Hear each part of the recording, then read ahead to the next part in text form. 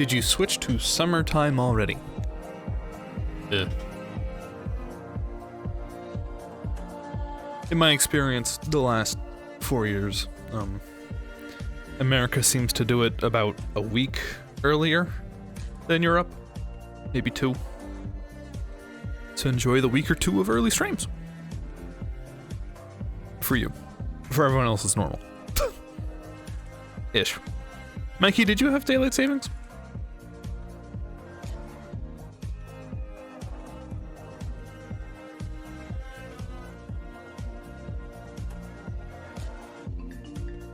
No. Well, okay, you enjoy the early stream as well.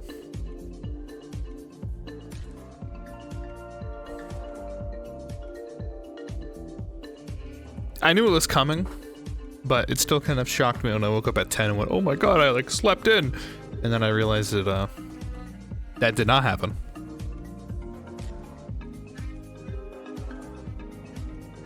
And instead I am switched sometime at 31st of March? Are you kidding me? Wow. Alright. Yeah, I woke up at 10 and I was like, oh man, I slept in. No. My government just stole an hour from my sleep. Or more accurately, they put 1 hour on loan. Actually, you know what? They stole it. Because I'm thinking, I was born during the winter time, which means that they've, instead of giving me what I'm owed like they do, they steal it from me.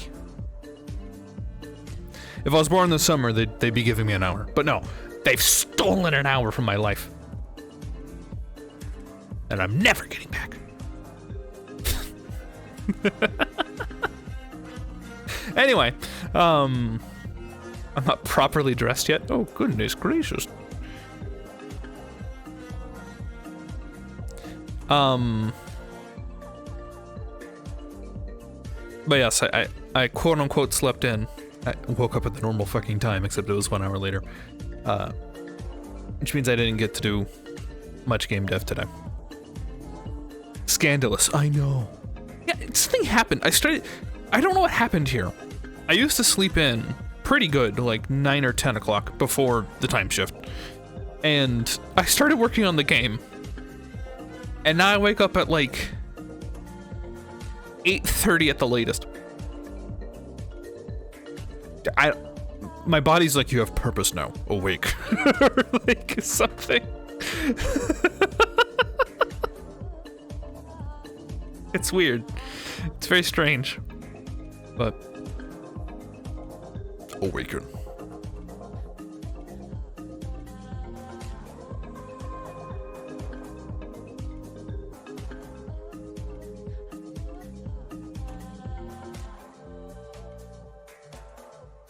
On Friday, I went to bed at 3:30. Slept until 9:30. Not because the Fortnite did it, because I was watching a Town with No Name stream.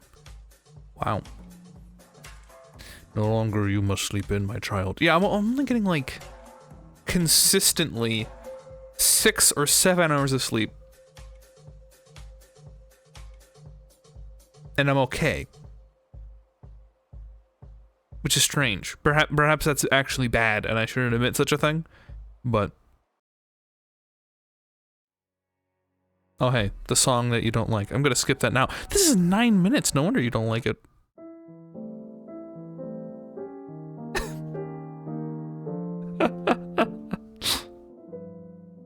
This is normal when you get older? Yo. Is it because we stay up so late? No. Even if we got done sooner, I'd probably still be up. There's a handful of reasons that I stay up pretty late now. I've always been a bit of a night owl, but not to the degree that I have been the last year or two. But I'm staying up pretty late, primarily because I don't want Winnie to shit in my bed. That's part one.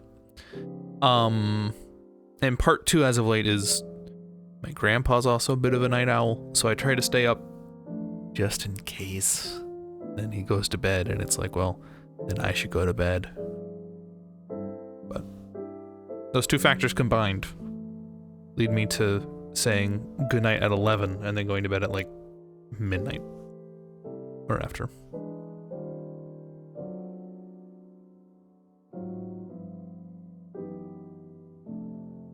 Because I just want to sit around and go for like the last hour. That's not true. I worked on game stuff last night. I wrote I think I'm done with the Warlock characterizations. This is actually quite hard. I don't think I wrote this in my little game dev notes. But I'm trying my best to have these characters like be three-dimensional. And it turns out that's hard. Like I could make them caricatures and it'd be easy. Making them have like bumps and like valleys and mountains of personality. Turns out that's hard. Turns out making a person is hard. And I'm trying to like make them have issues, but not like pressing issues. And also be redeemable in some way. And like have problems with each other, but like not major problems with each other. And isn't that good? Well, I know. It is good. Make the best of characters from chat. Well, the problem is chat's perfect. I can't do that. It's just that it's hard. And it's also fronting a lot of this work. In D&D, I like to imagine my characters are well-rounded, but those come naturally. I like start with like just very simple traits, and then it's just kind of like over time, I'm like, oh, you know how this character would react like this? Like this. And like, I can do this over time, but I'm fronting all this. I'm like, okay, what's their problem? What's going on here? Oh, I changed some of the mage one, Mikey. And again, I'm hesitant to read them, and I'm not gonna read them on stream, but for your knowledge, I've changed some of the mage ones. Not too much, but...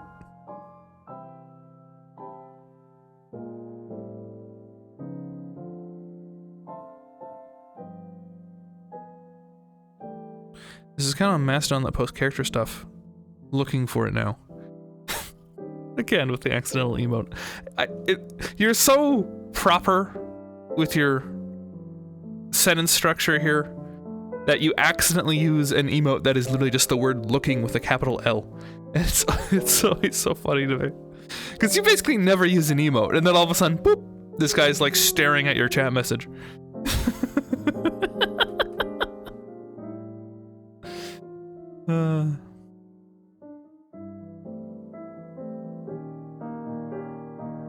Tell you what, Mikey, would you like to be the person that sees what the fuck I wrote to be like, this sucks or not?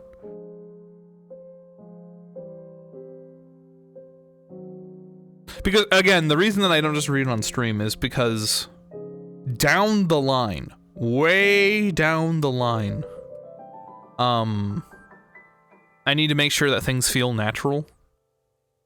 Like, I want to write all this, and then write stuff down the line, and then I'd be like, what do you think of this character? And see how close I got.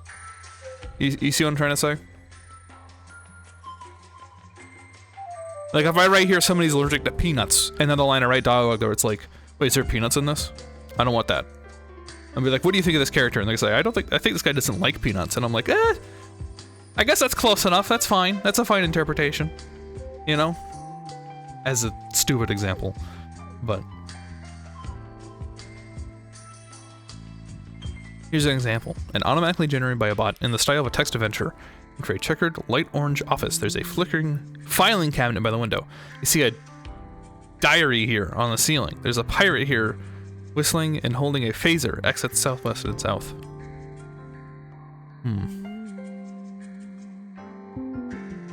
Character? What does this have to do with characters? What?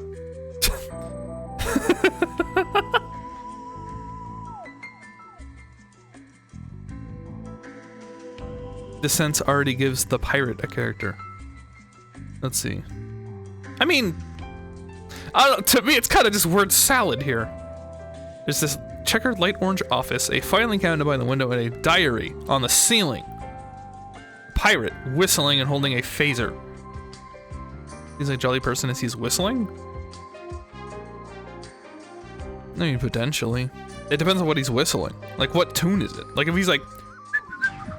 Okay, cool. If he's like... Like, oh shit, is he trying to kill me? You know, like, what... What key is it in? I'm just saying.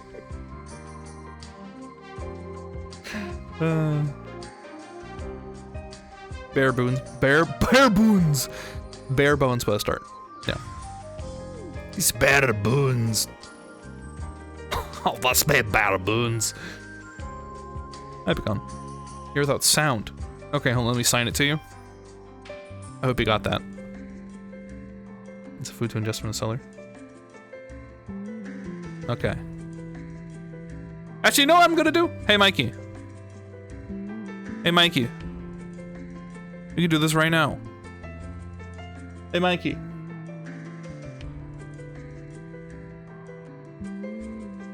Catch.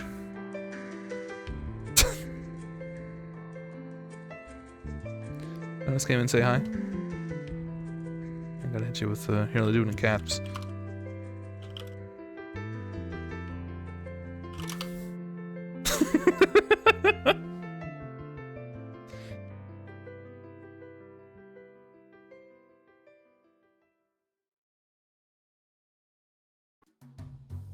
Let me see. Yes.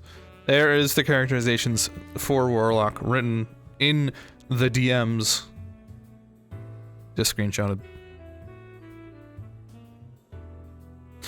You might find that it's a lot more shorthand than it was with the mage. I think it might be better to be a springboarded thing off of that.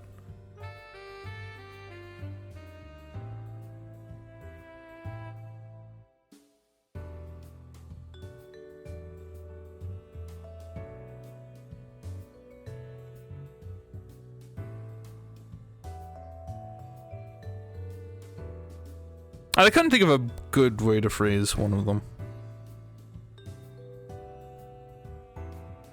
The final, the relationship with the druid. I couldn't find a good way to phrase that.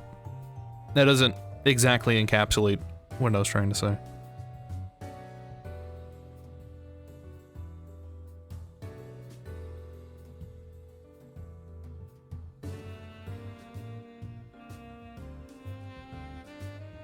Owie. I'm sorry? What do you mean, owie?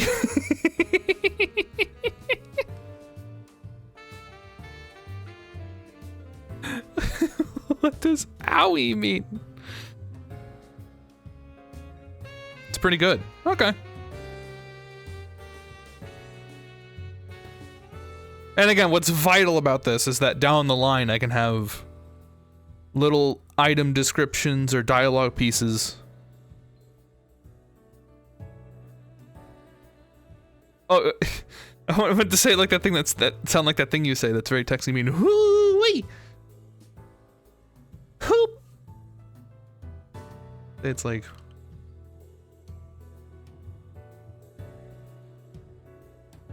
How do I spell hooey?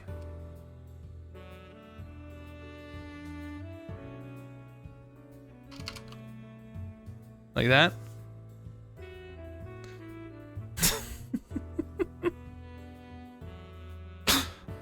Although it's more of a phonic thing.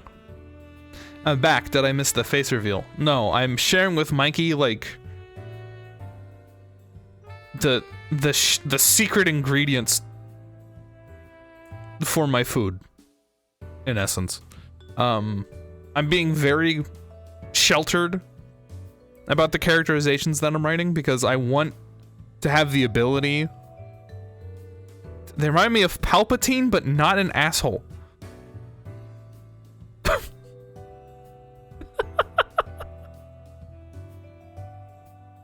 I suppose. I want the ability down the line for me to hand out like Here's this item description that I wrote. What do you think of the artificer who's related to this? And hear what people have to say. Without it being, biased to what they already read of these notes. Does that make sense?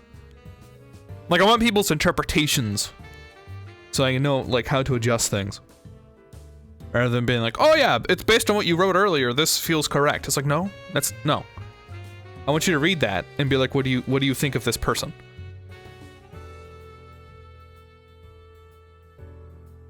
And this has been really hard to come up with. It's quite taxing to think, how can I make him fleshed out?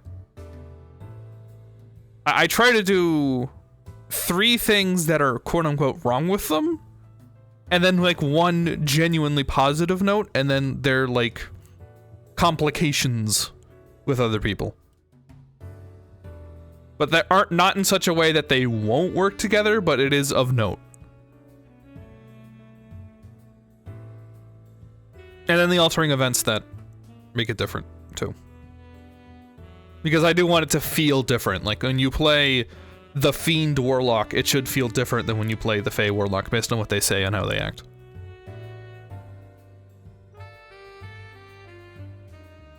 I like it. Well, good.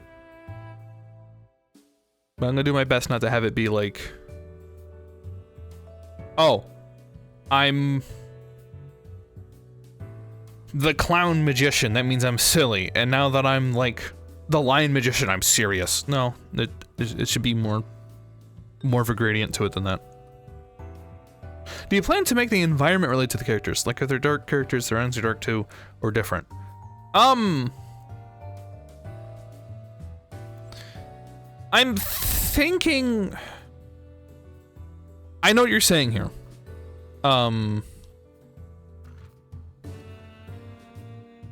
Although I must clarify, I imagine you mean metaphorically dark and not literally. Hi, comrade.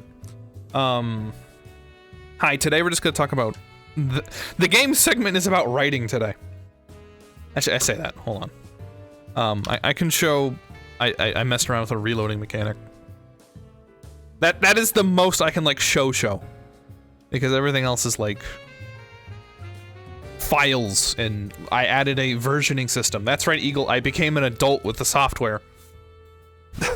We no longer need to worry about me, like, ruining it permanently. I have Git running. It's a long time coming. I should have done that a long time ago. But, ironically, it came perfectly in time, because I ran Git. I was like, okay. I should now organize my files based on what I'm going to change a lot and what I'm going to change basically never.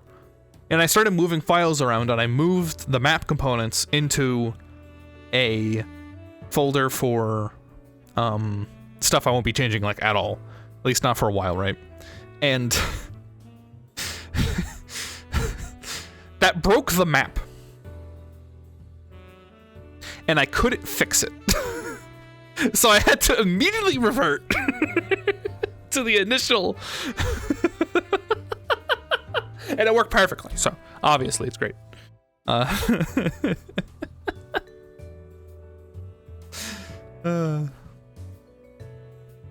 Anyway, as for the dark characters and their into dark, I think that they'll be equally in that way.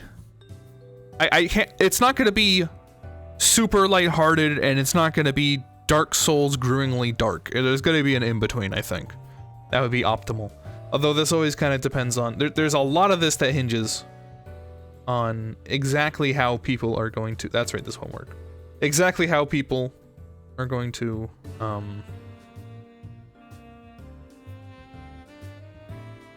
look at the interactions between characters. Alright, this is the only character that has this right now. When I reload, there's a reload animation, and I can't shoot during the reload animation. You can kind of see that, actually. And you can't reload when you have a full reload. There you go. This took way more work than it looks like. There's a lot of, like, separating things into functions so that I can access them as the child and change stuff on them and interpret for different, basically a shit ton of like checks and stuff. Every next task will get exponentially more work. There is going to be a catch-up point. There will be a point where like I have all of these systems in place that adding a new character is like, okay, tick this box, add this, move that, set this timer, I'm done. With like, I mean, yeah, they'll be programming like their abilities, but stuff like this gun work, stuff like character movement speed, there's groundwork that's laid down so that in the future I don't have to do it again. And that just saves me in the long run, compared to like me manually coding it every time. It means that in the future if I'm like, in fact, here's a great example. One character's passive buff, which I haven't even touched that stuff yet, is giving people double jumps. So I could give one guy double jump, or I can give everybody the ability to double jump that's innately turned off. And that's gonna save me a lot of work, because I'm like, oh, I press this button, I have now activated double jump for you for the next like 20 seconds or something. That's what that's about. I still need to add firing speed, because right now it's just, you can just click as fast as you can, which is good for some weapons. This one's gonna have a firing rate though. That sounds good, please don't be mad. I'm not mad. What? Why would I be mad? I'm not mad. I'm not mad. No, I'm not mad. Do you already have a source lore for the characters? Source lore? Can you be more specific? Source lore. I mean, that's what the characterizations are. They're just kind of like notes about what's going on. You finished the emote. Looks good. Are you talking about this one, the crying one? Oh, it does look good though. Oh yeah, Comrade. I'm like flexing my writing skills as hard as I can. Finished a long time ago, improved recently. Well, it looks good. I love this character you made, by the way. Very cute. Are they normal adventures from a town? Ah! That's what you mean by source. I thought you meant like metaphorically the source of... Okay. Yes.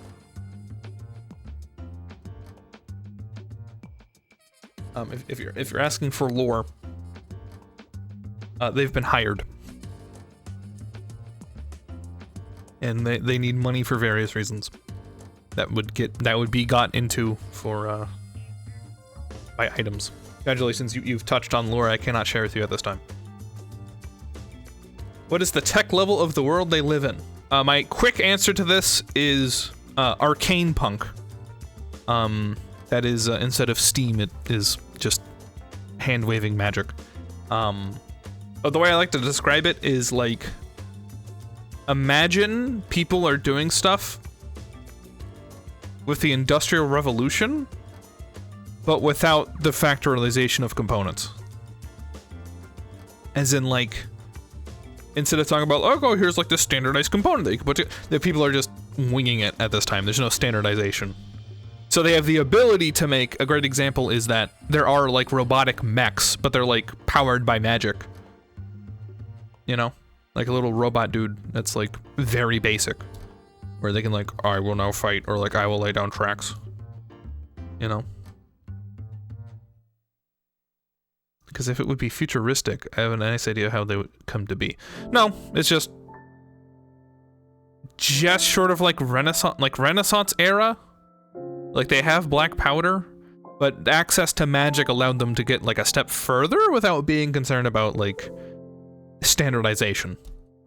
Like, you know how much technology exploded because of standardization here in like in the world? It's like they got a little further than that with having to do that. Ashay wants to add gun but doesn't want phone. I mean, essentially, yes. it's a very easy way to say what I'm saying without talking as much as I did. Because yes, there are guns, but they aren't like huge. In a state where one would still have a melee weapon. And not just always shooting. But the guns came from necessity because of wizarding. 3D printed people. Oh. Well, that's not an option, but that is interesting. I do like that. No, these guys aren't like clones or anything. Canonically, how the game goes, like the canon route that things are done, they are given a letter that says, hey, if you dispose of this king, you'll get paid. And then they all meet up, and then they do this game. Like, the video game itself is getting rid of the king, and then after that, what happens after that? And that canonical one night, you may do multiple runs where it's like, oh, they all died. But the canonical run is that you get through it, you beat the king, and then what happens after happens after. You know? I hope that answers your question. They're just normal dudes that got hired. Mercenaries in a way. Although they aren't like, some literally are mercenaries. The others are like people that are on their luck. Like this is their first time being hired this way. Others, this is normal. They're like, oh, this is just another job. Other people are like, oh my god, here's a good source of money I need right now. But that's for you to find out later. Because again, I need to be, and this is for Comrade who just showed up. I need to be. I want secrets and non-essential environment puzzles. Oh, you know it. I need to be keeping lore tidbits close to my chest. Because the idea is that the lore and ideas of stuff is going to be like drip fed through character quips. As much as I hate using that word, that's essentially what is going on. And item descriptions. And I need the concepts of what is happening to people and why they're doing stuff to be done through that rather than already. Oh, the fighter's here for this reason. Duh. And then you read the thing, you're like, oh, that makes sense, because the fighter's here for this reason. Rather you read it and be like, is the fighter here for this reason? And I go, yes, thank fuck. I wrote this correctly. Does that make sense? So congrats to Mikey, who is now on the I know deep lore list. I'm sorry, everyone else. It's, as much as I'd love to share everything, I need to make sure it actually works.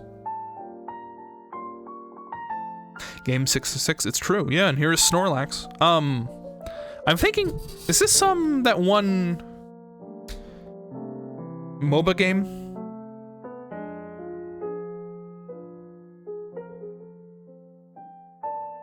No.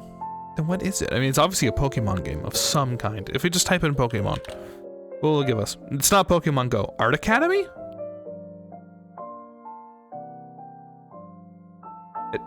Franchise Pokemon is correct. No shit. Pokemon Bank? Pokemon Sleep? Where are they cooking?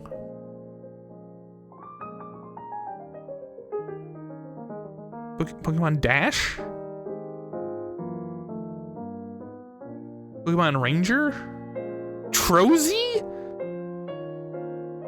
Typing Adventure. Pinball. Channel. Puzzle League. Snap. No, Snap's like, yeah. Cafe Mix. Nope.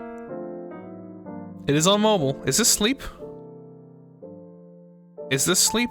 I've not seen Pokemon Sleep. It is Pokemon Sleep. Why does Pokemon Sleep have cooking? Simulator?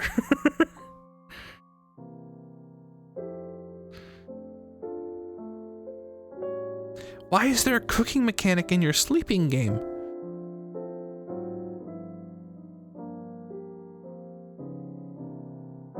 This would be cool if it was on your DS. I'm gonna be honest. I'm gonna be completely honest. If this is on my phone, I don't want it. If it's on my DS, I'll take it. You wanna know why? If it's on my DS, they're not selling the information. I forgot to set up my guy, 1 second.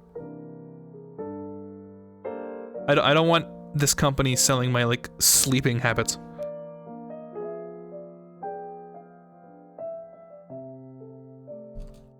The people nowadays don't know any mobile consoles, like DS and the Vita. Yeah, no, there's no reason. Your phone is the mobile console now. Isn't that crazy? Well, you add a mage sleeping minigame where you come back to someone you haven't played before, and they have a sleeping animation, you gotta tap them to wake them up.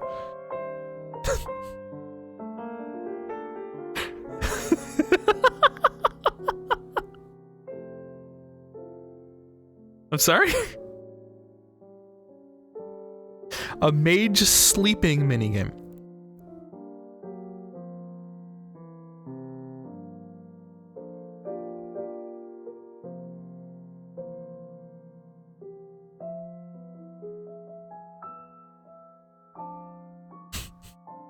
Mage sleeping. You play the character for a while, they fell asleep. This does give me an idea of how you could, like, do the layout. Because, like, if they're all in, like, a tavern, you've had it set up so that, like, there's, like, 6 doors. And you pick one of the doors. And then you pick, like, what discipline. Like, you go in there, you're like, oh, let's check out the mage door. And you see the mage, and you're like, oh, okay. Let's do the fire one. And you can see, like, the fire room is like, oh, no, the frost one. See what the frost room is like. Let's check out the artificer. What's the artificer doing in here? I see this. You have to scroll down a bit. When you get AFK to sonically get impatient waiting for you to come back.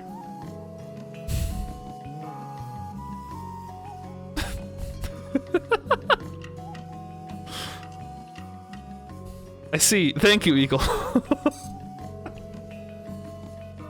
Goodness gracious. Thanks, dude. This dude's in her pocket.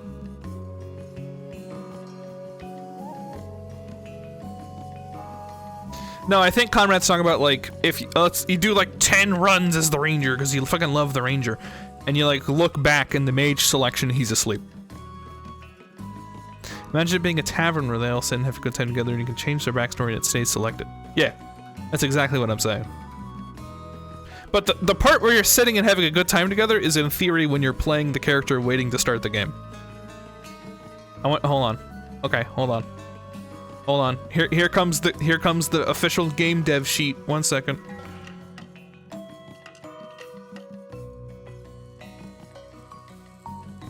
It's Mikey's favorite part of the stream. I'm talking like you got a main menu. You got like a main menu, right?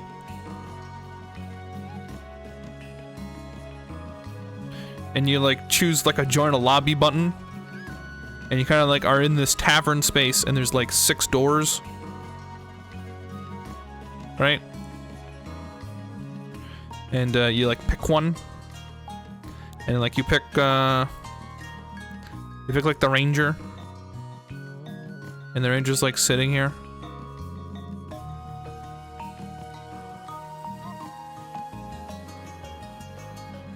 They're like sitting on their little bed or whatever. And you can like see stuff on the wall. Or like keeping stuff. Oh, you gotta look, check out there's like their swords, dude. Right? And you got like a little menu. I guess it go like either on this side. Or like on this side. You know, whatever. You're like, oh, I'm gonna pick like the shadow one, and like, oh shit, look, now the color, no, the stuff's purple, and now the other blade's like this. Oh wow, right. You're like, oh, the nature. Oh wow, look at that. They got like vines everywhere now. Isn't that crazy? Or something. I think you just 6 doors. Perhaps it's gonna be like a dollhouse tavern. I think the 6 doors would be easier to convey. Not that yours isn't a good idea. I'm just imagining that, like... I mean, I guess it'd be a lot of work, but what about this isn't?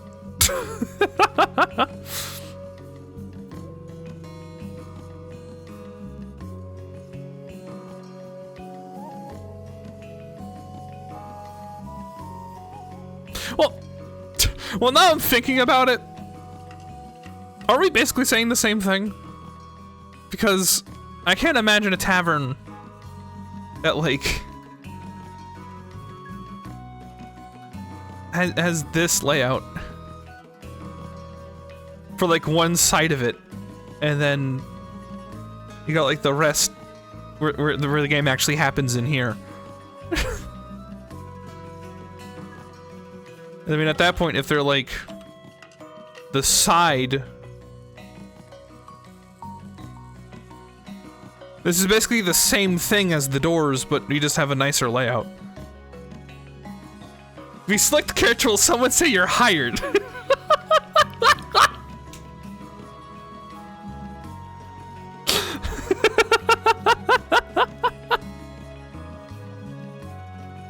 I do like that. And then when you're actually, like, playing the game, you,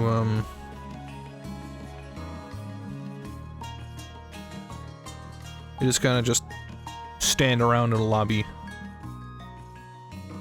You're in your, like, in your gaming.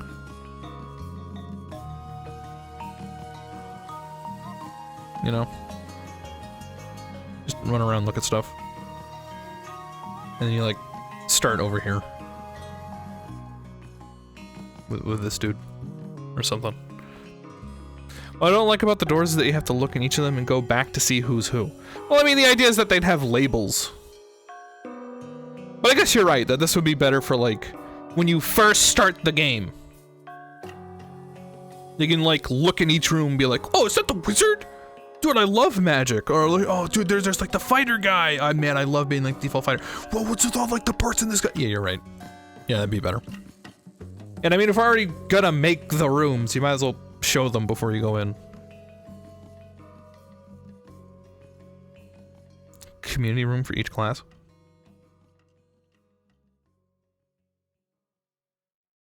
The Lightbringer looked like...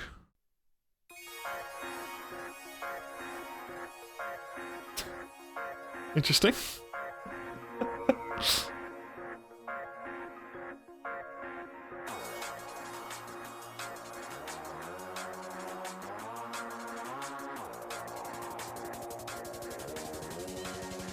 They're staying in a dollhouse tavern and the first floor is dinky drink place.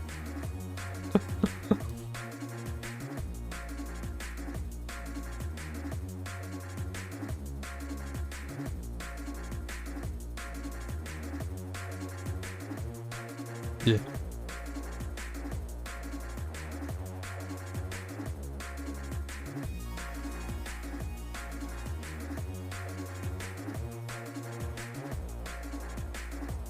Anyway. That could be good. How am I saving this? It just might.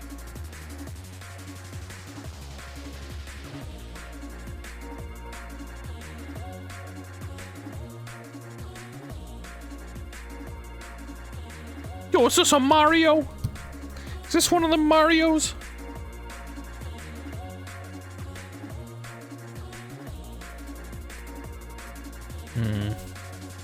I played the hell out of this game in France. We had a lot of coin money back then. We could only exchange paper money back. So we had to get rid of the coin money. We decided for Lightbringer, and we played through it 1.5 times.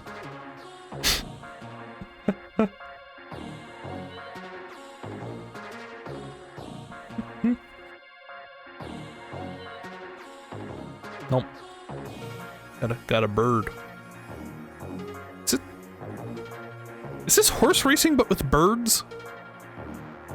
Ice Climber. Oh, you're totally right. Yes, this is Ice Climber. Yeah, you're totally right. That is exactly what this is.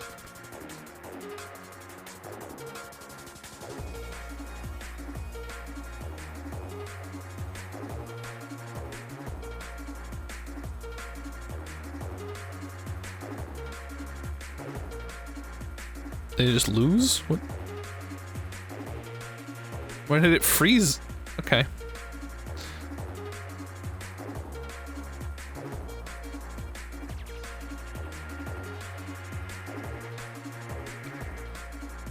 What the hell is this? All games are so charming. Yeah, it's actually quite shocking. I feel like back then it wasn't big money. It was just people who were genuinely enjoying it. Not that people don't enjoy making games now, but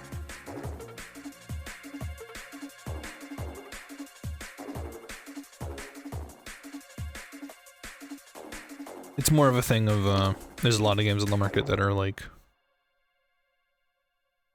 some suit decided that that was popular this year and therefore we should make that game. Or at least they take an idea and then do that to it. Like, yeah, that's cool and all, but what if Kill the Justice League you had to grind out weapons and we made it a live service? Because that's the hip word this year.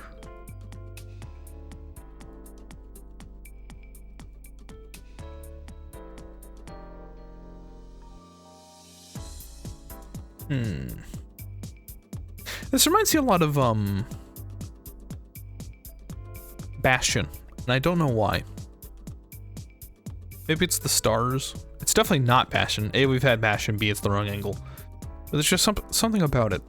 Is this no, it can't be. I was gonna say that other game that was made by Supergiant Games that they had like the laser lady with the sword. But it's not that game.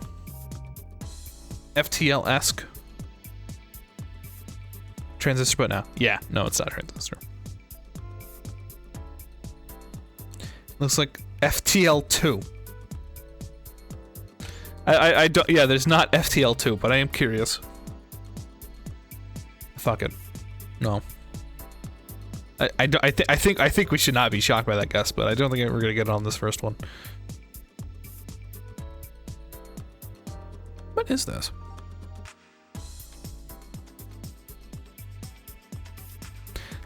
You're like running around like a giant ship. Was there a big game inflation in the 80s that the NES came out? Everyone saw how good Nintendo was doing and they started to develop bootleg versions of games that parents wouldn't realize because it was a very new form of entertainment. I think you got some of those things backwards, but yes. In fact, actually, you ever notice how Nintendo games have like a seal of Nintendo on them or whatever? That came about because of what you just said. There was a lot of like shovelware games that were garbage, and Nintendo had to like start putting out games with their seal on it to be like, that's right, this is a video game. This one's real. So that people knew that that was like a pre-selected game by Nintendo to say that it's quality. Everyone's allowed to develop games for the Atari VCS? Yeah.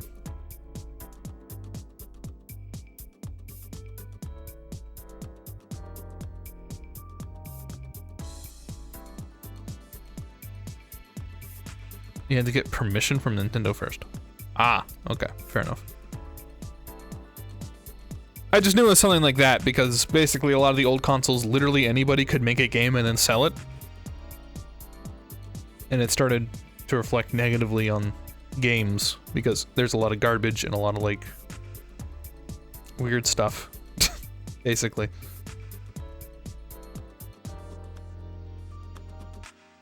And that's why now you have to publish the game. Barring PC, I guess, but...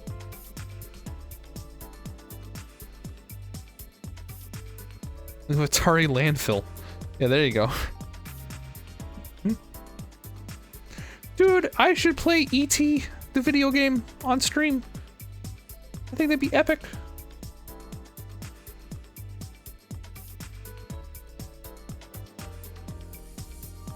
I'm happy most of the games survived the crash were bangers. I think the quality is what made them so charming, because they had to not be bootleg games. And that's exactly it. The whole problem was that there was a buttload of games that were like, you paid $60, like old school $60, not modern $60, so that's a lot of money, first off. Not that $60 isn't a lot now, but like double it. right? Because of old school money. Then you have to consider just people would do that and they play 10 minutes of garbage and be like, what the hell is this? You know? Anyway.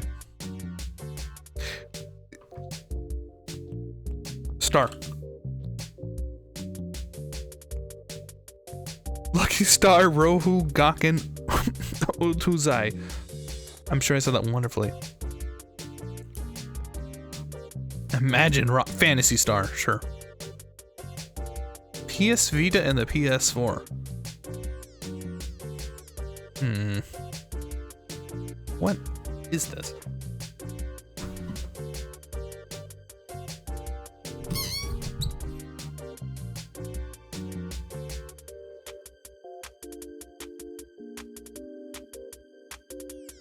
This is my turf, but I don't have clue. Star Fox. Star Fox is not on the PS4 or any PlayStation. So thank you for trying. Although actually, that's not true. Isn't there a game that like had a crossover with Star Fox that was not only on Nintendo, or was it only on Nintendo and they had a crossover with Star Fox?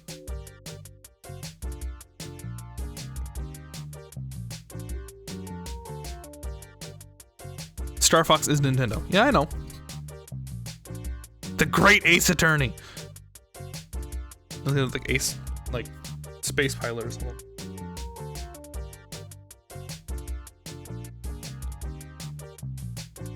Space food truck. Space bust a move.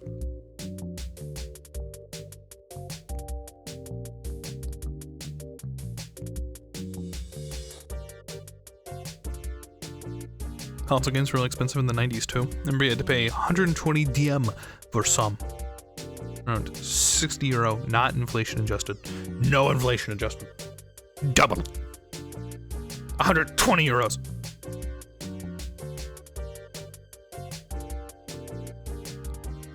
If you really think about it, we've kind of gotten lucky that games have stayed at $60 despite inflation. They've technically gotten cheaper in the grand scheme of things.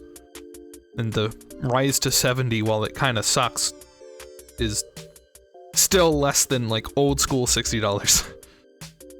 But 60 money.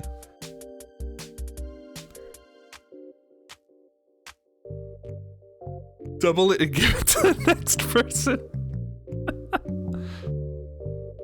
Oh, what is this? What is this clip? What did I say? What did I say? Hello, Cosmo. What is this?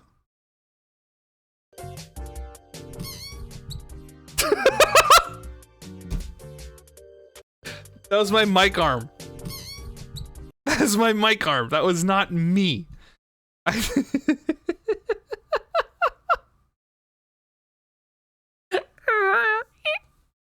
That is not.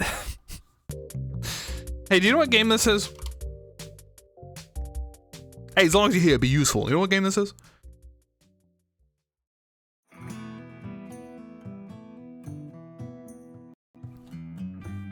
Accurate Bidoof noise. Go! Bidoof!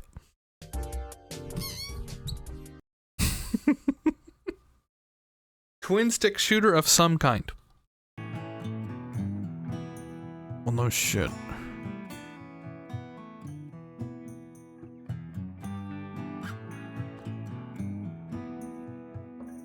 Deep. Gex 3 deep cover gecko. I think I know. Go for it, please. Help me. Robotron remake?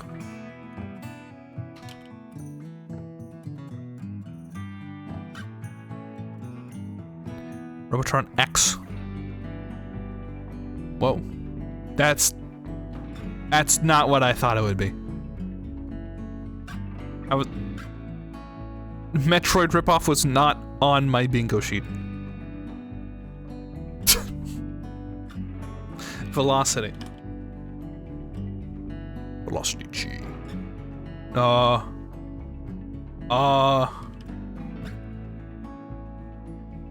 Critical velocity. Velocity 2X. Lost orbit terminal velocity. That sounds right. Oh. Oh.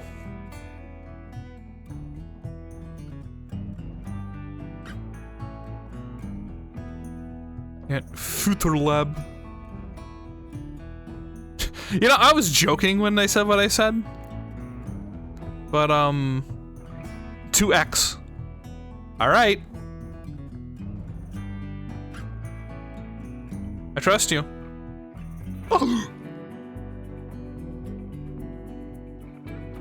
Thank you. Thank you, comrade. You saved us.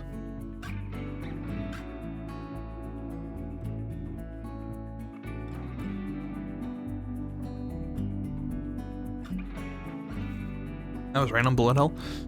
Yeah, but was Metroid on your bingo sheet? Because this is just Metroid. That just happens to have like a bullet hell portion.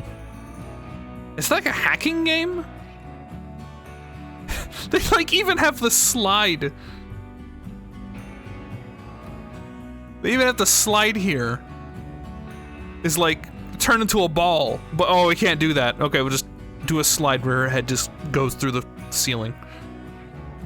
Not that you can't make Metroid games. I should be one to talk about making a blank game that's just blank. But this is Wordle in slightly darker mode. Actually, hold on.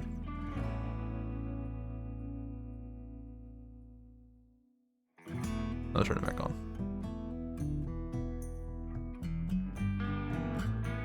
Whatever. You should not be spoiled by this Wordle. Please alt tab. For today, March 10th, 2024. A daylight savings day. That's a I shouldn't be so rude to say this, but that is a terrible suggestion. I will not be using it. This letter sucks.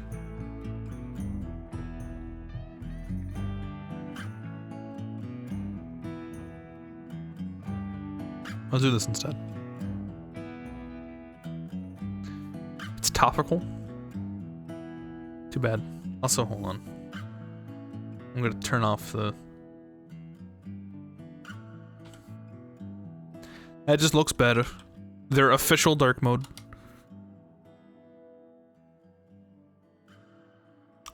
Okay.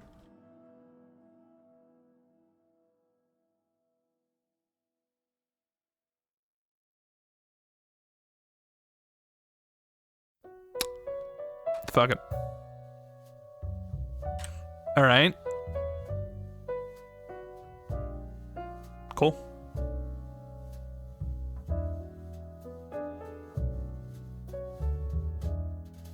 What topical music?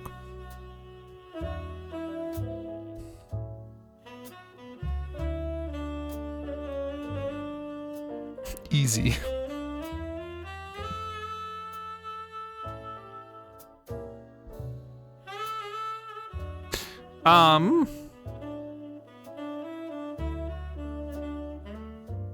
Has anyone taken thought to the Fire Mage's right click beyond it being a flamethrower? Speak now or potentially forever hold your peace.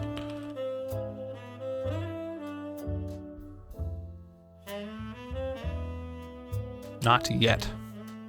Well, I mean, you still have time. I just thought I'd remind people.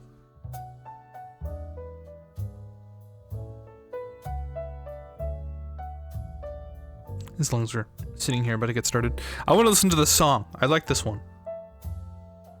Well, we discuss game stuff. Does anyone have any questions about the note that I wrote in Discord? The weekly dev update. You should have played Scorpion. What? No. Yeah, right click to get over here. One problem. I already have that. I already have that. I'm sorry to inform you.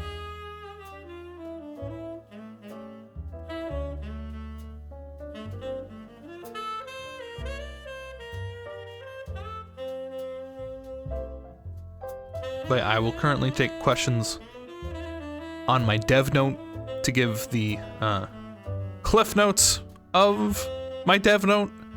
I did a lot of background work. Movement abilities are relatively minor on purpose. A good example of what I'm talking about there is a lot of people are trying to tell me that you should be able to like blink up as a mage.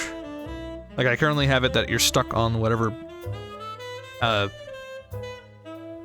X-axis, the up-down part.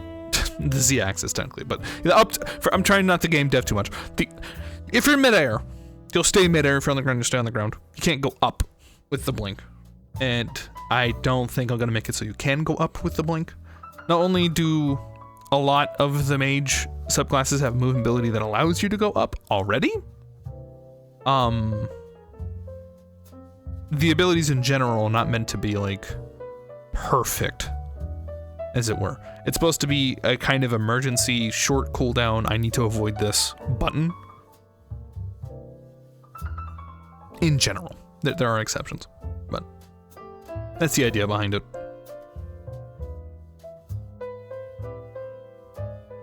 They're not meant to be the perfect answer on their own. Nothing is. You have your other button, which is either more mobility to supplement the weaknesses of your main ability for movement, or there's something large that does something crazy. You know. I hope that answers some questions.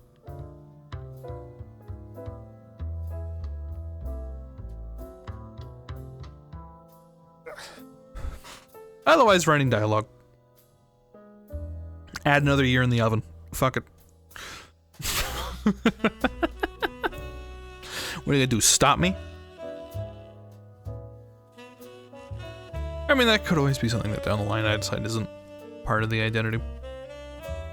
But, let's see. But if nobody has any questions, think more about it. Sorry, no, you're fine. I'm literally only stalling because I like this song. You can't be stopped? No, it could be. I don't know. It's quite funny. And I hate to admit this to my potential players. Essentially all D&D work time is now being spent on this game instead. I'm on time. Hi, Joe.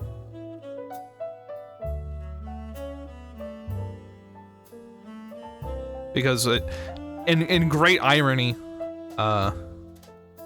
working on a game is easier than working on D&D. Mostly because you can kind of like chip at a game very slowly. You can't really chip at a D&D session, per se. This like you're gonna have to like sit down and finish, and then move on to the next part. It's like, oh, this huge game? What'd I do today? Oh, I like moved files around so they can access each other better. I looked into this one mechanic within the engine to see how I can use it. Like, I could do that within like 20 minutes. Spare time that I have in my life. Woo!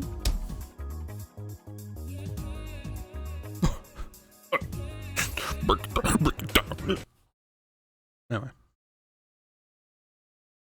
That's the game dev portion. You get the Humble Bundle. That, I'm thinking about it. And the one thing that's preventing me from just picking it up for like the $1. I'm going to use the $1 portion because it's realistically all I need out of it. Is I need to ask Mikey and Pakan, who happen to be interested in doing Blender stuff, if we want to do like a weekly, I'm now streaming the thing that I bought, do you want to learn Blender sessions? Okay, that D&D yearly seems more often than most D&D campaigns.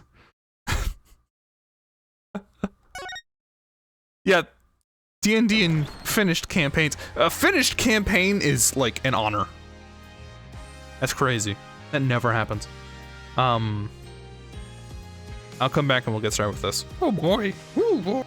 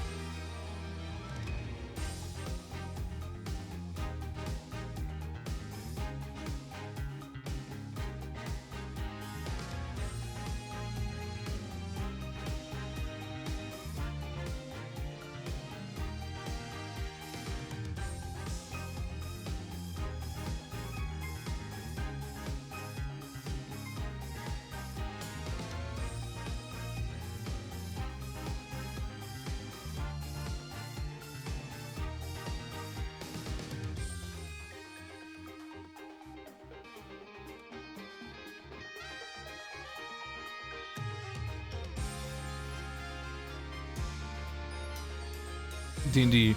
I've been learning Blender through YouTube tutorials. I don't really learn much by reading only, but it's $1. I'll be down to do it so we can get the whole pack and give it usage. This is useful as the internet if you don't know how to look things up. I think you got the wrong impression about these. It's a course kind of deal. It isn't a book. It's premium videos. I'm paying $1 for like a handful of video lessons. Where the guy's like, oh, in this lesson, we make the classic barrel. And we discuss wood texture. And he has that accent.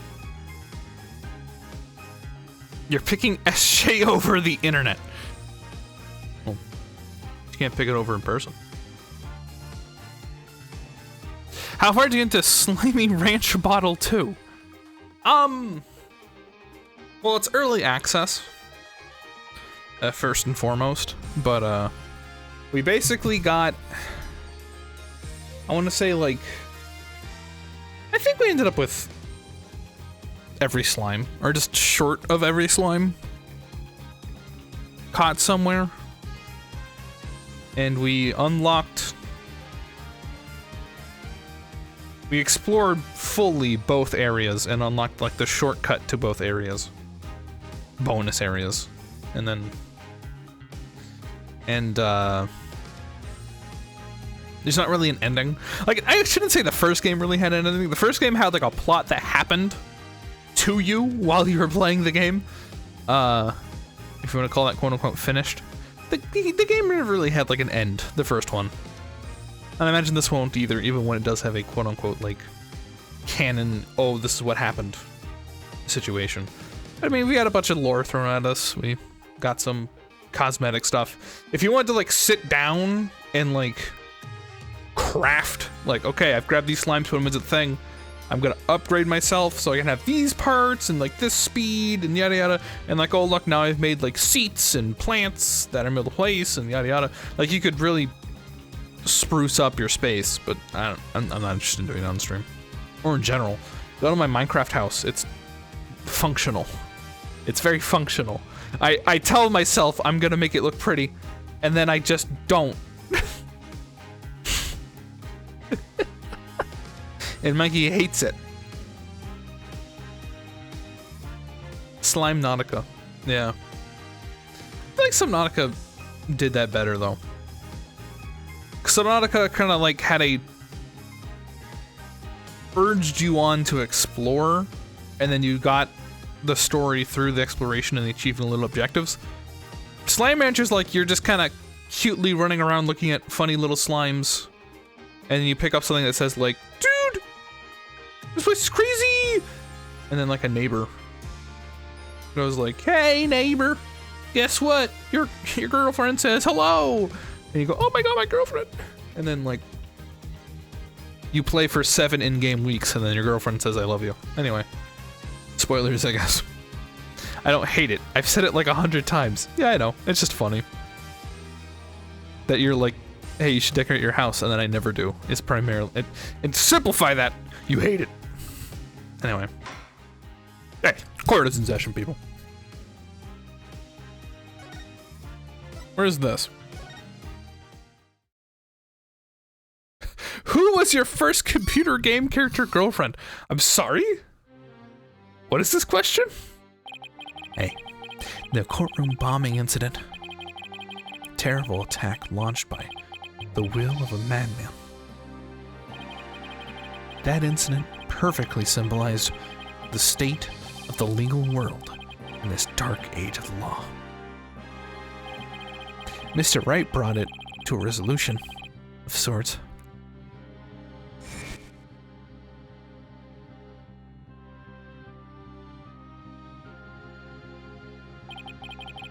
Ted Tennant was discovered to be the one responsible for the bombing. If only it were that simple. Somehow I can't help but think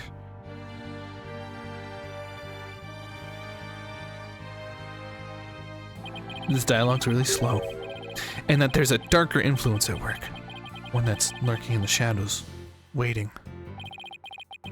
That's why I want to review the trial that was taking place when the bombing occurred.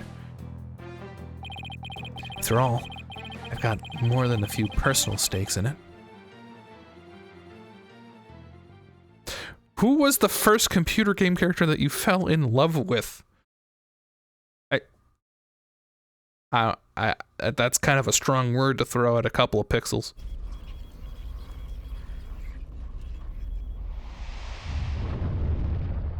I mean, if you want to say like, who was your childhood crush in a video game? Perhaps it's a better way to phrase that. Please begin your final equipment check. Check complete. Everything's A-okay. We're ready here whenever you are.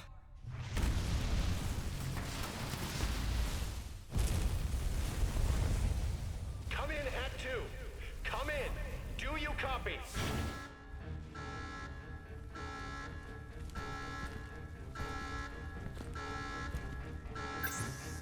So maybe... No. Never mind. These guys got blown up. And no, not Mercy.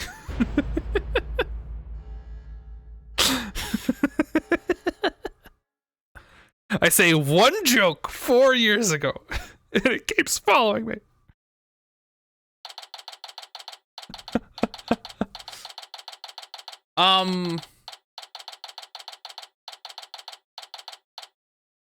I guess there's Dawn from the Gen 4 Pokemon games. I guess. Technically. Is that a satisfying answer? I feel like every couple of weeks you try to fish that out of me. Probably Scout. I think when I was okay, first of all, if I did like men. And second of all, about the time when I was a child playing TF2, Scout would be the bottom of the list. I hated him growing up. I thought he was like a cocky asshole. And now that I've stepped further away and I'm like looking back on it, he's a funny guy. But like at the time I actually hated that character. Because I completely misunderstood what the hell his character was. Because I was media illiterate. Anyway.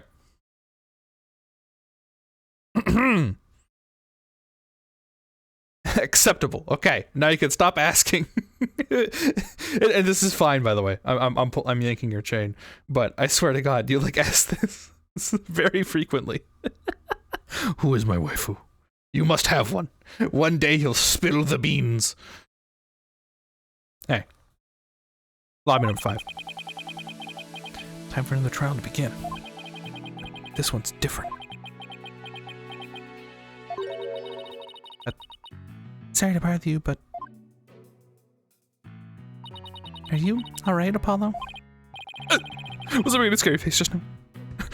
Non-friendly girlfriend. Hi, Juniper. Yes, I'm fine. I was just doing my Chords of Steel exercises. Now I'm all ready to go. You don't even know how much everyone is judging you right now. I feel it from over here. Joe said, "Aw." Pokemon is a safe answer, says Joe. I missed that. Is that why I'm being judged? Is that what I'm being judged? Is because I gave a quote-unquote safe answer?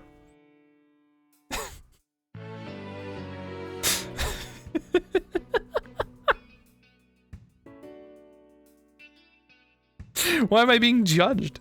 I'm just goofing, new poop goofing. Oh, okay. But the way you phrased it, I was like, what? Judged? What? Why? Why am I being judged? It's true. Yes, knowing you, I'm sure it'll be just fine. Oh, I brought you a present from my garden. The lotus root? I'll say a banana? We're all thinking he must be hiding waifu because she's too hot and sexy to reveal.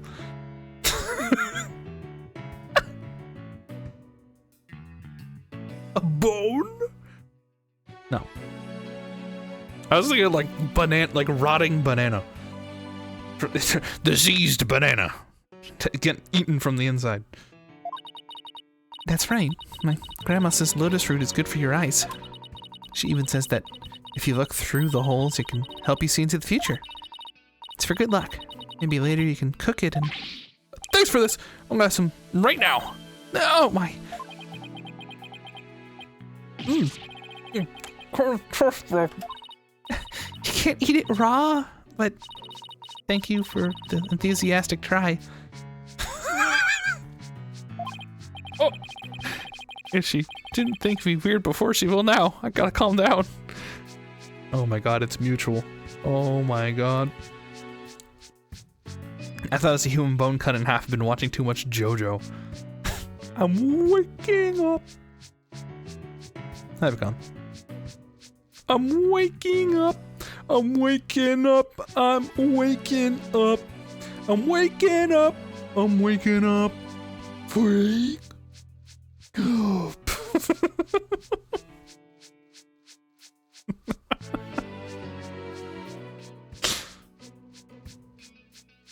Anyway, Apollo, why did you make her stitch like that for 30 seconds?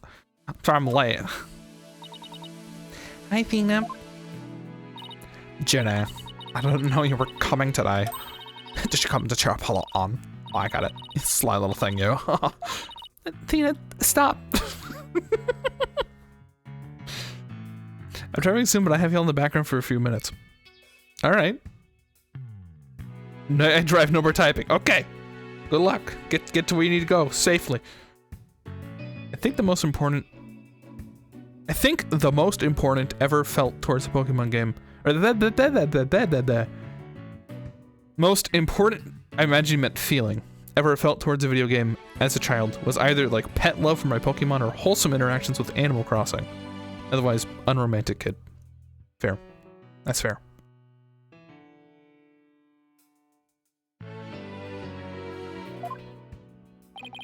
Quite kidding around with Thena. Trust what the start. And it's start. No, that was me. Hey, quit kidding around. Thena. Trust about starting a second now. Everything all set? Apollo. When will you ever figure it out? Figure out what?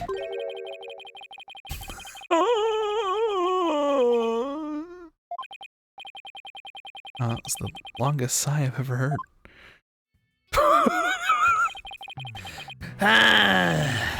This is it. It's all over for me. You're gonna find me guilty. Please replace important with I. The most I ever felt. Oh, okay. Larry? No, it's Fire Guy. You're gonna find me guilty. Is their client, one Mr. Solomon Soul Starbuck? He's a very famous astronaut who happens to be an acquaintance of mine. You wouldn't know right now, but he's actually a very upbeat and driven person. Seeing the crime this time happened to be the Cosmos Space Center. Back in high school, my best friend and I went there almost a little too much. But that's where we meet Mr. Starbuck. We'd ask about space travel, and he'd launch into story after story with so much passion. Back in those days, the man was 100% my hero. Fire Mage character reveal. Are you sure you're okay with being my lawyer, Apollo? Of course I'm sure. I know you, Mr. Starbuck. It's totally Rocket Man. No, this is not with the Fire Mage, like, face reveal. I know I'm the type to commit murder. Thanks, but... I was supposed to be in space right about now.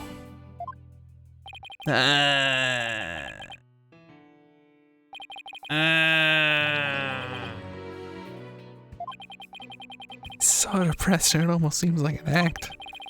Launch getting called off must have been a huge shock. I'll probably never get the chance to go into space again. Don't say that. Don't stop believing. Besides, you just have to go into space again. You just have to go into space again. Yeah, I don't think I could face Clay in the afterlife if I just rotted away in a cell. Life is pain. I hate Clay Terran. I can't believe it was murdered. This, like, Pokemon protagonist. Okay. A talented singer. Back. Oh.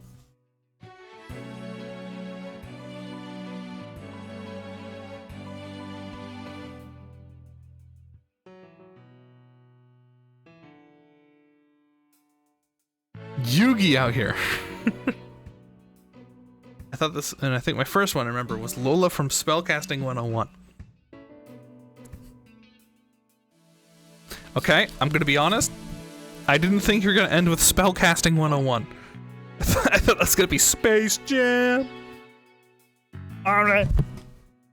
That seems to be a popular answer, but that's not from a video game, I guess, but...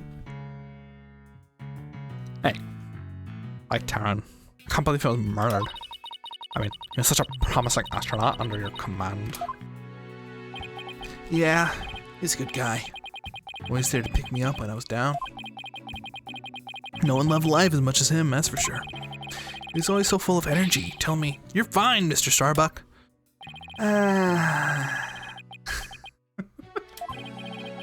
How could something like this happen to a guy like him, huh?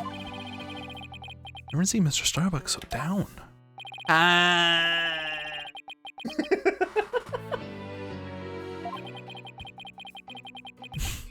He's gone. I'm going to prison. I wish I could burn up like a shooting star right now. Winnie. You serious? She just got in here and she's whining at me. The guy who says me? Ungaga. Gongaga.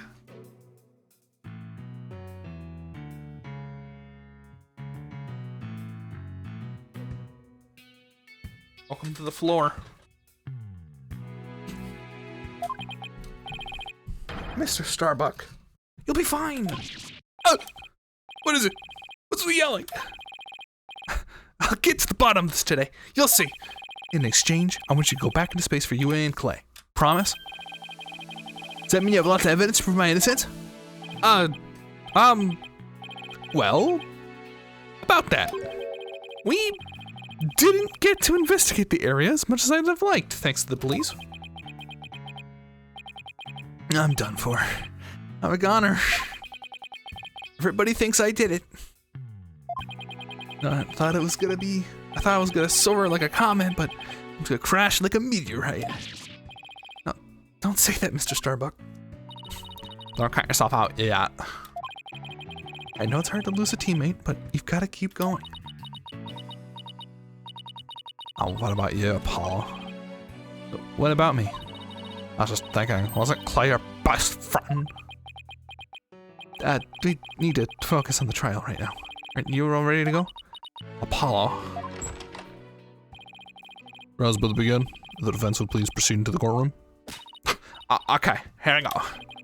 This is it. This is the one trial I can't afford to lose. I like this guy already, the opposite of Larry. Clay's sake and our clients, I will find Clay's killer.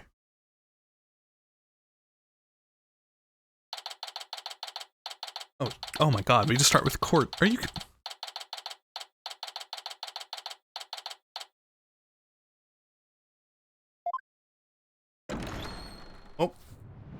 Oh, court snitch. All rise. All rise. All right, everybody. Court is now in session for the trial of Solomon Starbuck. Defense is ready, Your Honor. Yar. Anybody want brownies with your tea? I rose up and went to the kitchen. All right. You're offering tea? Let alone brownies? I'll take some. Apparently Comrade would too. Right, defense is ready, Your Honor. Excuse me, Mr. Justice? Yes, Your Honor. What happened to your eye? I'm fine. The defense is ready, Your Honor. Are you sure? I don't... I'm fine, Your Honor. The defense is ready. I'm sorry, Your Honor. He's been like this since yesterday. He keeps insisting it's just a sty. I suppose it's something he doesn't want to discuss. I'm full of justice and I'm fine, and I'm an anime protagonist. Actually, he doesn't want to discuss. Maybe he's entering a touchy age. Seriously? Oh, very well. Prosecution. Did watch him also miss an eyeball? Style? No. It's a sty, which is something's up with your eye. Yeah, let me hit you with it. A sty is a red, painful lump near the edge of your eyelid that may look like a boil or a pimple. So it's sometimes S-T-Y-E and not S-T-Y. Anyway. Big sty. Not quite. The prosecution appears to be ready as well. Silence.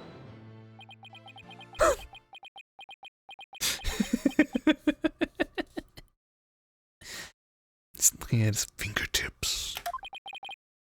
Not yet. I'm not quite ready yet. You can't break through cuffs, sir. I can break these cuffs.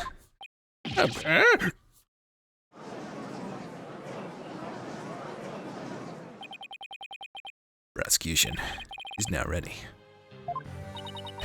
I'll then take him long this time. What's up with Blackwell? Then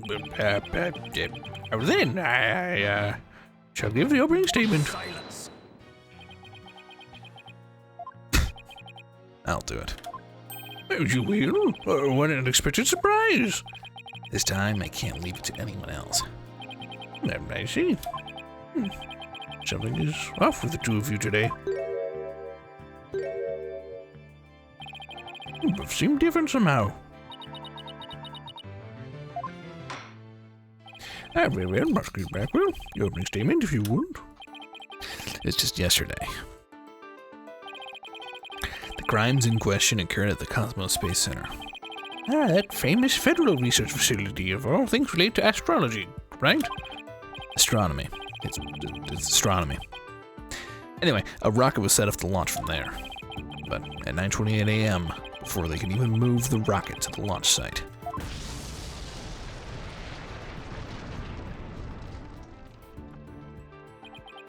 Two explosive devices were detonated, and the launch was cancelled.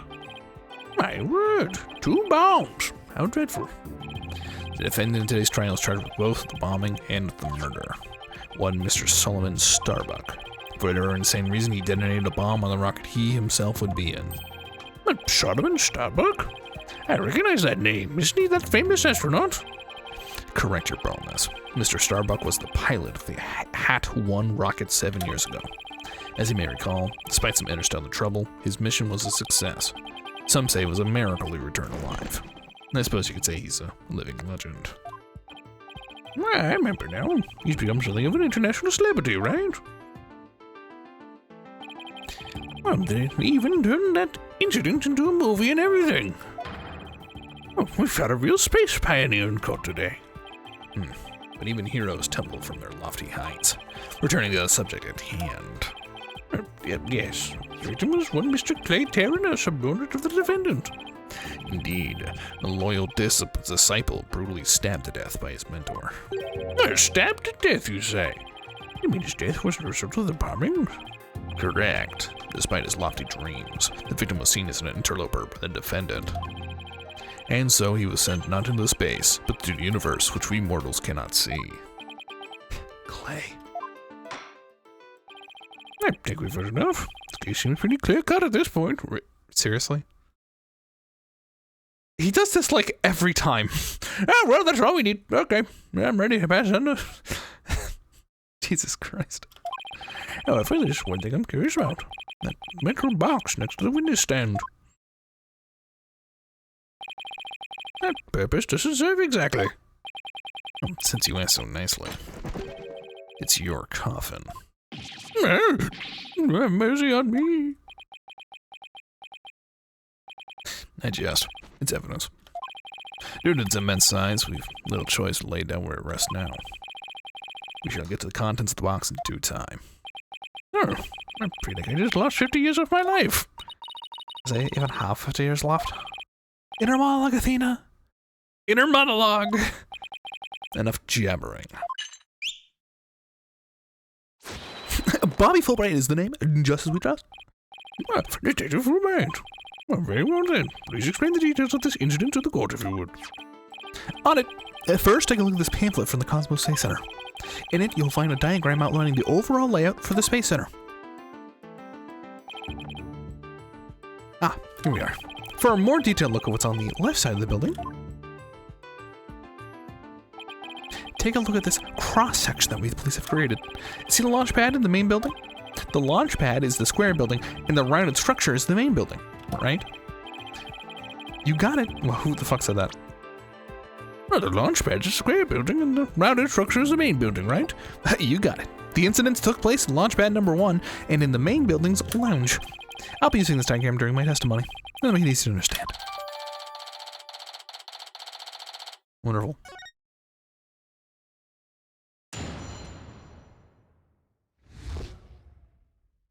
This woman on the left looks so bored.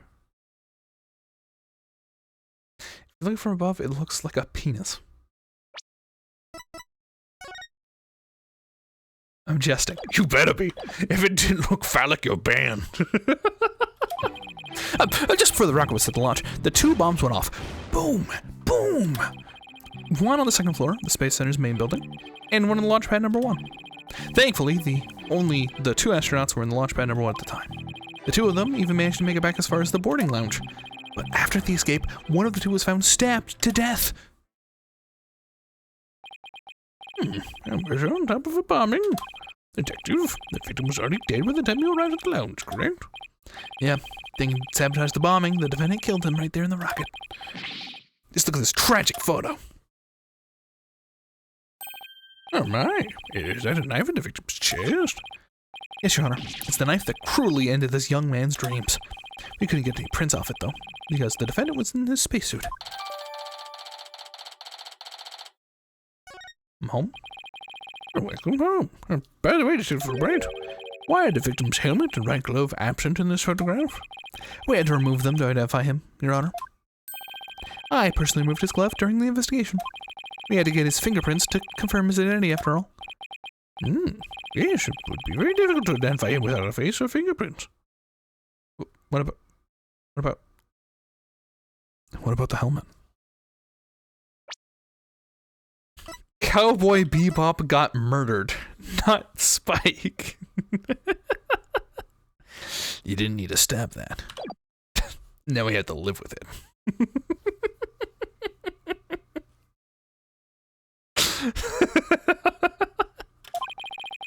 there's just one more thing I'd like to inquire about.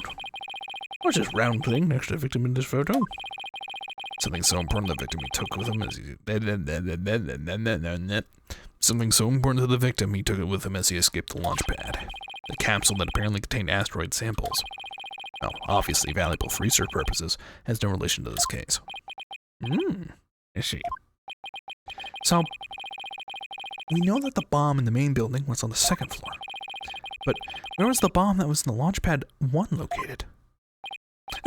That was on the rocket itself. It was situated around the central part of the rocket.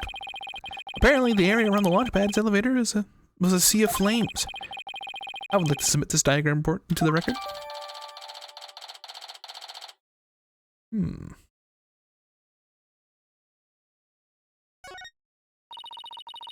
Trials just started and we're already in a bind. You get used to it. Besides, that's what cross-examination's for, right? The two astronauts were doing during the bombing. That'll be the key.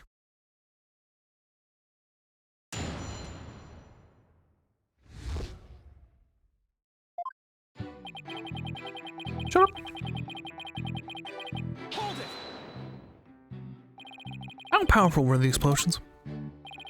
Well, the one in the main building wasn't strong enough to bring the place down, but the room it went off in was burned black. Thankfully, nobody was hurt. Due in large part, of course, to me stepping up to lead the evacuation. Wait, what were you doing in the first place, Detective Fulbright? I'm Bobby Fulbright, hero of justice. I'll be there wherever and whenever people need my help. I go to the other side of the world, or even the edge of the universe. I'm not sure he knows just how far that actually is, but I guess I'll leave that one alone. Admirable decision, Justice Donna. Huh? What did you decide? Anyway, could you describe what it was like at the Space Center at the time? The bomb cut the power to the central bank of the elevators and the third floor lounge. It was pitch black in there, I'll tell you. However, security cameras and whatnot were running on emergency backup. And how did the evacuation go? I immediately and heroically whisked people down to the Space Center's basement shelter. What, the basement shelter? Yes, there's an emergency shelter beneath the Space Center. An emergency shelter, huh? Oh, here it is. It's at the bottom of the diagram. Fulbright did it. The Space Center's pretty impressive to have its own shelter.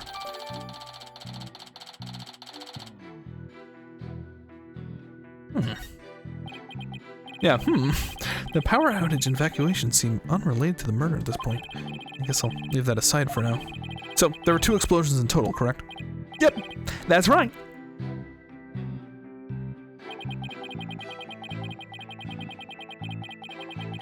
Hold it! Let me get this straight. Mr. Starbuck rigged a rocket he was going to board with explosives? Huh? What are you talking about? If the defendant really did plant the bomb on his own rocket, he'd get caught in the explosion as well. No, I hadn't thought of that because I'm a dumbass.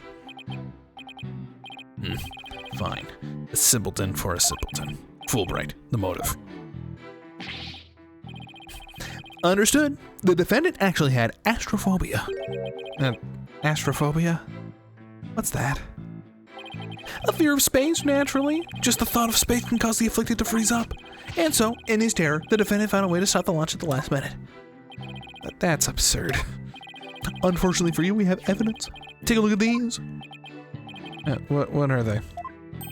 These anti-anxiety tablets were found among the defendant's possessions. Apparently, he was taking them in secret to quell his fears. There were a multitude of problems with the rocket Mr. Starbuck rode 7 years ago. Rumor has it he threatened to crash a number of times as well. It threatened to crash a number of times as well. That was, of course, very traumatic for Mr. Starbuck. Objection! But that doesn't mean he goes so far as to blow up his own ship. Silence! The defendant couldn't bear to mar his good name, now could he? No, not after that media had brand Saul Starbuck Space Pioneer Extraordinaire.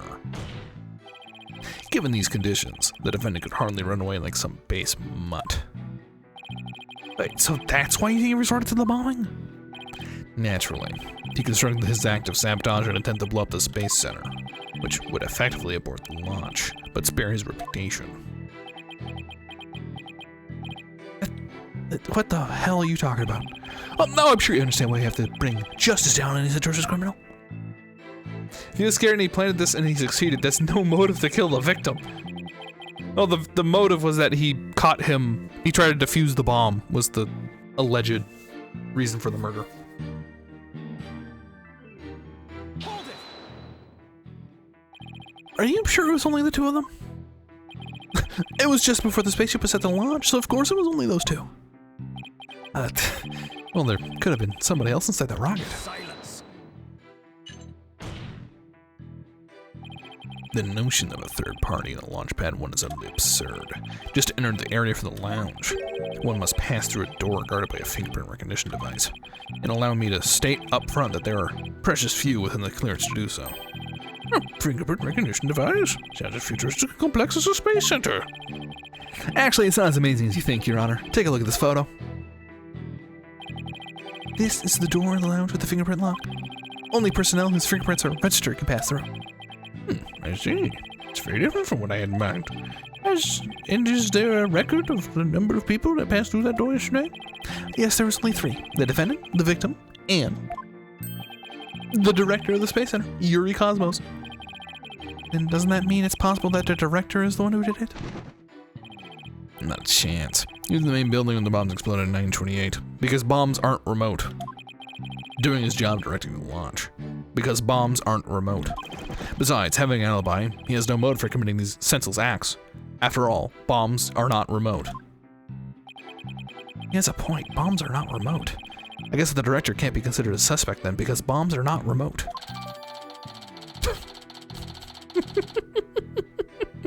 I'm just saying. Bombs are not remote, guys. You have to touch them.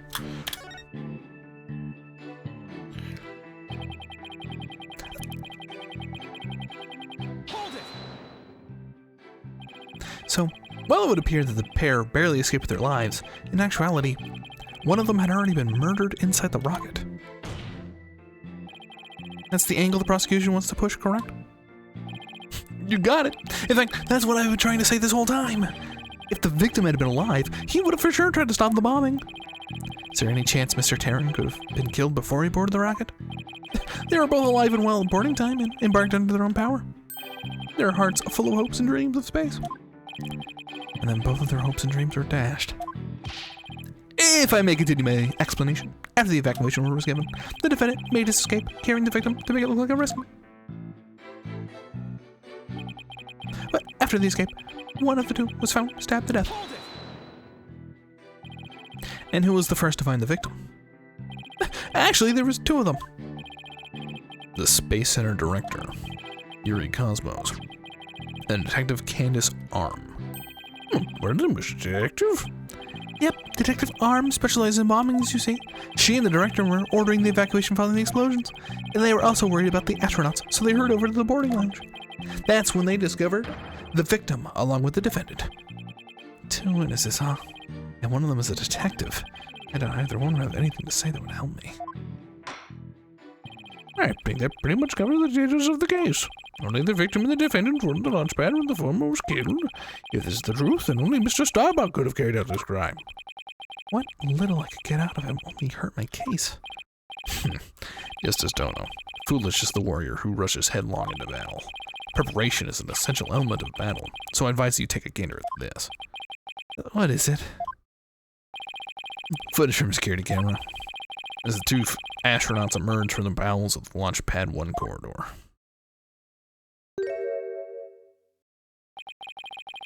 The boarding lounge security camera captured their desperate escape. Now, I would direct your attention to what the defendant is shouldering, which you can see is none other than the lifeless body of the victim. But what?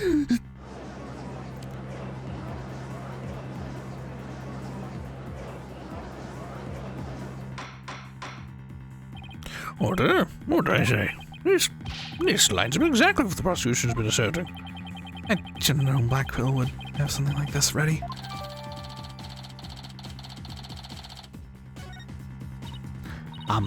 Paul. How exactly did they determine that Clay was already gone in that footage? Ah, I see what you mean. Whether Clay was still alive at this point is pretty crucial. Your Honor, please take another look at the footage. Isn't it possible that Mr. Terran was still alive here and that Mr. Starbuck was helping him? Why, I believe you're right. One man guaranteeing the other to safety. What a beautiful expression of friendship. Silence.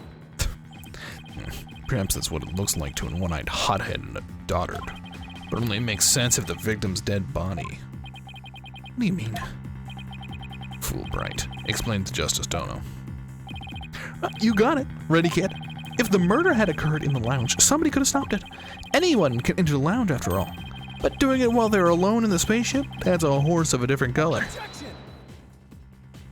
But you can't deny that there's a possibility that the murder could have happened in the lounge. All that video shows is a man helping his fellow astronaut out. Silence.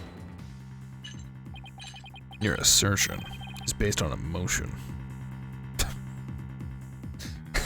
Ad hominem.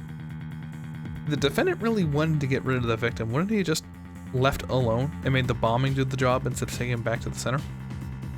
Well then, like, in the argument then could be that he didn't want the murder to seem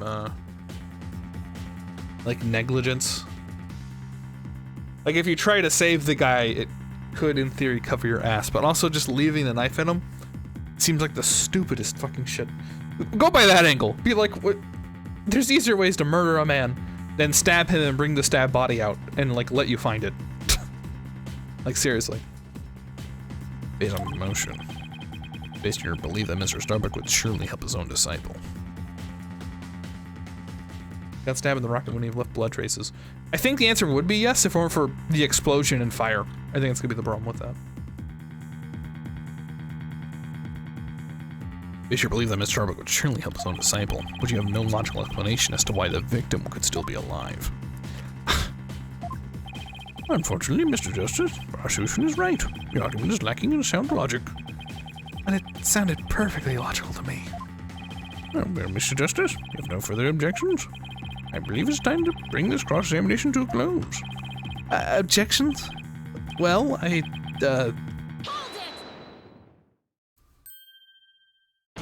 Oh no. Your Honor, the defense requests a little time to think and regroup. Given the facts, I'm not sure I see the need. What is it, Athena? There's something that's been bothering me. If it isn't the defense is stalling for time as always. Very well, I'm feeling generous. You may have a small measure of time. Yes. You have 5 seconds. 5 seconds! After that, I declare this cross-examination to be closed, and a verdict to be rendered. Your baldness. Raise your gavel high. It's time for a countdown. Oh, no. Ready? You don't have time. Spit it out, Athena. Only 3 more seconds. Look, I don't think the prosecution's explanation is very complete. Meaning? My name is something missing. Like, they conveniently left it unexplained. I forgot what they say. You guys switched already? Yes.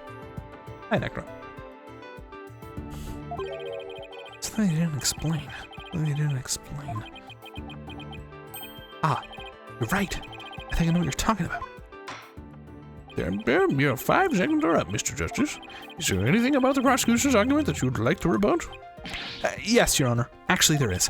There is something the prosecutors have to make clear to this court. If you put it that way, what is it that the prosecution has failed to explain? Yep, there it is. There you go, Mikey. They have failed to explain why Mr. Starbuck would bother bringing the body back at all. If the defendant wanted to kill the victim, why didn't he just leave his body in the rocket? Why go through the trouble of bringing him all the way back to the boarding lounge? Oh, that's true. I don't think we've heard the prosecution's thoughts on that yet. That's because they have none, Your Honor. After all, how does one explain something so illogical? The prosecution is claiming that the defendant moved the victim's dead body, but what if the entire premise of that argument is wrong? And then let's hear the theory, Mr. Justice. The defense proposes the defendant didn't kill the victim, he was helping him. Fulbright, explain for a sad friend here before I nod off to his monotone monologue. Inform me exactly why Space Boy moved the victim. Huh? They gotta be joking. Well, it's simple. Mr. Starbuck did what he did to direct suspicion away from himself. He wanted to create the impression that he heroically risked his life to save his partner. That's why he made sure to make it out to the security camera so there'd be a record. At the very least, he appears to have achieved success with you and the old man. Well, one man carrying the other to safety. What a beautiful expression of friendship. The average person wearing a spacesuit weighs over 200 pounds. Saving the life of a partner who weighs as much while trying to escape deadly flames. What a dramatic sob story fit for the silver screen. Indeed. Absolutely taken for the humanity of the story. See, if the true ending is that all traces of his humanity act were meant to blow up. Yes, and now we arrive at the thrilling conclusion. The third explosion. Objection! What are you talking about? There was no third explosion. Silence. Indeed, you are correct. But that's thanks to Detective Arm. It was she who identified and secured the bomb. However, it doesn't change the fact that the third bomb was discovered in the lounge. A steel column beside the window stand. That would be a bomb transport case. We used that to transport the deactivated bomb here.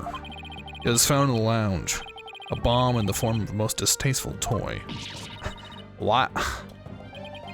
One on the second floor of the main building, one in the launch pad, and one in the lounge. The defendant planned to set off 3 firework displays. Fortunately, the third was discovered before it could be detonated, for it did not. The victim's body and other vital evidence would surely have been immolated. Objection!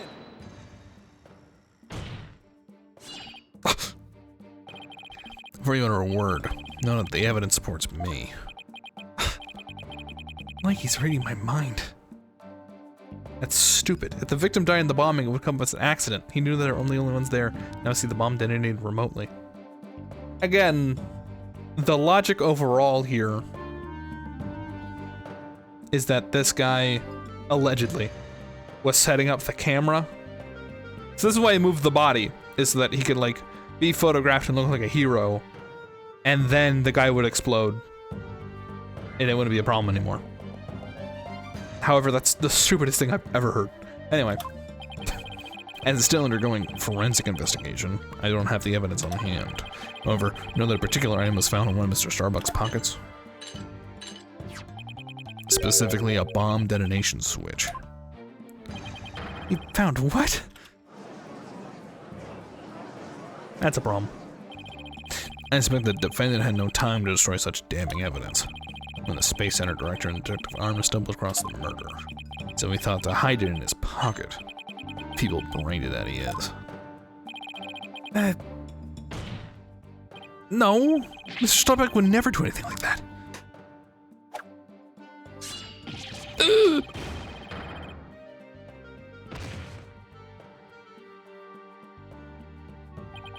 Justice, Dona. Open your eyes and see the truth. Sorry, It's supposed to be your futile evidence that the accused set off the explosions. No, there has to be some kind of mistake. This can't be the truth. Still can't accept it? You'll believe in your client, come what may? Then why don't you cross-examine the defendant himself? This has gotta be a trap. It's like Blackwell's controlling the entire game. Is this a game? Okay. Yeah, it seemed like he was waiting for me to bring up the body moving issue. Why did I say that? Because he had just the right argument when he pointed it out. And to really rub it in, he had a decisive piece of evidence up his sleeve, too. He was trying to shake my faith in Mr. Starbuck and break me down. And making a cross-examine Mr. Starbuck at this point was part of his plan, too. Totally underhanded, but I wouldn't expect anything less from him. Now let us hear with the arch-villain, the fiendish murderer himself. Famed astronaut Solomon Starbuck.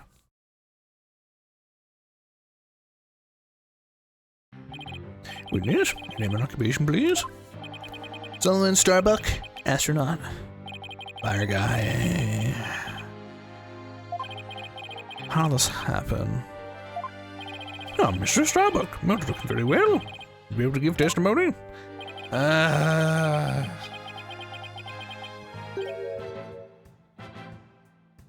No. Well, unfortunately, no is not an option. You are being accused of the Space Center bombing and the murder of Clay Terran. Please justify these allegations.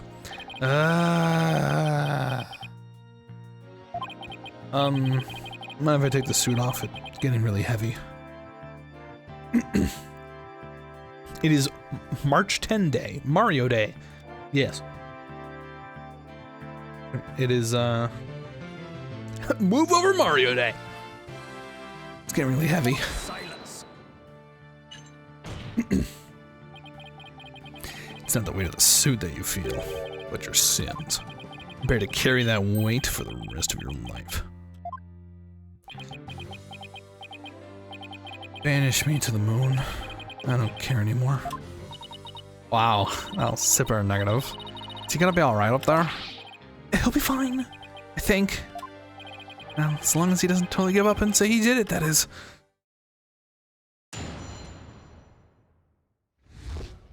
Hope he's not naked under that. Everybody's naked under their clothes, Mikey. All I did was support Clay over my shoulder and get us out of the rocket. Like always, I took the elevator down the middle level and headed for the corridor. Clay had passed out by the time we got to the order to evacuate. There, over there, and there, and there, and there, and there. What am I pressing? What is this? Anyway, Clay had passed out by the time he got to the order to evacuate. I didn't kill Clay. I was trying to save him. So sure you didn't set off the bombs and murder the victim. I bet you think I'm lying, right? Oh, I have several judgments left. I've heard your full testimony. I'm sure you don't believe me. I bet you don't even believe I'm an astronaut. I don't think the judge doubts that. I'm gonna sit like that, like South an astronaut.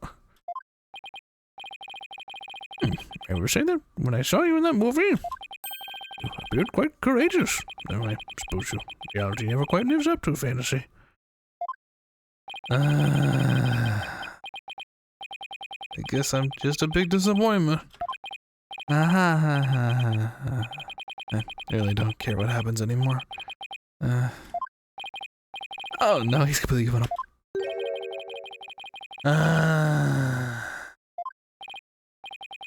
What a depressing fellow. If you're to join me in the clink, I imagine that annoying sign of yours would rub off the other inmates. Like how it rubbed off on Prosecutor Blackwell a second ago? Oh, that was Blackwell's sign? Mr. Starbuck's testimony contains a glaring contradiction. The question is, what does it mean? Even Mr. Starbuck is my client, it can't be gun shy now. It's time to find out the truth. By any means! Just let him say he didn't kill him. What are we doing? Hold it. So, what you're saying is that the victim was still alive at the time? Of course! He was alive and well. Silence. If so, you admit you took a man who was alive and well, and silenced him permanently with this? What? No! Black hole confirmed deadhead. It's no good, Captain. I'm getting sucked in. Objection. Mr. Starbuck, you're not in space. Please give your testimony seriously. It's just nerves, but maybe I shouldn't have said it was alive and well. It was more like he was slumped over. Those are completely opposite ends of the spectrum. Did Apollo get hurt, or is he hiding a Sharingan Kakashi style? Oh my god. Hi, Necro, by the way. I don't think I said hello. It just kind of snuck in. No, I don't know what happened. He doesn't want to talk about it.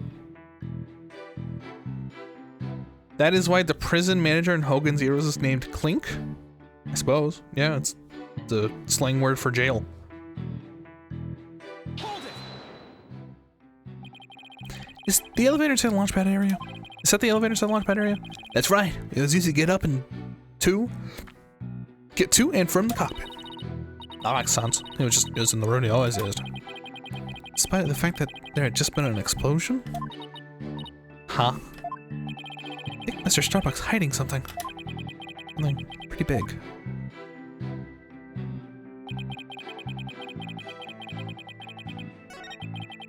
Alright.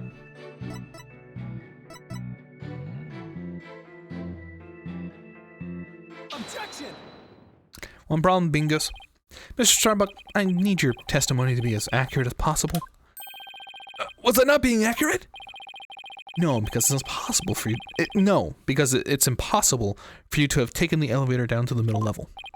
Oh, what makes you say that, Mr. Justice? Please recall where the bomb went off in Launchpad 1. Also recall that after an explosion, the middle level elevator was engulfed in flames. Oh, you're right. Which means... Exactly. The launch pad's elevator would have been unusable. In other words, moving the mic arm squeaks. Mr. Starbuck, your statement is decidedly inconsistent with the facts. Huh? What's with the helmet? Mr. Command? Mr. Command, do you read me? Come in, please. This is Mission Command. I order you to pay attention. Stop this nonsense and answer my questions, Mr. Starbuck. My helmet. How should I? How should I go trenching and body temperature declining? Where's my medical assistance?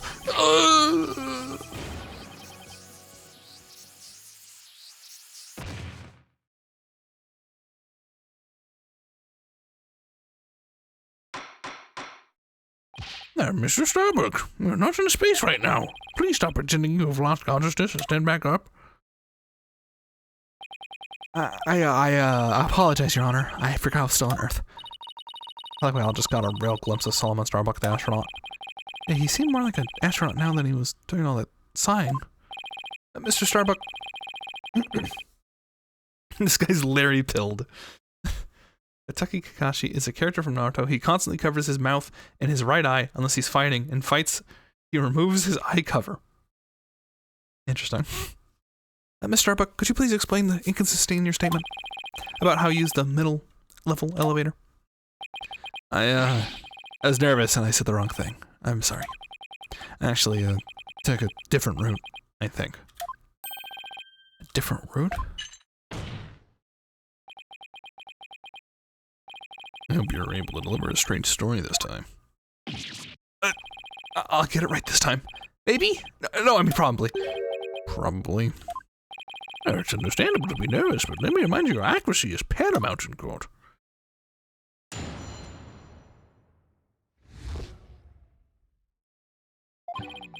Let's see. My escape route.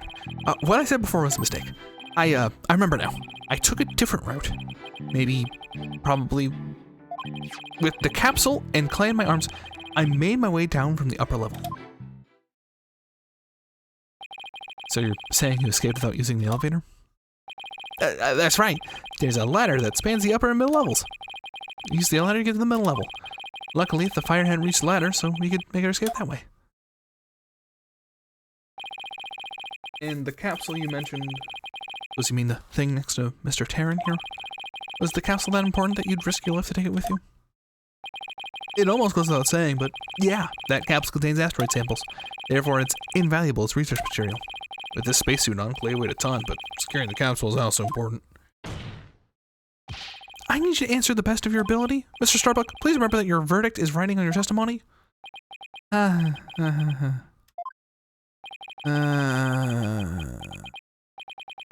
I am guilty after all.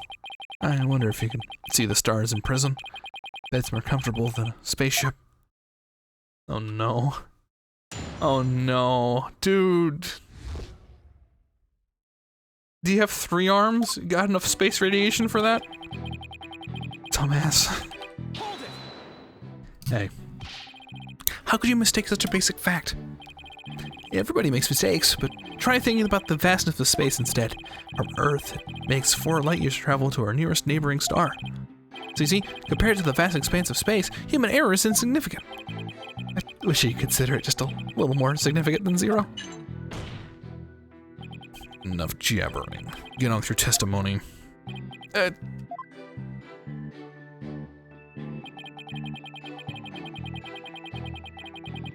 Maybe, probably. Maybe, probably. Did I hear you right, Mr. Starbuck? I didn't say either of those things. Mission Control, come in, please.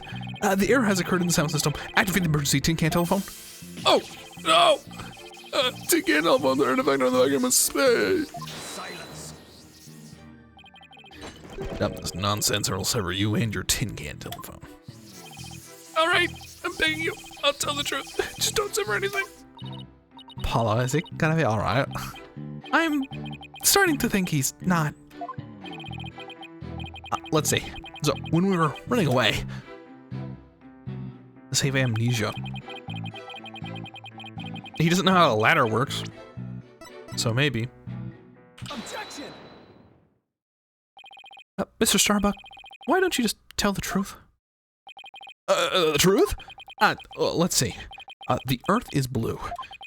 No, that's not right. So, I guess the Earth isn't blue? Yeah, that's it. The truth, Mr. Starbuck? The oxygen concentration is super low in this area. Burn the emergency oxygen tank. Mr. Justice, the witness appears confused. Please help draw the truth out from him. Mr. Starbuck, under the circumstances at this time, you couldn't possibly have reached the boarding lounge via the upper level route. Huh? Not as long as this was along the escape route.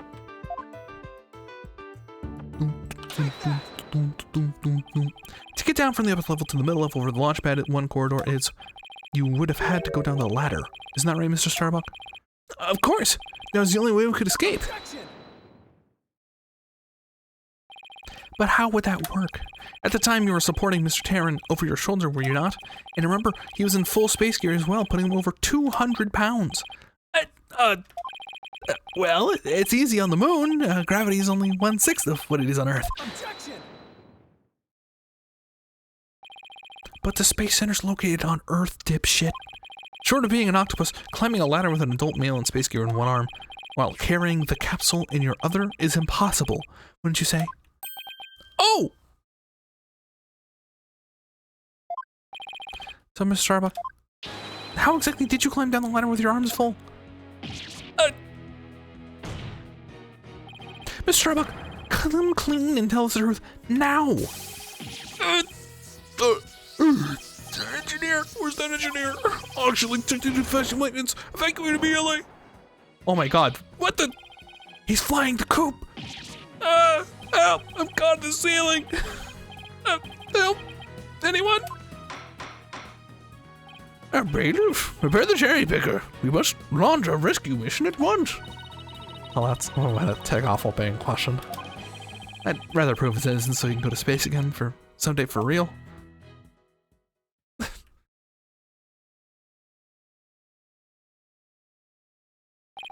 Now then, Mr. Starbuck, do you think you can keep your feet planted on the ground? Yes, I apologize for losing control. Are you ready to tell us the truth? Not that. Anything but that. What is going on?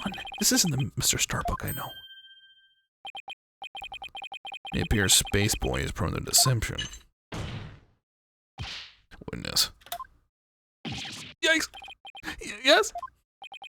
I thought your story odd, but perhaps the inconsistencies can be explained as the result of a medical side effect. Prosecutor Blackwell, please don't talk about that. What are you talking about, Prosecutor Blackwell? Didn't I already state that Space Boy is, ironically, terrified of going into space? That's why he took some precautions just before launch. For you see, traces of this anti-anxiety drug were found in his system. Oh, I sense things are about to nosedive. You got it all wrong. I told him the investigation too. Who's Kakashi pilled? The one-eyed guy. Apollo? He's gonna, oh yeah, and he's gonna rip it open and it'll be over. You got it all wrong. It's only an investigation too. I don't know anything about any drugs. I never take any medications. I swear. It's down in his system, but he doesn't remember taking it. How could that be? Somebody must have slipped him into me. But I guess maybe that's why I don't remember, because the side effects. Yeah, that's why I don't remember much of what really happened. What?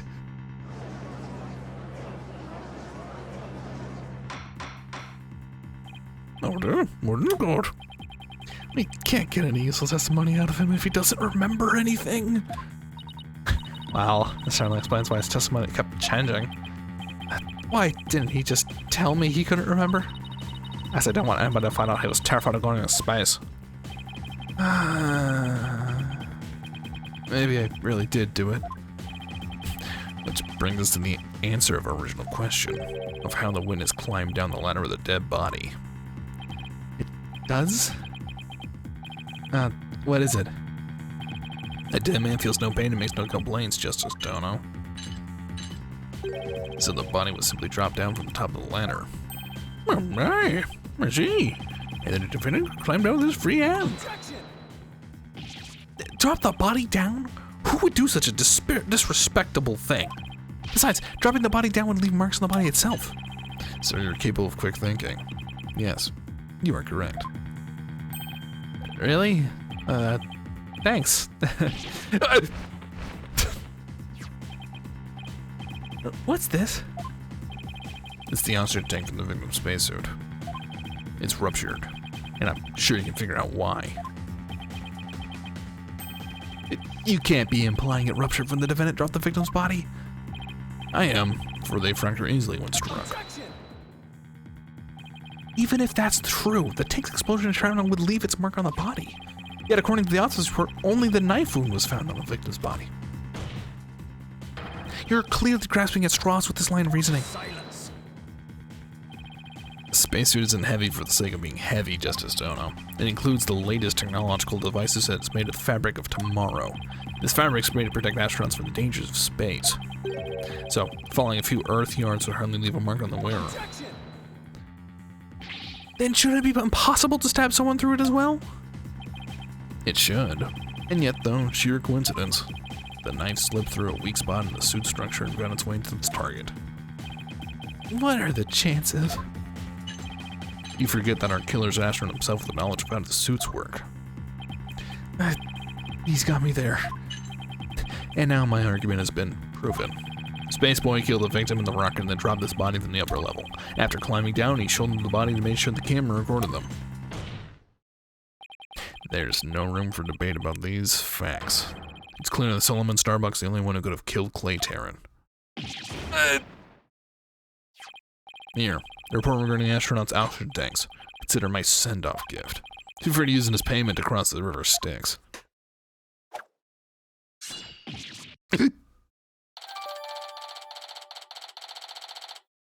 The friends had 80. Rating is on the left shoulder? Wait. Hey, this part's pretty detailed. What do you mean it's on the left? Where's that photo? Why does he have 50?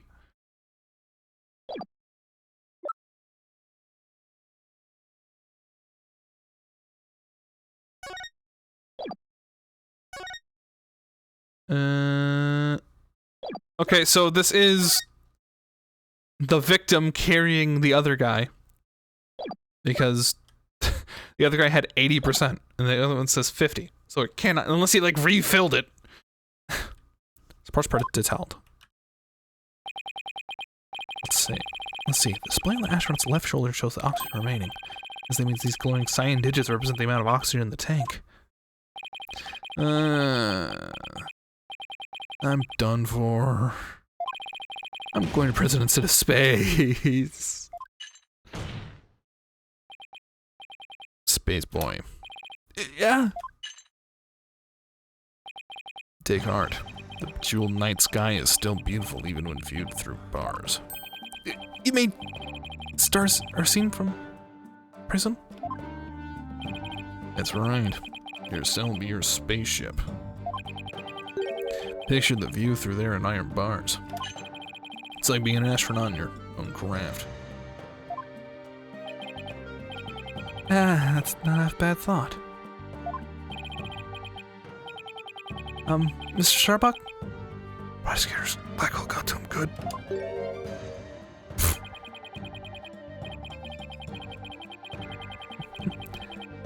Spaceship prison cell. Fly me, my guilt, and my despair into the deepest, darkest space. And then, let's get sucked into a black hole together.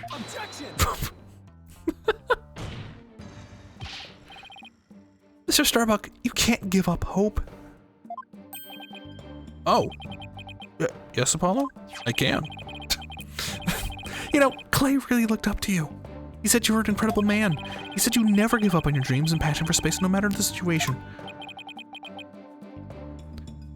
He said that? So don't give up now and help me prove your innocence. For the sake of the man who respected you and believed in you, Clay Tarrant.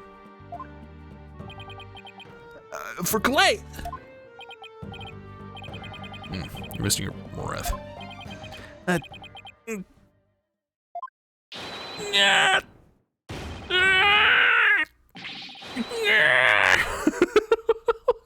What is this? What is he? Oh, shit. Apollo, thank you. I can see things clearly now. Mr. Starbuck? I'm fine now. Thanks for reminding me of my life's mission. Right. We'll both be fine. I'll prove you're innocent. We'll see. And after that, we'll get you back into space. Rah! You've ignited the booster rockets of my soul. I'm on fire. I am Solomon Starbuck, astronaut, cosmic hero chosen by the universe itself. You don't have to be whimpering and crying. I can't let you and Clay down. Balderdash. Same voice. I only have like Fire Guy. That's right. Fire Guy's now Flame Guy. The sun, the moon, all of space is calling me. Solomon Soul Starbuck. Ready for launch. Begin the countdown. 5, 4, 3, 2, 1. lift off. What is this? What is this? Well, I feel like I've witnessed a natural rocket launch. Apollo, you did it. You brought Prosecutor Blackwell's grip over Mr. Starbuck. I can't take the credit. It was all Mr. Starbuck. He pulled himself through.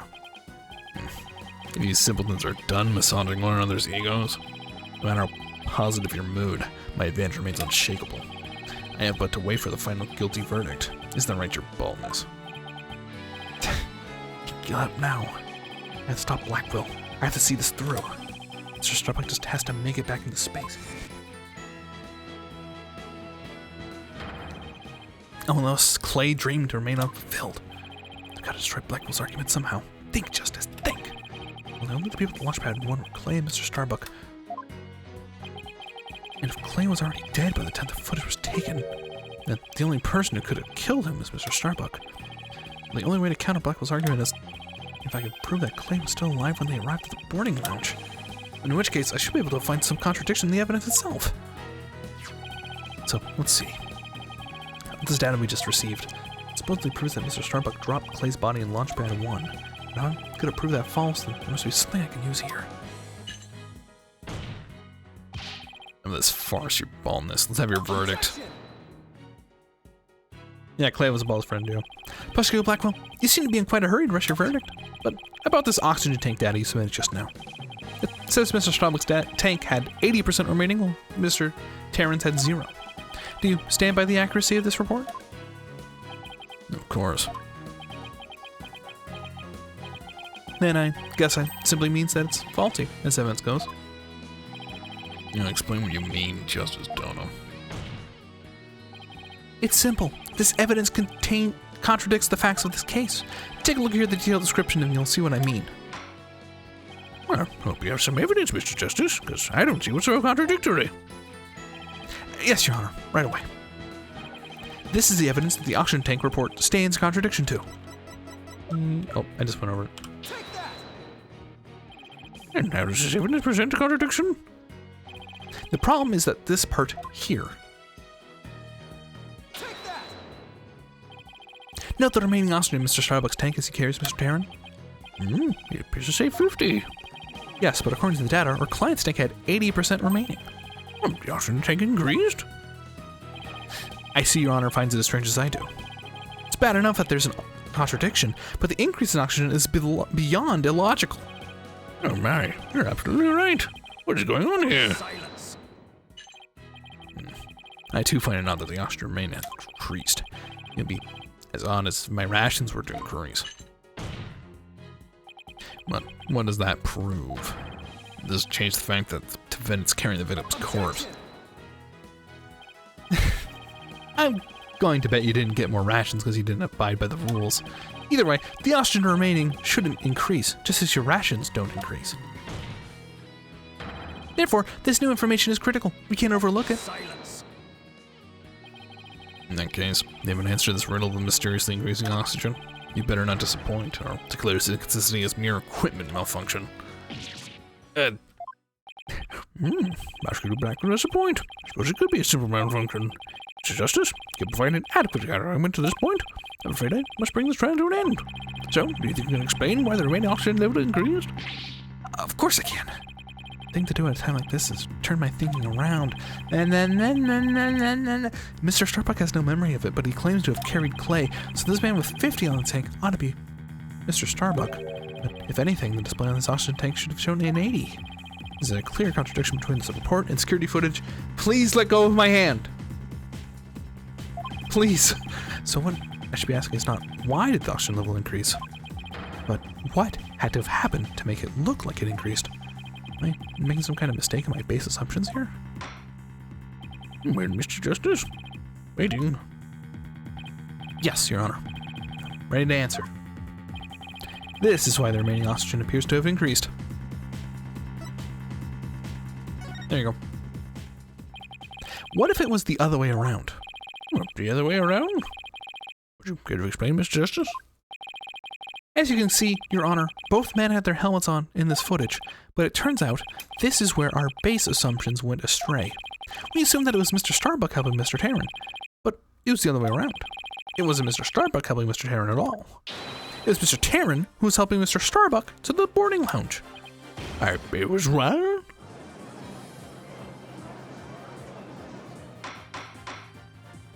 Order. Mr. Justice, you mean to tell me that the person on the right of this image is the victim, Clay Taryn? It's the only way the riddle of the increasing oxygen level can be solved, Your Honor. At this point in time, the remaining oxygen in the victim's tank was at 50%, and when the victim was found in the boarding lounge, his tank was at 0%. Well, that's right. There's nothing contradictory about the oxygen level decreasing. This means Mr. Taryn was alive as they made their escape to the lounge. Silence. How short your memory is. You've forgotten what yourself proposed. Even the victim's alive at this point in this time. How did he descend the ladder with his arms full? Objection. Prosecutor Blackwell, you can't hurt me with a broken blade. Excuse me? It's true that we don't know how they got down the ladder. I suppose that matter needs further investigating. Why did I pronounce it that way? Anyway, but we have proven that Mr. Taryn was alive when he reached the boarding lounge. This fact alone shatters your claims. And opens up the possibility that the victim could have been killed by a third party. There were two people who claimed to be the first on the scene, but can we truly trust their statements? Well, let's say two people were Detective Candace Arm and Yuri Cosmos, right? You think that one of them might have given a false statement to the police? Yes, it's certainly possible. We might have to do a little more digging. It seems we have to hear the testimony of these first two people on the scene. Score! Oh, come to think of it, Detective Arm should be here in court right now. Bailiff, could you please show Detective Arm to the stand for our explosive finish of this case?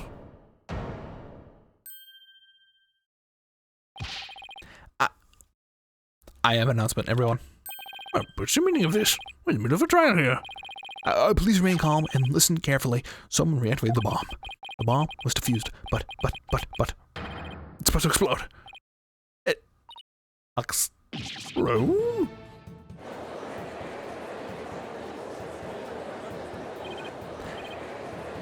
Bomb? Now? Everybody run! I don't want to die. Oh no, everybody's panicking.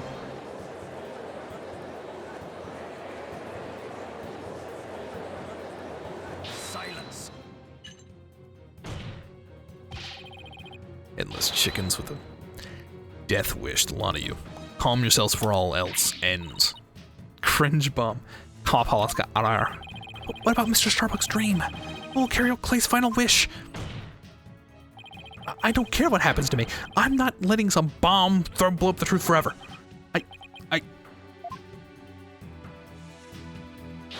I refuse to let things end here. Oh, Apollo, it's no time to be dramatic. I don't know, we're gonna die. Come on, this way. Hey, ouch.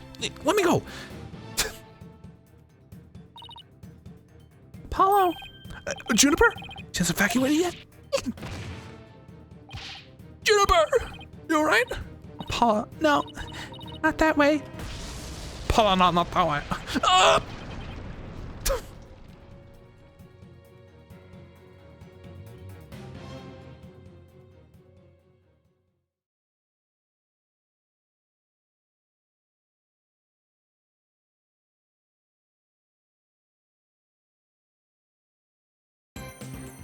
Wait, what?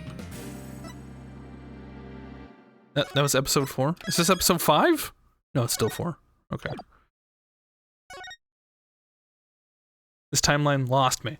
Okay, hold on. Hey, in the middle of the Space Center bombing trial. Okay, hold on. All right, here we go. Are you ready? This is what just happened. I'm ready to help you.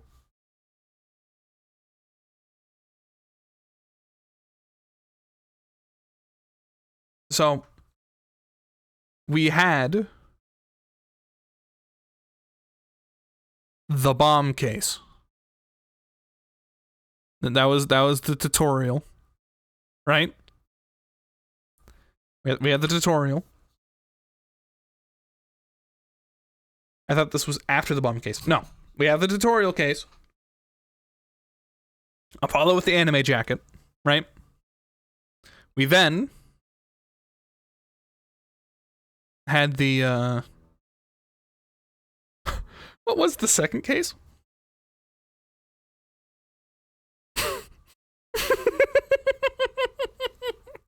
Hey guys, what was after the tutorial? I forgot. Oh, I remember. We had the demon. We had demons. We had demons. Demon case. We had the demon case. And then we had hello, Yellow Hearth. And then we had and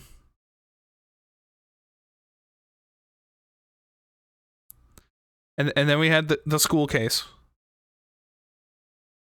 And now we just had the spaceship case. The bomb. Thank you, Kazan-Rito. I'm sure I said that completely wrong. Now, this is how the game order went, but in terms of timeline, we did this first, second, third-ish, immediately followed by this one for fourth, and now we're on to what we're doing right now. You look yellow. Are you referring to Yellow Hearth or me? I guess I am kind of yellow, yeah. Can use numbers. Okay. We got 1, 2, 3, 4, 5. But these two are part of the same chapter 4.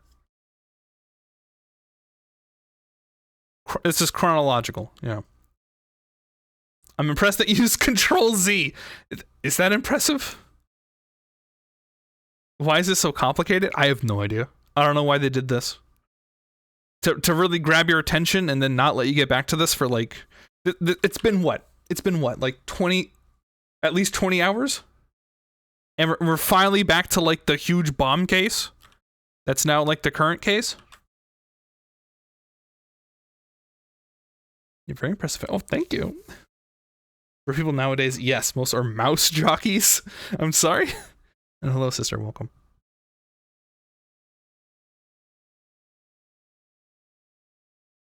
These are comrades, viewers. Oh, welcome. I mean, I recommend Yellow. Sorry. I recognized Yellow Hearth. I knew that. I didn't know Kazan was also from there. Kazan-Rito? I'm still uncertain if I'm saying that right. Kazam! I don't know if they know English. They seem to know English. Based on how this is going. Anyway, I hope that answers your, like, complicated lore question. Hey. In the middle of the Space Center bombing trial, we had another bombing incident. I think I know English. Oh, good. Me too. I'm in the same boat. This one destroyed courtroom number 4. Furthermore, Apollo suffered massive injuries from being there when the bomb went off.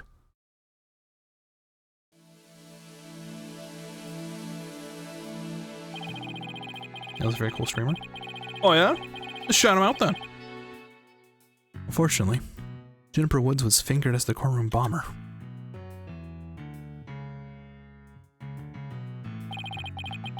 Athena and I knew she had to be innocent, so we took her case on.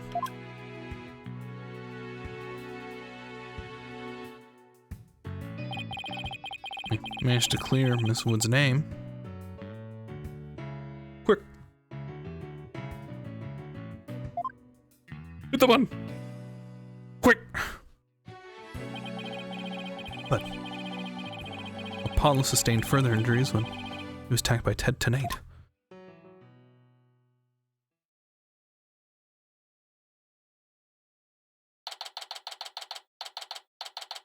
September 19th, 3:20 p.m.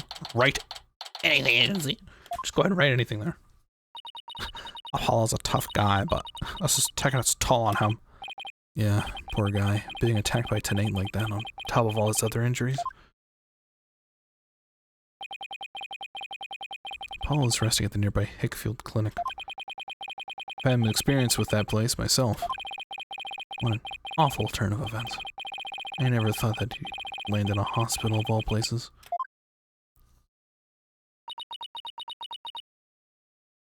He wanted Apollo to look cool by giving him an eye patch, and they made it sort of red herring about him losing his eye without actually hurting him, since it's just a sty bandage. Well, I mean, it could be. That's what he claims it is. It could be something worse than that. He must have some too, huh? No, you don't have anybody to tease. Don't worry. He's young. He'll heal quickly and be back before you know it. It's been a while since I last saw Trucy look so down. Well, in the court case, yet nobody feels much like celebrating.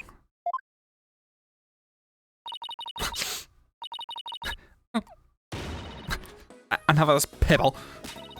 Let's have him moping around. Now, dry those eyes, both of you. You're the only one who's crying, Athena.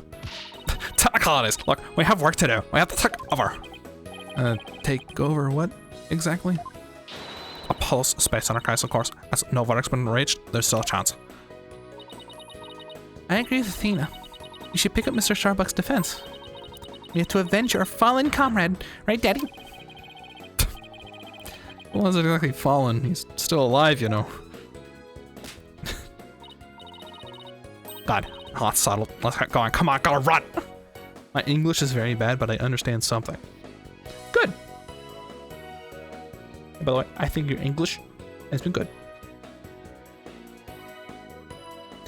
There's this great stereotype when people write like, I'm sorry that English is not my first language, so please excuse any errors, and then they write something that's better than a fluent native speaker.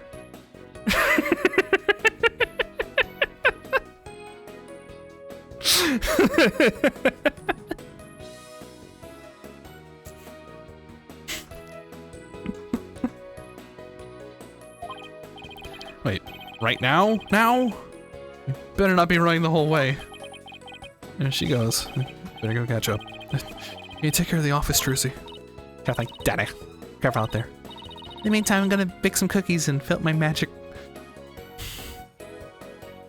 hat for you. Trucy seems to be feeling a little better. I'm just counting on Athena to perk everybody up with her enthusiasm.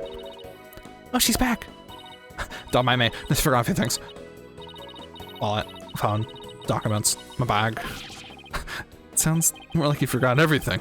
I can always count on Athena for that too. Alright, you two. Let's be careful out there. Yella has an extremely cool voice. shared in my chat that you were a great bober. Beaver. Thank you. Did I say that right? Bober? Be like bober, maybe?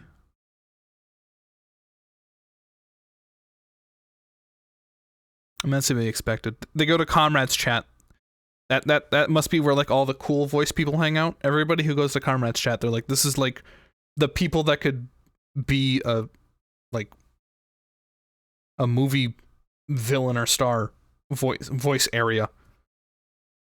That just makes sense to me. Can I phrase that compliment any stranger? No, I don't think so. Anyway. Claims one Solomon Starbuck. He's so famous even I've heard of him. That's right. He's a super famous astronaut who worked at the Cosmos Space Center. He was actually up at outer space 7 years ago. You seem to know quite a bit about him. Now I'm all excited to meet the man.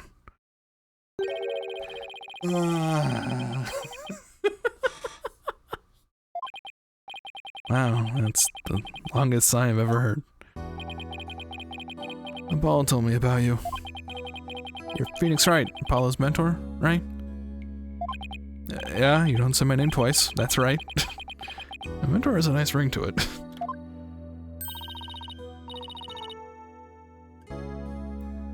Sorry about that, Mr. Starbuck. Mr. Wright and I have got you covered. Starbucks should make coffee. True. Speaking of, I should get you in touch with someone regarding VA for the game. I think you'll love them. I mean, I'd love to know this person you think I should know, but in truth, I don't know if you should contact them about voice work, because A, that's a long way coming, and B, I'd want to pay them, and I'm not in a position where I could. So, for now, that'd be fantastic down the line. I'd be more than happy to have more than just me, and then maybe Lou. I don't fucking know, but I'll voice anything. Yeah, but the question is, are you good at it? Haha.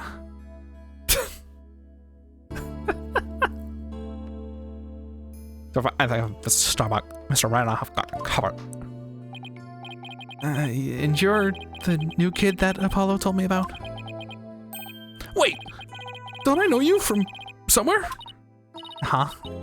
You mean other than your trial? I don't think so. Guess so. My mistake. I'm raised what it used to be. I minded Buddy or Kaput. Save us from my life. Go by Steph. Office for later repayment. Yes, yes. Just go see ya. Okay. See you later, Kazan. Thank you again for the follow. Yes, obviously later. Obviously paid. Save us from my life. I mean, I'm astronomically unlucky that I had a bomb go off in the middle of my trial. Trying to defend me would be like trying to enter the stratosphere without a spacecraft. Kazan equals bat. Fascinating. That is a much better name for an animal. That's like, then I'm not saying right, am I? Is it like Kazan? Kazan? Is it Kazan or Kazan? Fucking rad name. What the fuck? Bat. Kazan. Now that's a creature of the night right there. ZH is like DJ. Oh, so like Kadjan? Oh, Kadjan. Like that?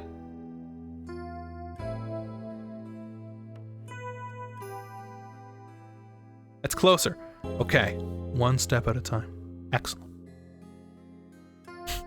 Dude, poor Kadjan.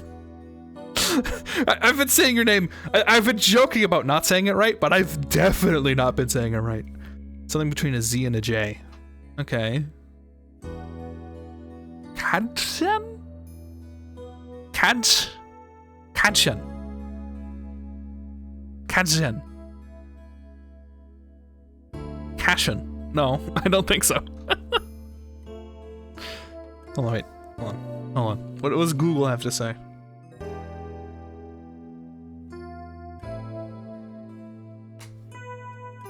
Because obviously...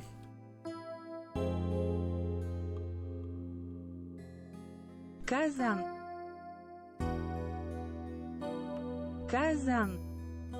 Kazan.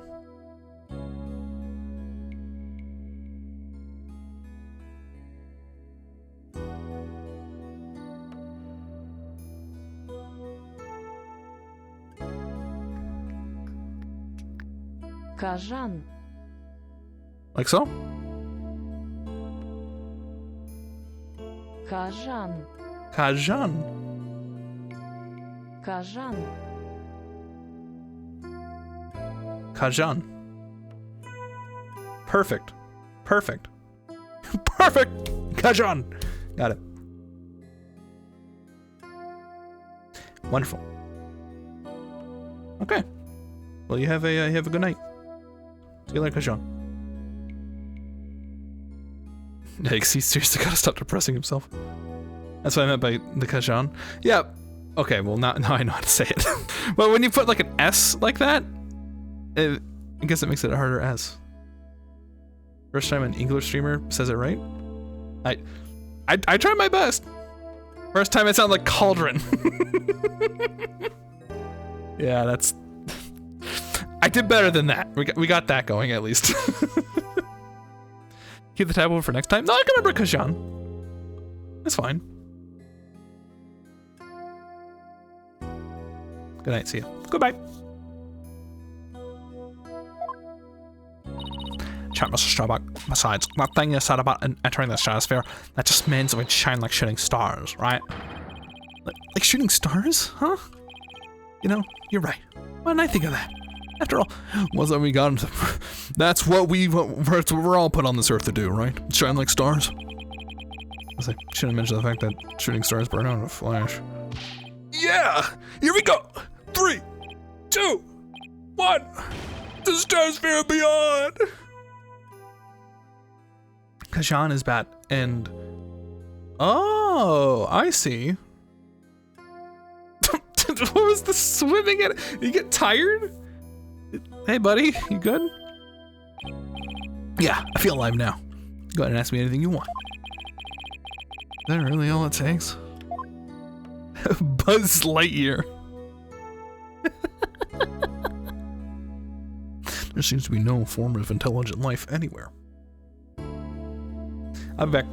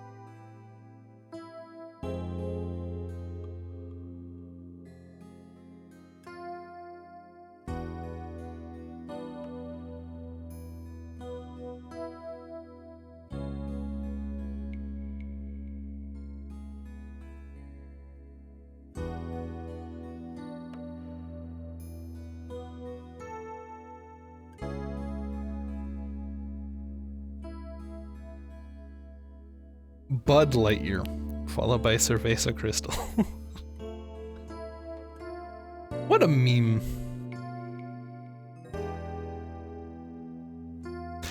You know what I'm hating about that? I normally quite enjoy what I consider that to be high effort.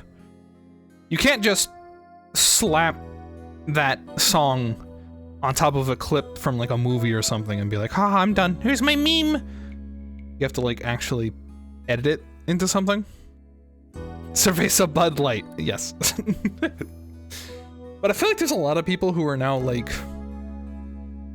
doing the work and then announcing the punchline like it's in the thumbnail or the title, because otherwise people aren't going to like watch it, quote unquote. And I hate that. I do hate that very much.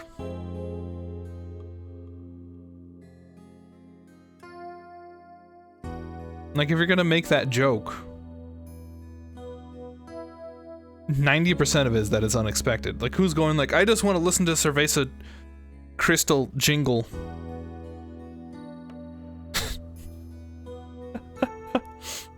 Let me look it up. Let me look up Cerveza Crystal, the fucking Undertale. I don't know. And now I get to watch the funny clip. I get to listen. It's like it takes all everything I like about it being high effort is removed when people you're gonna title it like that. So much Sweet Tooth. You see Bobby the Beaver on the tank. Meme rules night. Yeah, hey, let me give you some like guidelines on how to make your shit funny, buddy.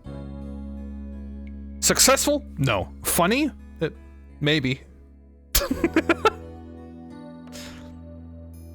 If I had rules to handle how to be successful, I would have done it by now, huh? No, I cannot say no, I don't even know of Sweet Tooth. You know the rules. Anyway. Hi. Hello.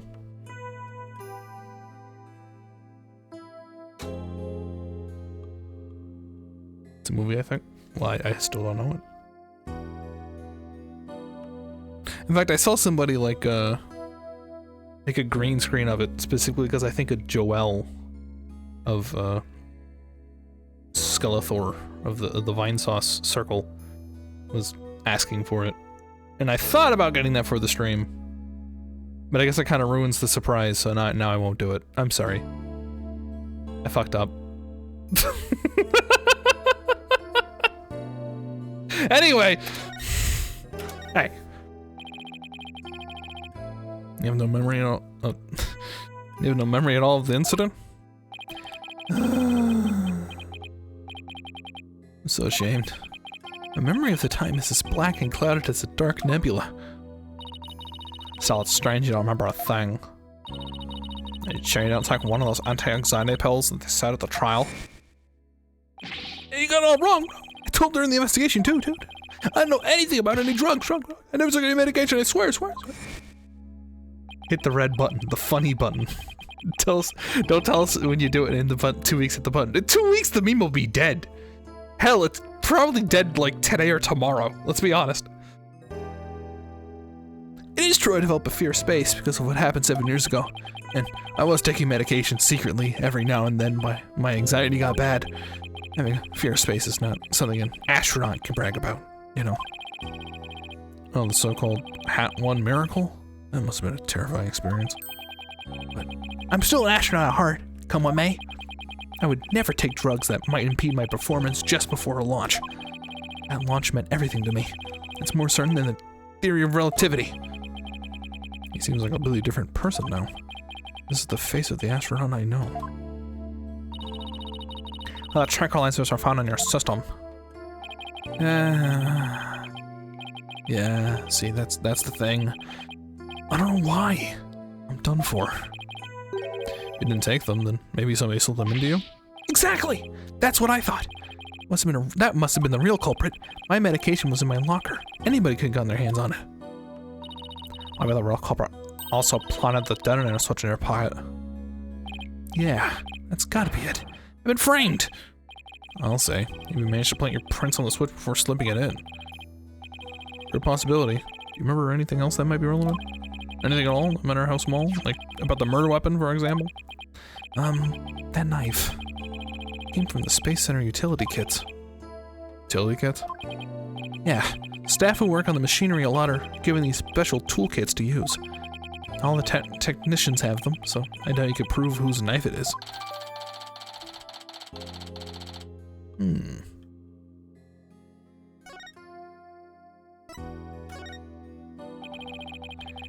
As I recall, your last trip into space was 7 years ago, right?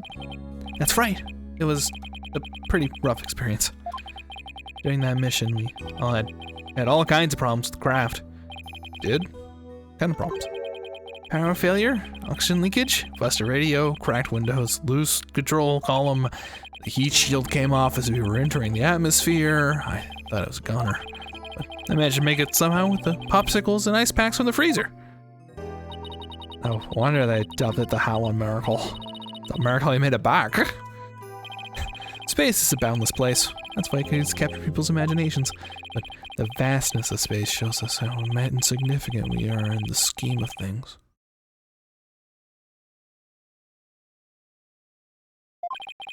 The darkness just goes on forever, and ever, and ever, and ever, and ever, and ever.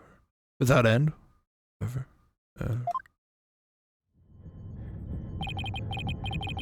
There's nobody else there. Nobody was gonna come save me. I was all alone. Alone. With nothing to listen to but the sound of my own breathing. And heartbeat. Heartbeat. Can I send a link with a picture of this character? Yes! I kept scrambling to make repairs, but couldn't keep my hands from shaking.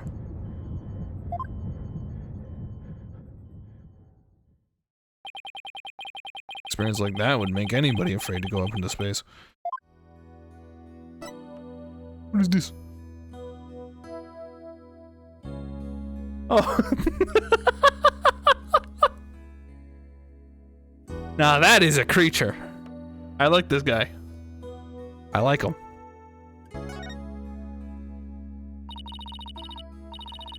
Like experience you had. What's your journey this mission? What? No way. Of course not. Even now, I want to go into space so bad I can barely stand it. I want to shake off the Earth's gravity and the escape velocity and spin around the weightlessness. I thought it was pretty harrowing. Weren't you even a tiny bit afraid? I was afraid. Of course I was. Still am. But space is man's final frontier. An unknown world. Cosmic truth is out there waiting for us somewhere. Cosmic truth, huh? I guess there are people looking for the truth in every walk of life. No matter how afraid I am, I'm sure I can manage. If I give it to my fear, I'll never find the truth. As long as I don't give up, I keep the fight. Keep up the fight. One thing for sure, Mr. Starbuck's passion for space is undeniably the real deal. The victim, Clay Terran, he was kind of like your protege, wasn't he? Well, it wasn't a big exaggerated deal like master and apprentice or anything like that, but Clay did think of me as his mentor. Mentor and the protege. What a combination they must have been.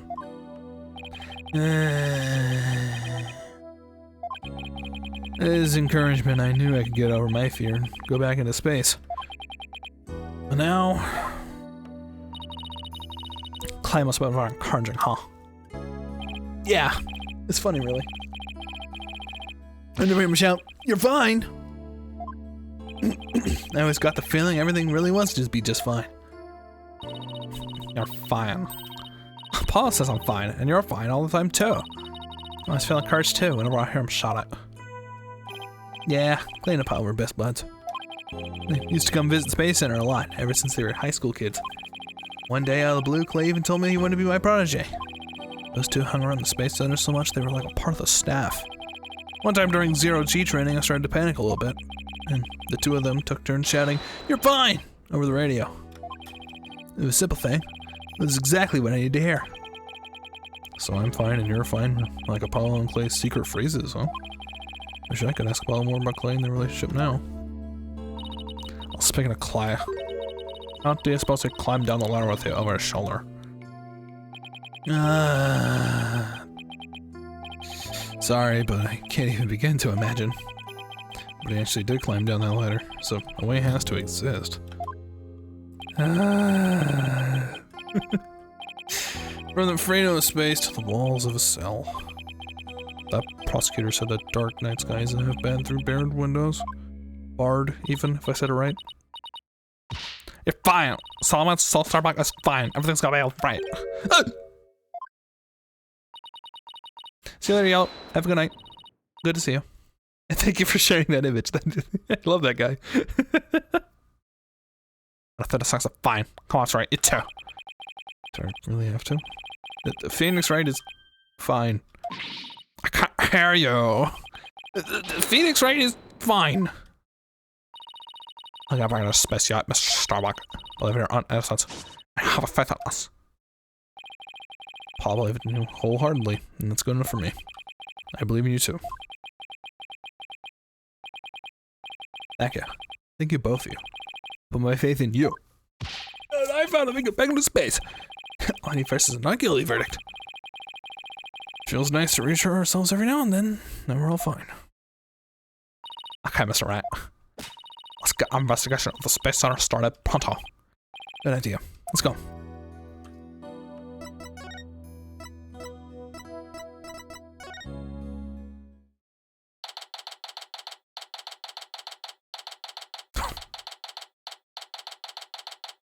Alright. Wow, I don't know what kind of place this Space Center would be. Almost looks like an amusement park of the future.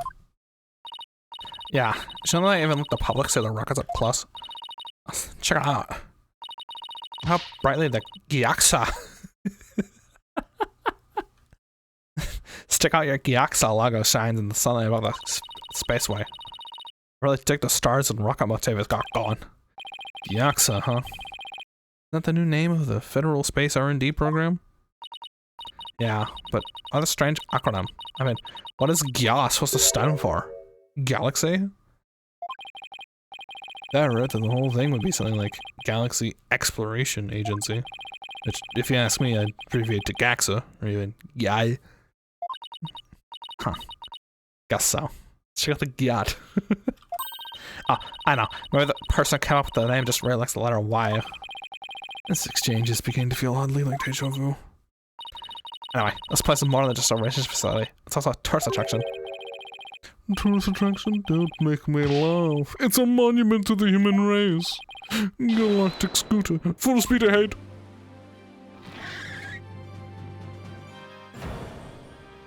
Oh, that is not how that man sounds. Yikes. Is this geyser? I'll tell you what. Look upon me, and look well, beyond the great power of space science. Pardon me, but you are... My glorious name is Yuri Cosmos.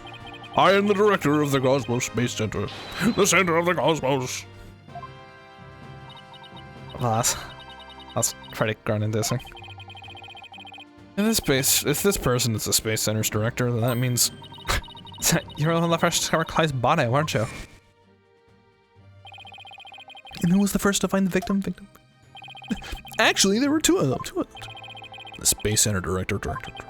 Yuri Cosmos. And the director, and the detective Candace Arm. That is correct. I was honored to be the first man in all space and time to discover the body. But this talk of the incident, are you by any chance the space police? You can't tack the word space on any old thing, you know? We're Mr. Starbuck's lawyers. We're here to investigate his case. Oh, and we're Earth lawyers, by the way. I see. Yes, I heard about you. In that case, by esteemed privilege, I grant you permission to investigate. I trust you are appropriately grateful. Now go ahead and have at it. Space Force disagrees. Hybrid. Alright, tell you it's gonna be nothing but trouble. Don't tell him me to say that, or you'll see what trouble really is. Let's just be professional, ask him about when he found the body, okay?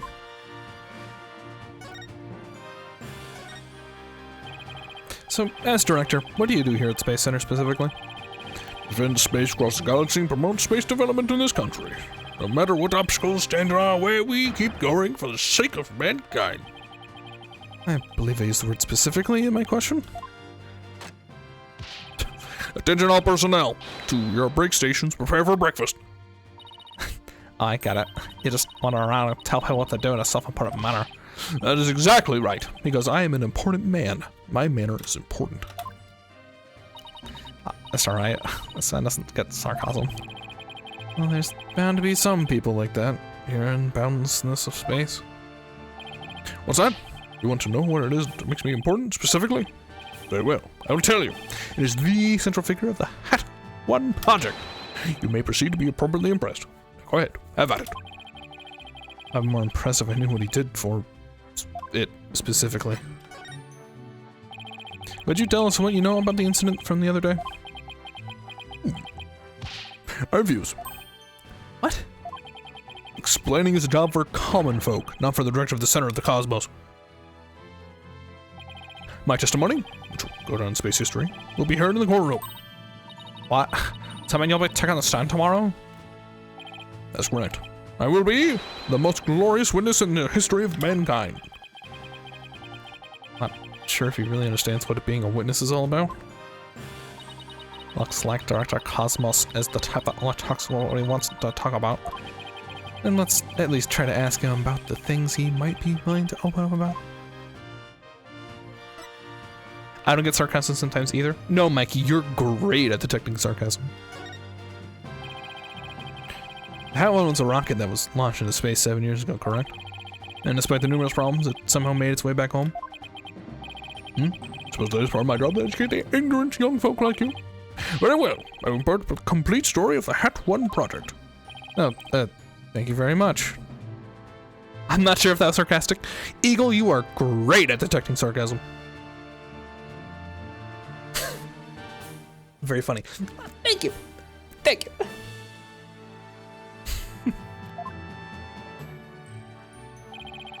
Hat One's noble mission was to collect samples from an asteroid, and Mr. Starbuck was the pilot for that flight. Eventually, the Hat One reached its planned orbit, from where it launched the Hope probe towards the asteroid belt. From there, the Hope probe began its long, lonely journey to the far reaches of space. After a terrifying struggle, the Hat One returned safely to Earth. That struggle was when the incident known as the Hat One miracle occurred. Oh, shit. Oops, that was my line. That struggle wasn't when the incident known as the Hat One miracle occurred, right? It is so hard to read text on top of this because there's like text perfectly underneath the title here of the Hat One miracle, a moving and thrilling documentary in 3D. Is text that is underneath the text that I'm actually supposed to be reading, and it like layers weirdly. Correct. It just truly was a miracle. Of course, they just had to turn the ordeal into a movie. As for the Hope probe, it did eventually arrive safely at its destination. I obtained a few samples from the asteroid and returned to Earth but a few days ago. So what kind of samples are they? What's in them? Samples are scheduled for analysis in the near future. You know you can change the transparency of the Xbox? The button to remove the displayed text? I don't think there is. But as for the transparency, I have it low because there are things people want to stare at sometimes when certain people talk. And so I was requested to make it low visibility. Haha! Haven't had time since I just came back the day before Terran's murder. Regrettably, we've had no time to inspect the samples due to everything that's occurred. But this puts our space development program ahead of other countries by several years. That's quite impressive. I guess this guy isn't a loudmouth braggart after all. In the golden age of space development, our predecessors were successful in bringing a moon rock back, and is the greatest achievement in the history of this space center. I know. I told you about when Mia was on screen. Exactly. We were happy back then, but now, now that we're depressed and old. Jesus. The public fell in love with space and all of its glorious potential. A moon rock, huh? Remember that being big. Our endeavors with the moon rock live on in the work of those asteroid samples. I want to bestow new hopes and dreams for the future upon mankind once again. That is my mission, as the man who stands at the center of the cosmos. there's lots of research on the moon rocks and stardust from the asteroids of these days. Say the results could potentially have a huge impact on all civilization. Like we're in a new space race with every other country out there. What? Bite your tongue. It's not for anything to base money. It's not for anything so base is money or politics. It's all for the brilliant future that awaits mankind. And all for my illustrious mission. With the recent budget cuts, my staff tells me finances are tight, but I won't hear it. I guess even the space program has to watch its budget. By the way, you seem awfully knowledgeable about this kind of thing, Athena. Huh? Anna. Thought I'd better brush up for the guys. That's so. I'll be on my way. See, I'm very busy. Very important man. Galactic scooter, fire the main engine, maximum battle speed, and engage!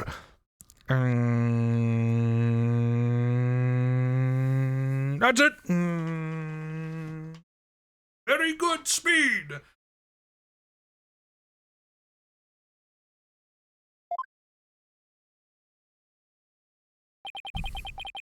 That thing is surprisingly fast. You better get going too. You bet. Looks like I saw. Cut off the music, get out of here. Oh shit.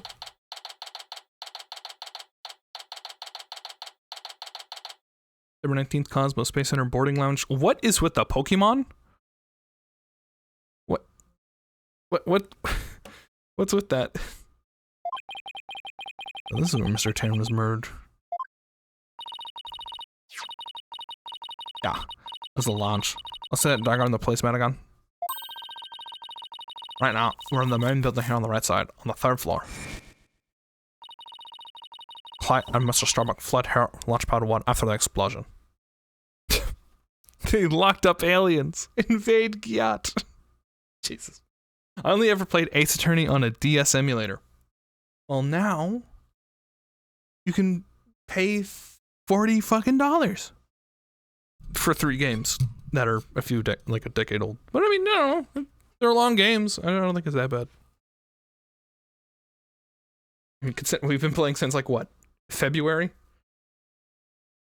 January at best? It's been a minute.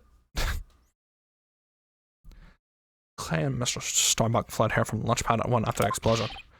You there! No admittance without express permission. Or Mr. Starbuck's lawyers, they come to investigate. Sorry, no one gets in without permission. I am police superintendent. You have Detective Fulbright getting mad at me. Detective Fulbright's here, huh?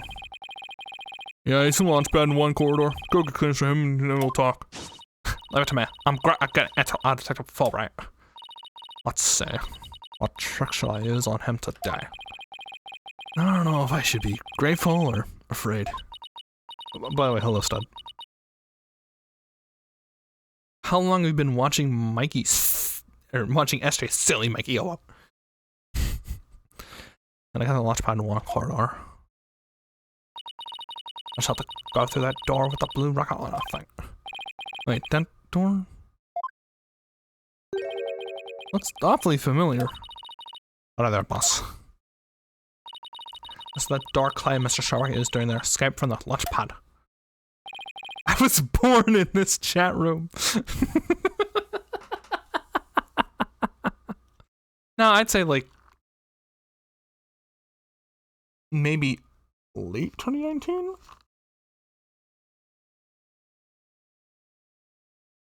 Early 2020? I think that's it. Like December 2019? That explains it. Proper system has been activated, so I think we can just pass through. Oh, come on, let's go.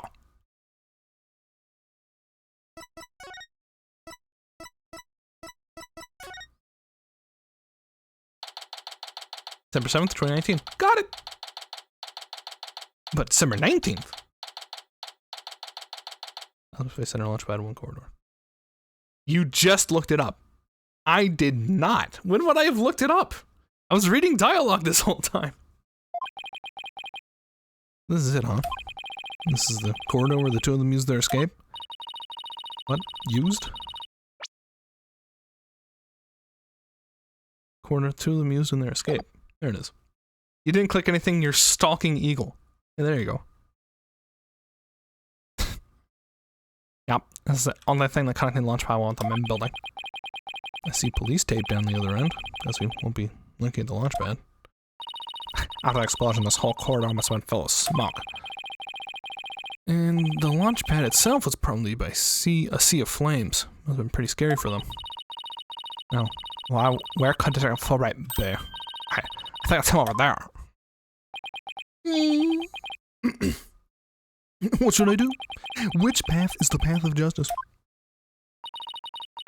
I'm really lost. That's funny. This corridor's a straight shot. Huh? Oh, it's you lawyer people. Welcome to the Space Center. Enjoying a relaxing day off, are you? Here, for a little rocket flight sightseeing. We're here to investigate the scene. Same as you. Maybe info to share. Boss, we also were looking to give us information. We hit him with the whatever shall we do act. I'm sure he'll fall for it. Got it? Are we trying to catch the unruly family dog here or something? Info on the case. Alright. I'm glad to share some with you. What just happened? Every time I press chat, it turns white. You're just... It's like lightning... Every time you speak, lightning strikes. Careful, man. Oni-chan. Ew, delete that. Haha, I'm gonna screenshot it. No, it's not that bad. I don't know who that is. I think it's an anime thing that anime people say. And the joke is that you said you only stalk anime women. And so Mikey's response was, haha, I said an anime thing. And it's a joke. I don't think it's that cringe. It's whatever. Detectives and lawyers seeking truth and justice side by side. I like it. Just take whatever you want from me. UFO bandits. I'm in a generous mood today. I don't know. There's something weird about your Detective Fulbright today. Well, we need information, so what's wrong with it? I say so.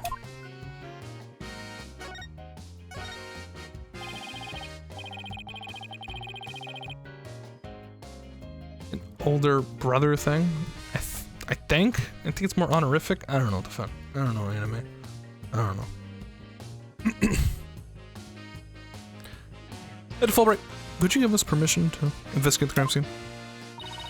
As an officer, I'm going to cut on. Oh, I will shove it down. Oh, that's an easy one. I'll let him know over there to let you in. Investigate on your heart's content. Take a week if you need it. A month even. Shall I have some snacks delivered? One of my men gets a mean neck rub. No, that's okay, but thanks. Definitely not the Fulbright I know. The Fulbright's acting secretly sweet. It's kind of gross, actually. I think he has a head or something. Who knows? Whatever the case, it's making our lives way easier.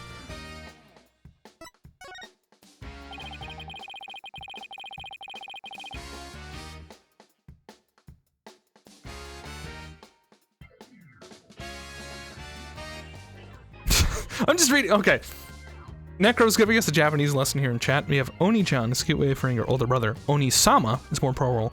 And then Eagle asks, what is the female version of that? And he wrote Oni-chan, except it's N-E-E instead of N-I. And I have no fucking clue how to differentiate. Oni? Oni? And then One?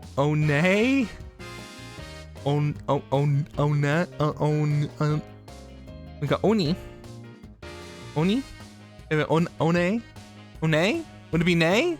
Nah. Ni is bro. Ni is sis. Yeah, but how do you pronounce them differently? Ni and nay? Nah? Nah? Eh? Nah? Ni and nah? Oh nay. Oh nah. Nah. Nah. Nah. Nah.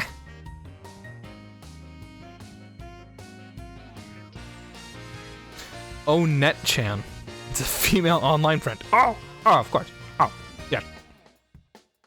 Anyway. Hey, Jesus Christ. You're at the Space Center at the time of the incident, weren't you, Detective? That's right. I was here on a security assignment. The police are required to secure rocket launches now? I didn't know that. Yeah, well, you know us, to serve and protect. These explosions occurred while I was here on duty, so I started leading the evacuation. He's leaving a lot of details, but okay. Could you tell us more about what happened? Of course, a bomb went off on the second floor of the main building. Right after that, the one over in Launchpad 1 also blew sky high. So I immediately instructed the visitors and the employees to evacuate the shelter. The shelter? That's right. There's an evacuation shelter in the basement of the Space Center.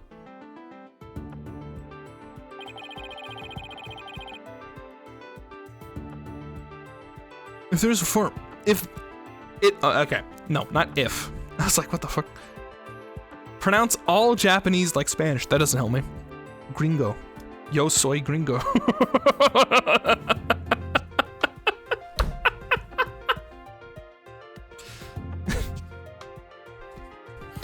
Hola, Oni-san.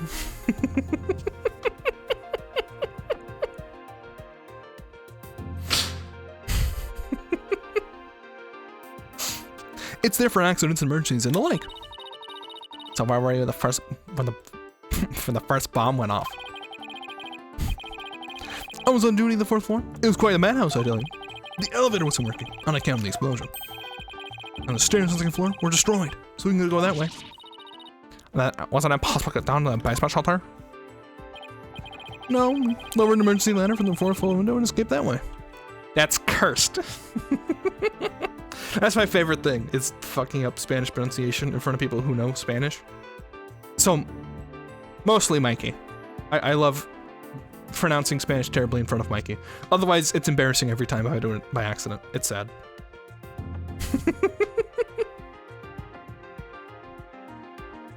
Like, God, what was it the other day? I forgot. I fucked up. It was bad. But if I do it on purpose, it's funny. And then Mikey gets upset. When I say, like,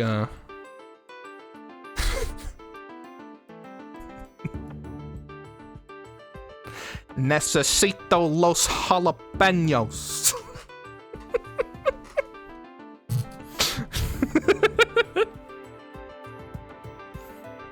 No, we lowered an emergency ladder from the 4th floor window and escaped that way.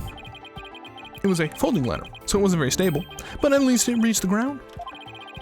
After I secured the ladder, I left to take another look around for any other survivors. Once everyone else got out safely, I made my way down to headed to the shelter.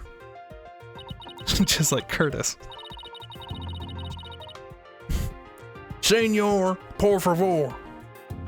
Alright, that's good.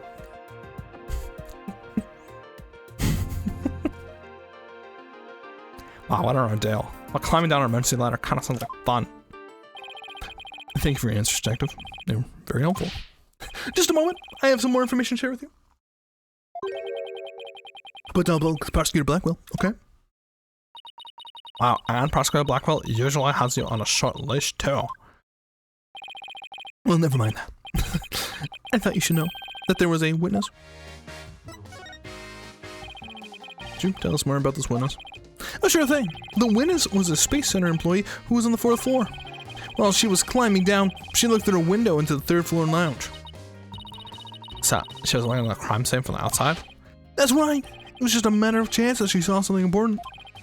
Not that I know what she saw exactly yet, though. Don't. That's the most important thing of all. Don't you worry. I'll get around to interviewing her soon enough. I was never here. Okay, goodbye, Stud. And by goodbye, I mean, who's Stud? Didn't show up today. She should still be somewhere here in the Space Center. You won't even run into her. 4th floor employee, huh? Alright, thanks for the info, Dr. Fulbright. Yeah, you sure are being cooperative, Detective. No, too cooperative, even. Yes, well, actually, something you can't talk about?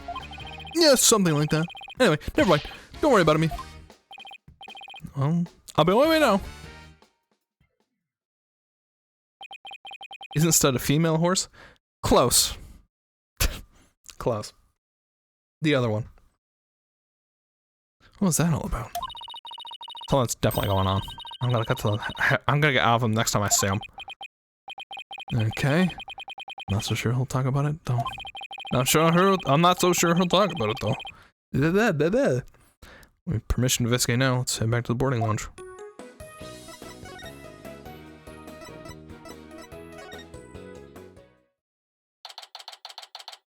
Yeah, Stud is a male horse. Hey. In the boarding lounge. Oh, you two. Thanks Fulbright has granted you permission to investigate. He also said I should bring you some snacks or give you a neck rub too if you'd like. That's alright, but thank you for the offer. Oh, time to roll up our sleeves and start investigating. No, let's see. There's that diagram again. So this lounge on the 3rd floor in the main building. And according to Paulo, this is where he believes a third party killed his friend. Let's stop the recap and start looking for traces of this third person then. In my mind, Athena. We'll make that our first priority. One problem though. This room. It's just so big. Don't worry. I can use this to help us. Space Center pamphlet for tourists? Yep, right up at the entrance. A map inside should come in handy. Let's see. Yep, here it is. A map of the lounge. That's the door I went through to talk to Fulbright. Oh yeah, it's the door with the fingerprint recognition lock. Well, I guess this map will make things a little easier. We don't need that. What's a PNG tuber? I wish I was watching a PNG tuber right now. Yeah, if only. What's the mutated seahorse? That is Nessie. Yeah, no more excuses. I'll try on a third person. Wait, there's just... Oh yeah. One more thing. What's that strange creature moving on the outside the window?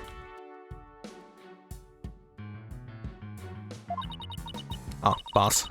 It's a holographic image. Yeah, I knew that. Oh yeah, I knew that. What a relief! Oh my god. Should have a button somewhere in this room to turn the image on or off. That's what it says in the pamphlet anyway. The only reason you're so eager to start is because you can push that button, isn't it? And what's wrong with that? I'll just look for the button while we're looking for clues. Alright, fine. Let's get investigating. Get on my way. So this is where they discovered Clay. Yeah, he's already dead when I found him. Start looking at that photo.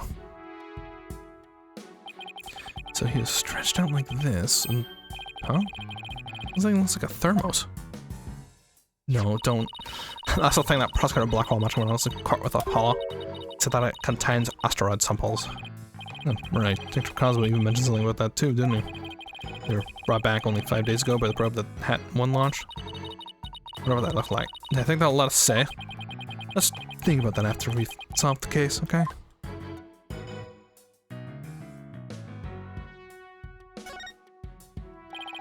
Nothing special here. Really? Okay. How about there? They're making Phoenix sound old just like how they did with Columbo. Looks like there's 3 doors that lead out of this room. Let's check.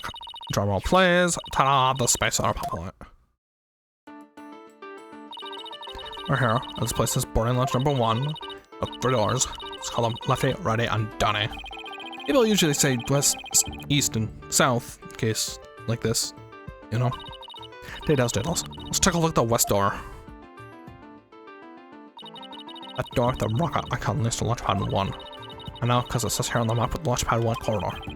So that's where we were with the detective. This full of smoke after the explosion. Right, next up, the right-hand side of the map, east, in your world. That's the door at the satellite icon to signify communication, aka the control room. Yep, definitely says control room. Looks like it has another door on the opposite side. You can communicate and exchange information with rockets and probes and space from there. So, it's the center of the Space Center. The Space Center, if you will. Does everybody start to talk like Director Cosmos after they've been here a while? But it says they built a new command center on the 6th floor. That's what they used for the HALT 2 mission, so the control was empty at the time.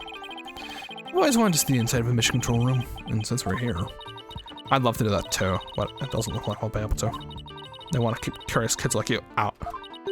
So the door is protected by fingerprint recognition. Only the director can go through. With that much security, I'm definitely not the one they're looking to keep out, Athena. Apparently, also hooked up the backup generator in case of emergencies.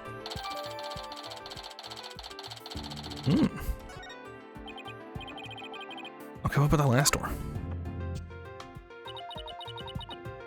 Lower door. Oh, excuse me. I mean, south door. Let's see the elevators. This is the door we came through when we entered the room, right? Yeah. And of course, there's no fingerprint recognition device, so it's up at anyone. Well, the elevators weren't working at the time due to the explosion. Oh, that's about it for the 3 musketeers. Musketeers. Jesus Christ. Of the boarding lounge. Thanks. Understanding the layout of the lounge should help us understand the case. So I thought we'd better have a good grasp of where all the doors go.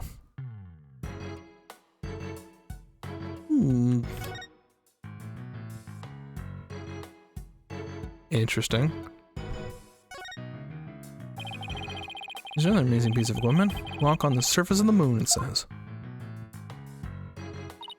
Oh boy, I wanna try it. Lord is awake on the moon, so I better be mid our somersaults. We're still on Earth, remember? Besides, it's connected to the ceiling. Well, at least you gotta jump really high. It's a sign on the wall that very clearly says, don't jump too high. What good is this thing? Didn't I say at the beginning, walk on the surface of the moon?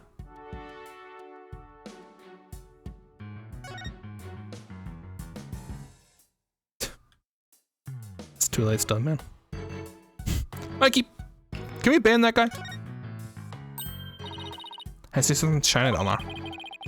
Take this cover off then. Are we allowed to do that? That's okay. Is that a bullet? Is that a bullet? Why is there a bullet? It's like a metal jelly bean. It's a really small, but it's a bullet. About 2 or 3 millimeters in diameter. Let's see. That would make the caliber 10? Caliber fits the diameter of a gun's barrel, right? Yes, but I've never heard of a 10 caliber gun before. Well, it must be for a special kind of gun. If I try firing a bullet this small with a regular size gun, it would just fall right out. Yeah, it must have been a really small gun. I wonder how the bullet ended up here. I mean, we're in the bottom left, the south side of the room, according to this map. According to this map, let's say.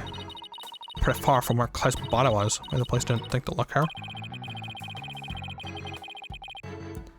Yeah, leave the Detective Fulbright to accidentally hand us with the card. Hand us just the card we need.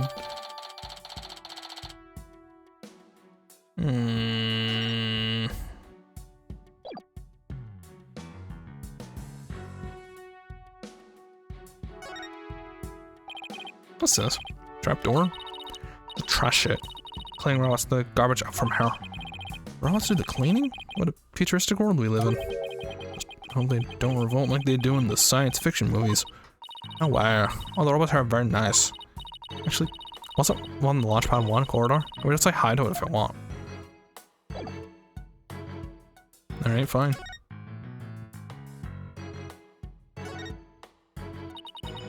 Let's see. Let's start L's. What's that pamphlet?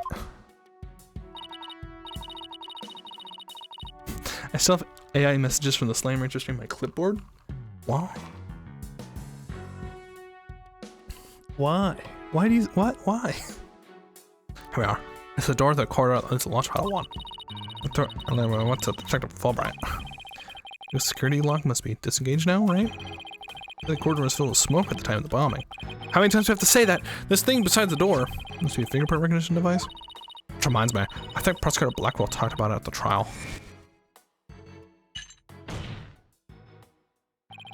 The notion of a third-party Launchpad 1's absolutely absurd, sir. Just to enter the area from the lounge, one must pass through a door guarded by a fingerprint recognition device. Allow me to state up front that there are precious few in the clearance to do so. Does this mean that bombers' prints are verified on the system? Remember, authorized personnel is supposed to be really small. Fingerprint powder. But just in case something like this came up. Front the office. But just itching for a chance to say that.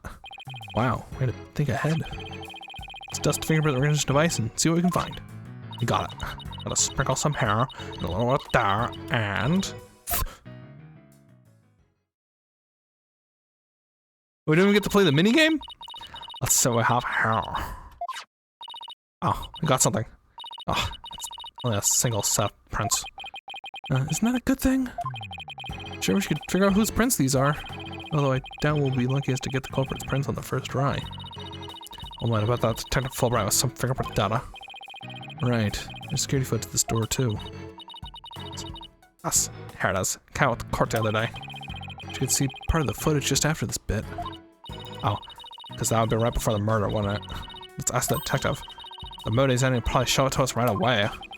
Yeah, he's almost too good of a mood today. Let's see if we can find him again once we're done with this room.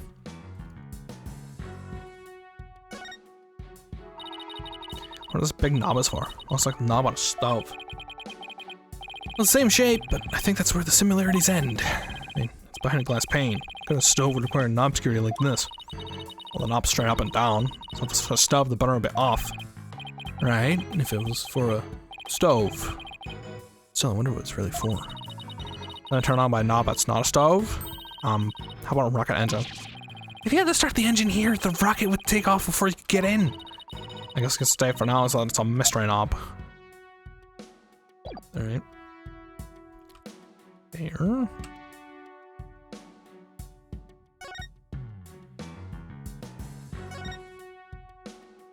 What the hell is this?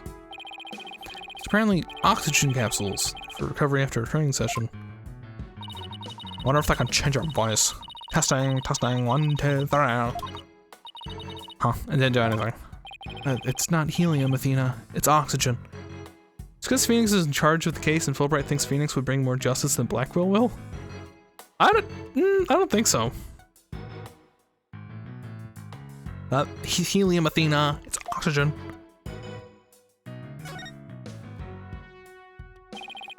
Some kind of a panel with 2 buttons on it here. Let's push it. I'll say a never principle of buttons. And such things as buttons left unpushed.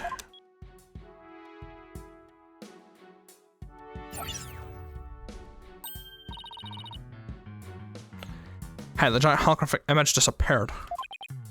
Yeah, and that side of the wall seems to be kind of barren without it now. I switched PCs. What does yacht mean? Oh no. She seemed so surprised when he said it was oxygen, like her mom just died. If only it was oxygen in there with the mom. You had to switch up. All right, who wants to explain? Yacht. It's eagle. I believe it is short for God damn. It's hyphenated there to yacht, and it is for a large ass. Let me know if I'm wrong. It's one of those skibbity toilet kid lingos. Wait, you don't know? What? Why am I the one who knows? You're younger than me.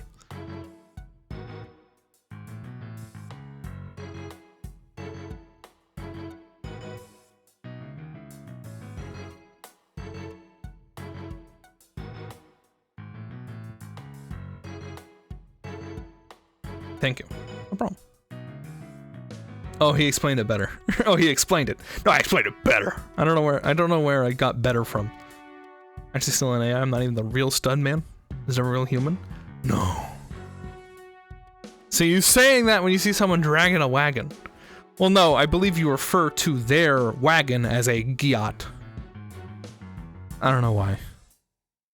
Anyway, I thought that side of the wall seemed kind of bare without it now. Still, let's see if we can't find anything new with the image off.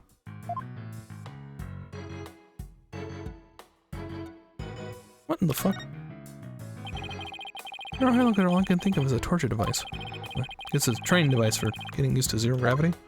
Uh-oh. Venus is on Glinner, alright. Is she thinking about trying that thing out? I should try to stop her.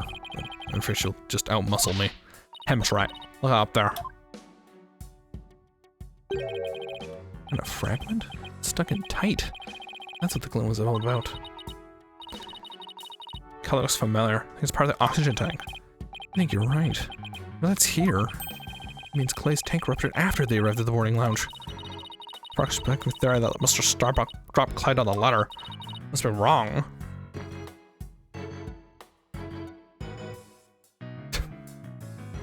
Sometimes I am glad I do not do ERP anymore. That would just confuse me. Do not ERP. ERP is bad. Pros that thought the astronauts were alive and they reached the boarding lounge. So Paula was right. See, the murder was in the launch pad. What a god, Paulo. Oh, mirror. How thoughtful to put one here. Thoughtful?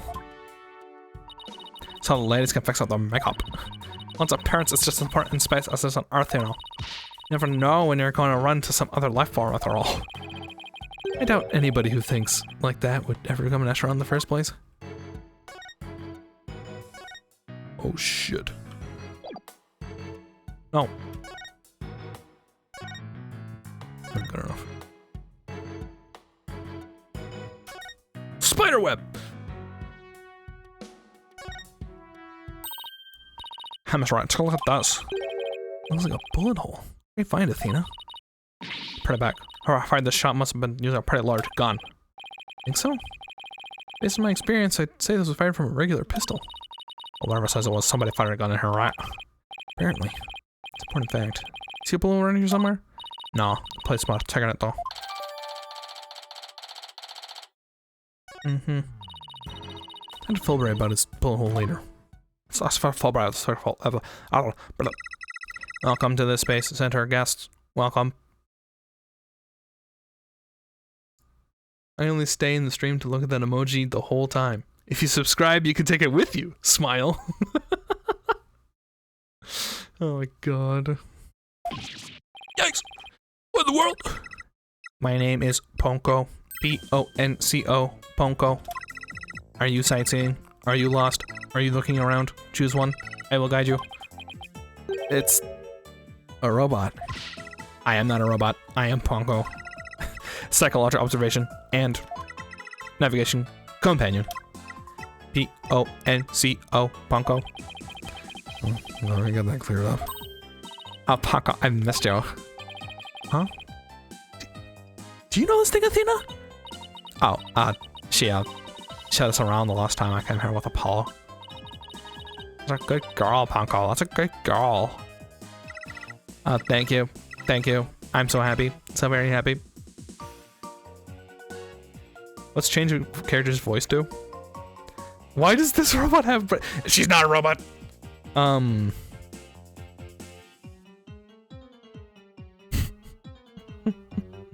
Is that one jump ups with the robot? Oh my god. Change a character's voice means that you can suggest that a character sound like something else. Either temporarily or permanently, depending on my discretion. Smile. Because it used to be that, like, people could make a suggestion and I'd just do it, and it's like, oh, that's a good idea. And then people started making, like, shit posts. So it's like, okay, it's just a 2-minute redeem now. Unless I decide it's actually a good idea. Not very happy. Such as, like, if I do it, Ponko would have a different voice. I mean, you can decide which character, but yeah, basically. You can be like, yeah, can you do this voice for Ponko? Or this voice for... I think somebody did it for Blackwell, and that's why he sounds like Snake now. And I just like that better than what I was doing before. So, you can do that.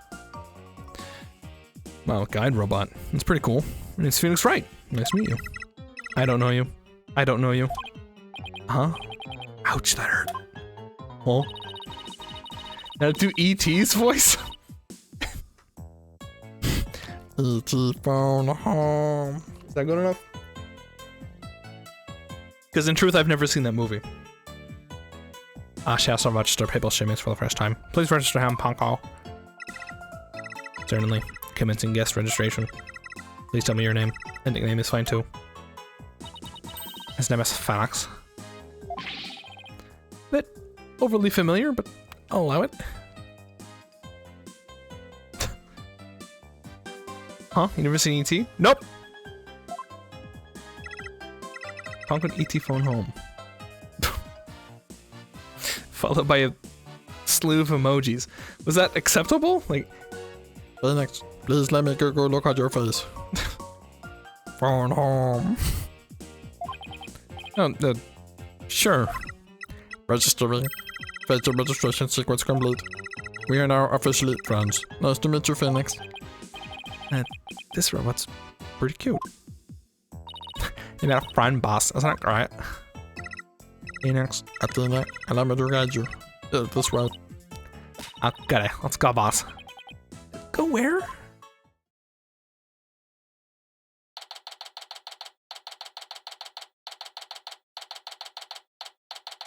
Cosmos Space Center Space Museum. Why do they have aliens? Oh wow, what is this place? Is that rocket real? Welcome. The Space Museum is open to the public every day of the year from 9 AM to 7 PM. Learn about the history of our nation's space development and the HAT-1 project. The rocket is just a replica, but it's the same size as the real one. That seems completely unnecessary, however. The Space Museum. It's here on the map. Okay, so it's on the exact opposite side of the main building from Launchpad 1.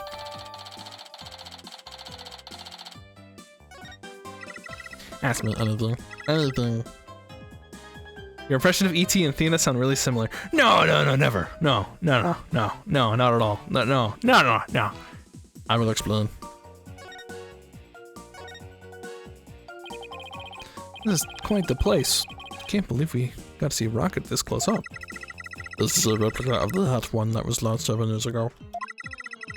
It's exactly like the real HAT-1 inside and out. If ghosts exist in this universe, I wouldn't be shocked if a captive alien stabbed Clay in the chest as revenge. Mikey, I want you to refer to the entirety of the first 3 games where we had a, like, ghost channeling psychic as the person who tagged along our ass. I'm pretty sure ghosts are canon.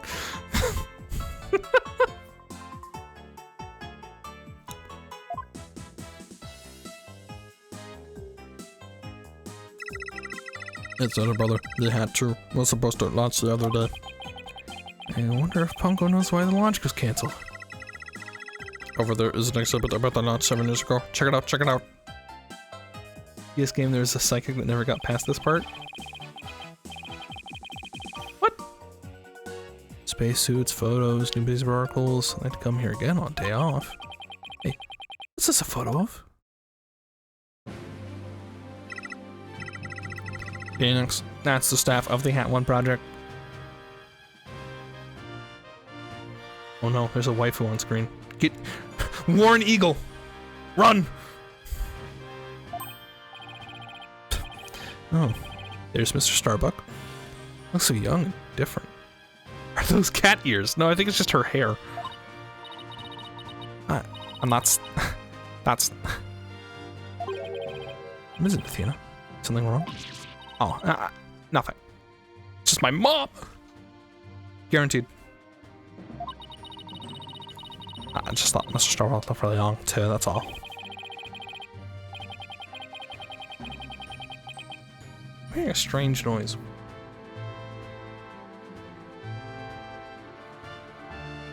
Should I be concerned?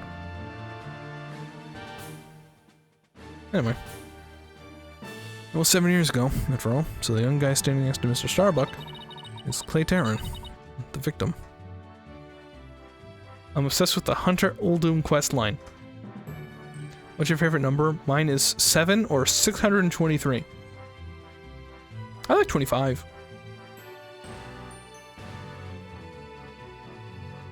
Why is Robot injured? Because it got hurt. Check out Takeout from Azure Lane. If you would not know, you would not guess that she is a dog girl, as her ears are hidden so well. Oh, good, I'm glad. This 21's really cool. So their mentor and protege even way back then. And he's got one of the staff jackets. He's a regular staff member. No, Clay was just a student then. It's just borrowed one of Solomon's old jackets. Okay, that makes sense. Clay would have been in high school 7 years ago. Why do you look so happy? The Space Museum is great. What a fantastic exhibit. This area used to be Launchpad 2. That's where the early entrance is on the 3rd floor. Wouldn't it be better if they just made a new ground floor entrance instead? Yeah, it was talked of it, but they had to scrap their plans because of the budget cuts. Budget cuts. We need more money. Who would record that kind of information to a guide robot? While I was in space, the HAT-1 launched a probe called Hope. The Hope Probe collected some samples from an asteroid and returned 5 days ago. The Richard Cosmos said too. He told us it came back the day before Clay was killed. And here it is, the Hope Space Probe. I think I've seen that logo somewhere before. Let's see. Oh yeah. Capsule that the victim was carrying. I think it had the same logo. I think it can be seen from the photo attached to the autopsy report. Maybe she'll give me some more information if I show it to her.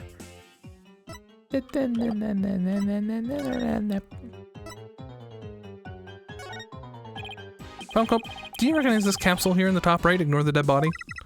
Jacking registered data. Why would someone give that information to a guide robot? Maybe for plot reasons. Yeah, that's the cheap answer. But why would you do it in real life? I know. It's the Hope capsule. It was carried outside the Hope Probe. It's in the asteroid samples, right? Yes, it was designed to store the samples gathered by the Hope Probe.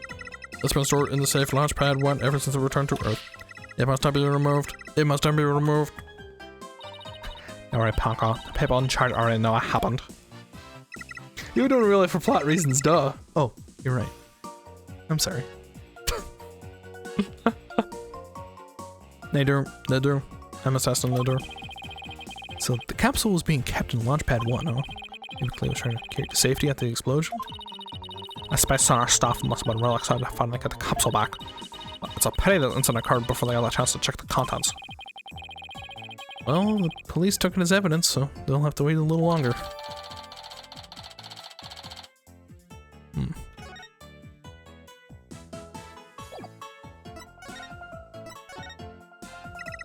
The way the space in their launch pad is set up is really cool. Would you like me to tell you about it? Would you? No, thank you. The setup of the launch pad? Go gentle on my spiky-haired mind. I wanna know. Phoenix wants to know too. Right now, all he has got a case of ponkoitis. Alright, I will tell you then. The rocket is built right inside the launch pad structure. When the rocket is complete, it's moved along with the launch pad over the rails and brought into position at the launch site. Isn't it cool? Isn't it? We used to have a big budget, so that's how we could build it all. It's very cool. Grand setup that suits an important place like the Space Center. Yes, everyone's hoping for a bigger budget next year. Myself included. The studio included. Gotta have fun building a dam. Thanks! Bye, stud. Good to see you. I'm guessing the whole thing is operated from the control room, huh?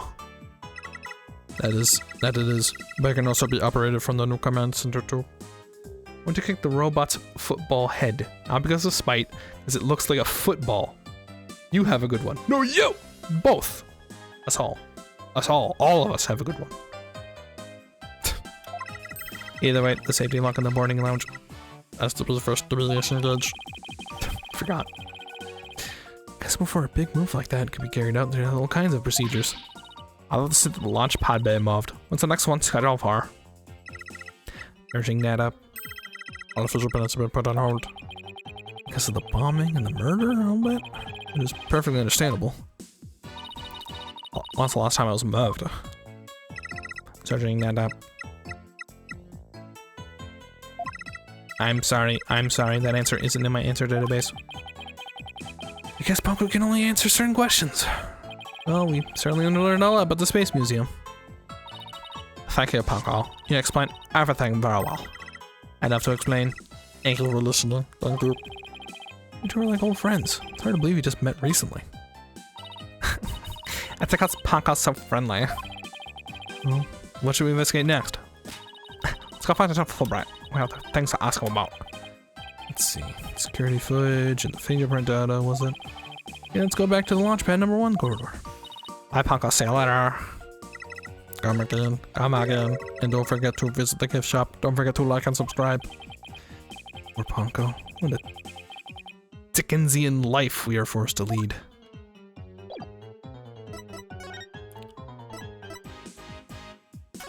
I like Ponko. Too bad she's the murderer!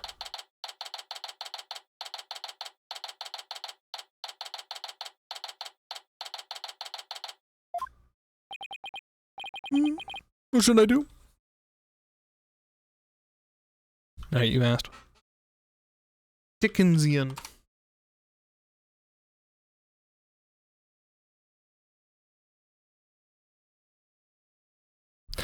Of or reminiscent of the novels of Charles Dickens, especially in suggesting the poor social conditions or comically repulsive characters that they portray.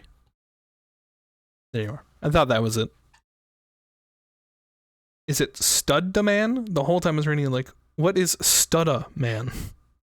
The man stutters. No, it's Stud-da-man. Anyway. What should I do? Which path is the path of justice? As Detective Fulbright, he still seems to be lost, even though it's a straight corridor. I hope he's still in a cooperative mood as well then. If he doesn't cooperate, then I'll just use my powers on him. You mean that lady in distress bit?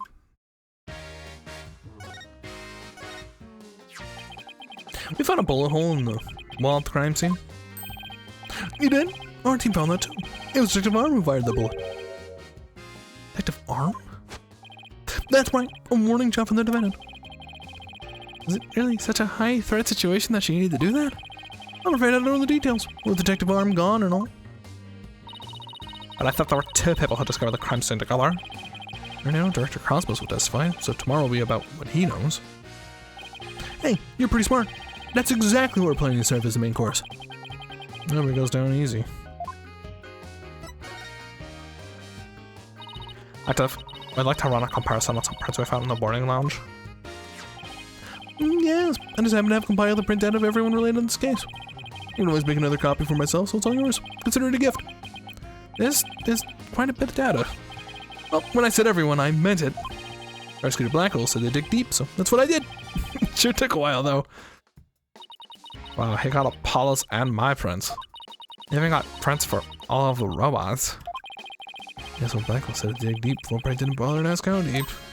Ah, Clyde's fragments are hurt too. I personally removed his glove during the investigation.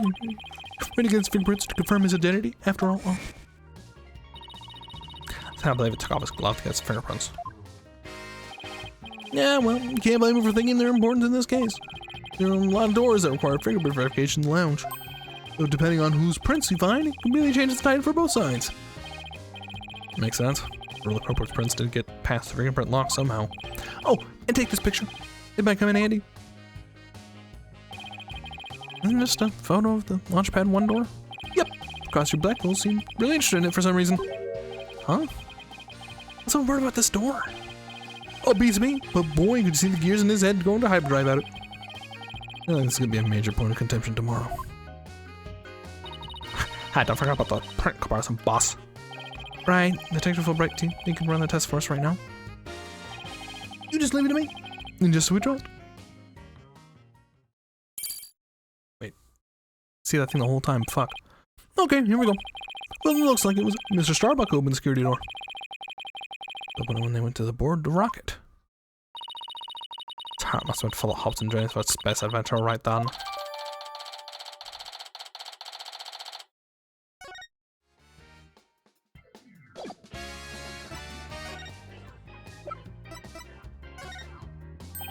Silly for lost and found. I'll be sure to take care of it. No, this is an important piece of evidence. Oh, well then.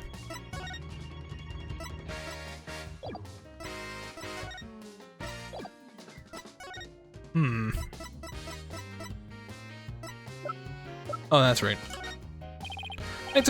How about the security footage that was taken by the boarding lounge one camera? Oh, that footage! Go ahead and ask me anything you'd like about it. Is there any way I could see a little more of the part just after this? Easy as pie. I'd be glad to show you. Here we go.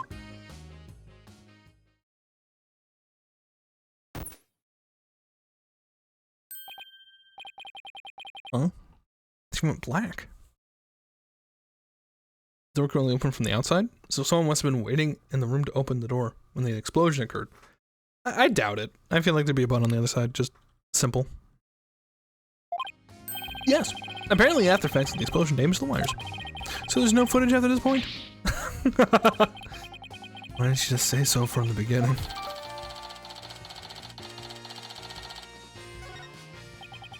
Something definitely seems to be up with you, Detective. You're unusually cooperative.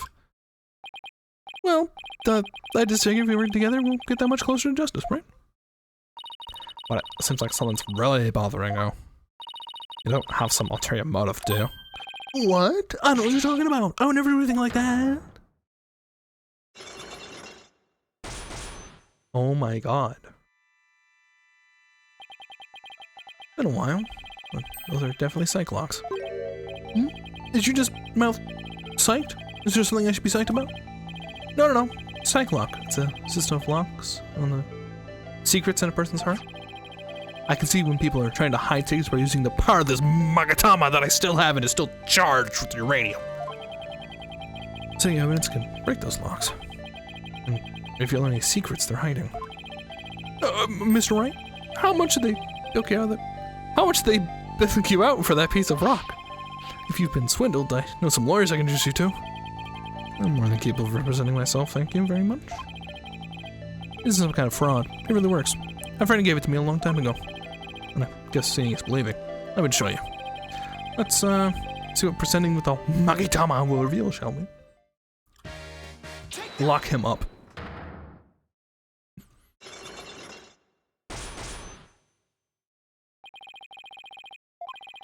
I think you're hiding something, Detective. So why don't you just tell us about it? What to do? Which path is the path of justice? Detective Fulbright's really in agony. But this is the issue he's so torn up over. If only legal representation wasn't a classist system. Damn. Is he torn up over justice? I really understand what's been bothering you, Detective. I truly do. Something happened that goes against your principles. Isn't that right? No! I don't know what you're talking about. Until the explosions occurred, everything was just fine. Is that a fact? Also, the remix is interesting here. Yep, peaceful as peaceful can be. Everyone was feeling happy doing as they did in their job. You never saw a more relaxed guard detail for a routine rocket launch. I don't think the guard detail was as relaxed as you claim, as long as this exists.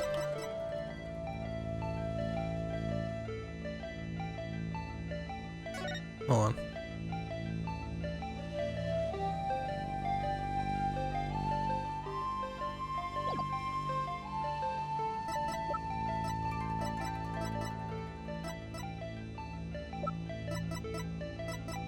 Is it the asteroids?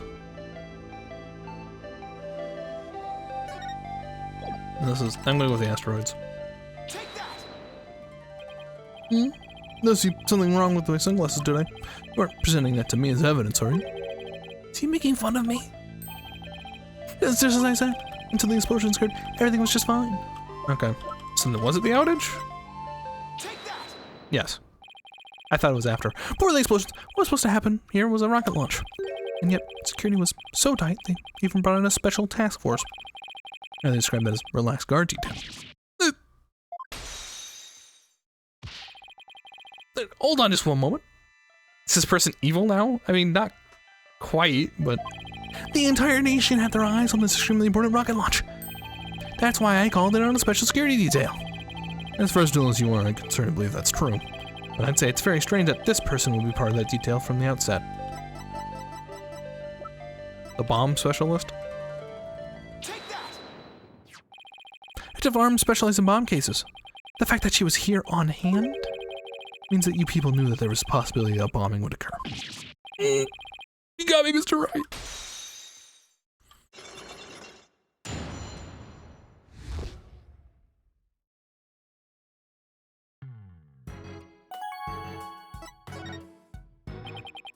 Alright, I concede. Win.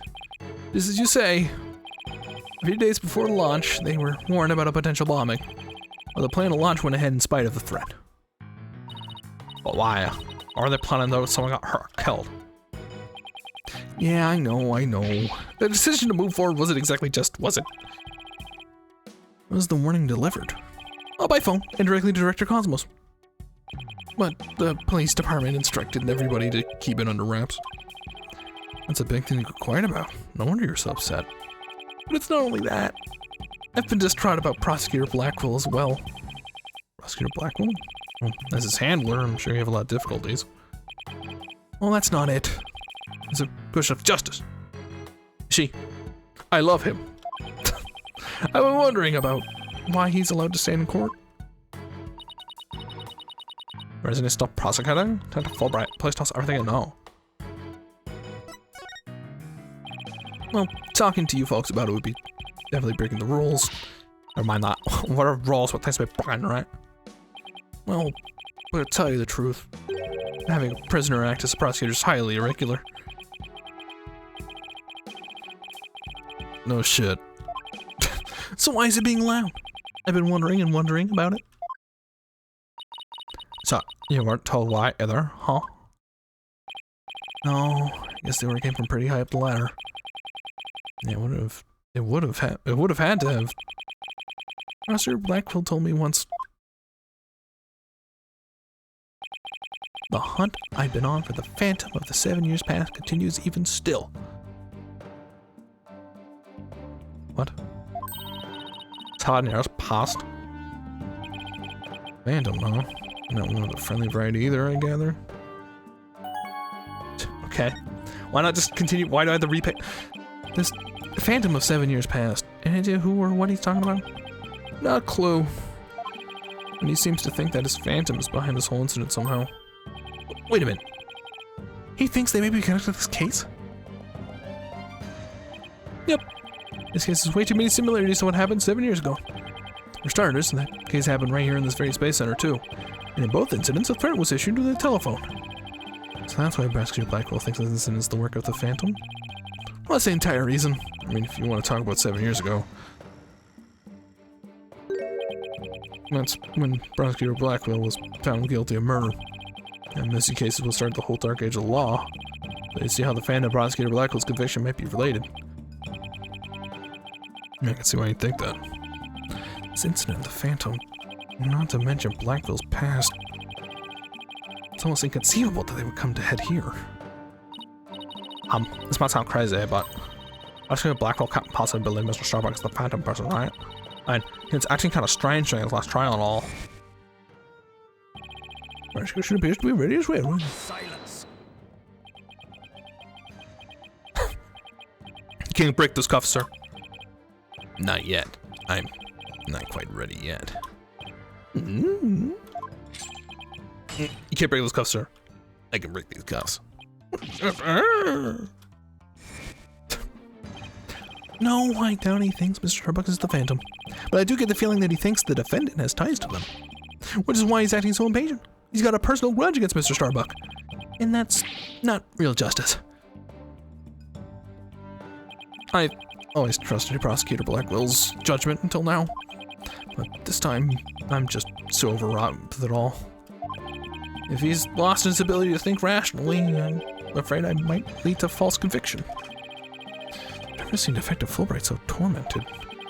Must be why he's so cooperative. Don't worry, that's exactly what we defense lawyers are working to prevent. I feel bad for Prosecutor Blackwell, but I'm gonna be rooting for your team this time.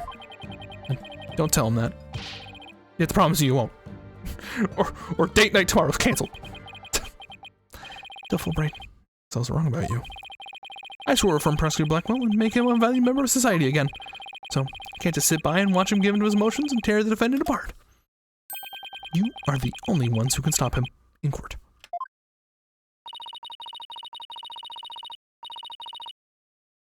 Really can't want the best for Prosecutor Blackwell, Dutch detective. It's according to us. It's not like we want a guilty verdict either. I was hoping you would say that. I'm really grateful to the two of you. Show you my thanks, I'll give you another bit of information. It's about the eyewitness. I saw her hanging around the Space Center entrance a while ago. Really? Well, let's find her, Mr. Wright. Thanks, you two. I feel a whole lot better now that I've been able to get that off my chest.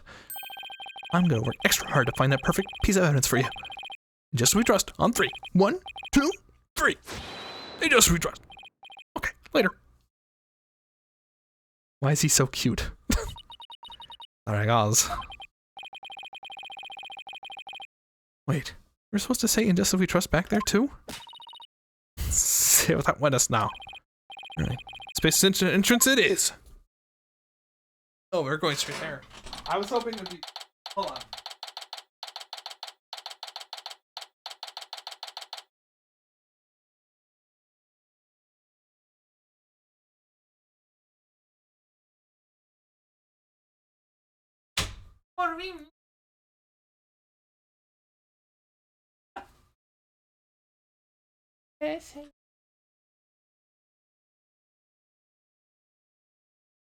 When he crawled all the way back. So I had to let her in. I thought I heard you. Okay. No, no, dad. It was just my dog. Only dog. Hey, Cosmo Center. Someone's supposed to be around here somewhere.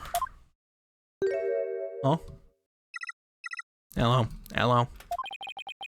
Uh-oh. Don't tell me the witness is a robot. Hello. Come over here. Hello. Hello.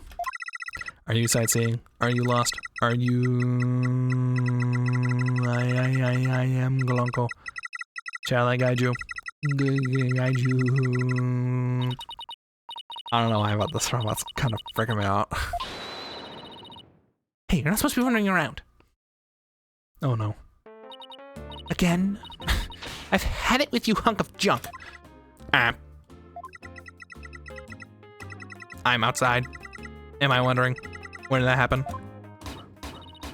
Okay, welcome back, hunk of junk. I don't know how close you came. If you don't snap out of it, I was gonna put you on the curb of the trash day. Nothing works better than a 42.5-degree karate chop. That's pretty specific. Excuse me, are you the one who witnessed the murder? Oh, and I'm Phoenix Wright, the lead attorney for this case. How do you do? Are you single? Big shot lawyers, huh? I'm Aura Blackwell. Her what? Her what now? I'm a researcher developing robots here at the Cosmos Space Center. Blackwell? Could she be? And this good for nothing robots named Hunk of Junk. My name is Hunk of Junk. My name is Klonko. Kalunko. That's me. My name is Hunk of Junk. My name is Kolunko. That's me, Miss Aura. Quit complaining, your model number is Poncho 2. But Miss Aura, everyone calls me Kolunko. Syringe gun, she's playing Bioshock. Can I replace the robot? Guys! Please. Oh my god. Quit your squawking already. No. What are you doing? No. Don't. There. Bet you won't be talking back now. I will obey completely. Yikes, I better watch wires I cross with this one.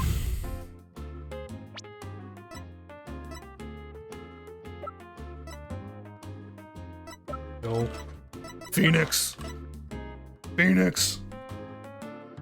You could be Blackwell's dad, Phoenix. Wait, 28. 37. Is this actually just his mom?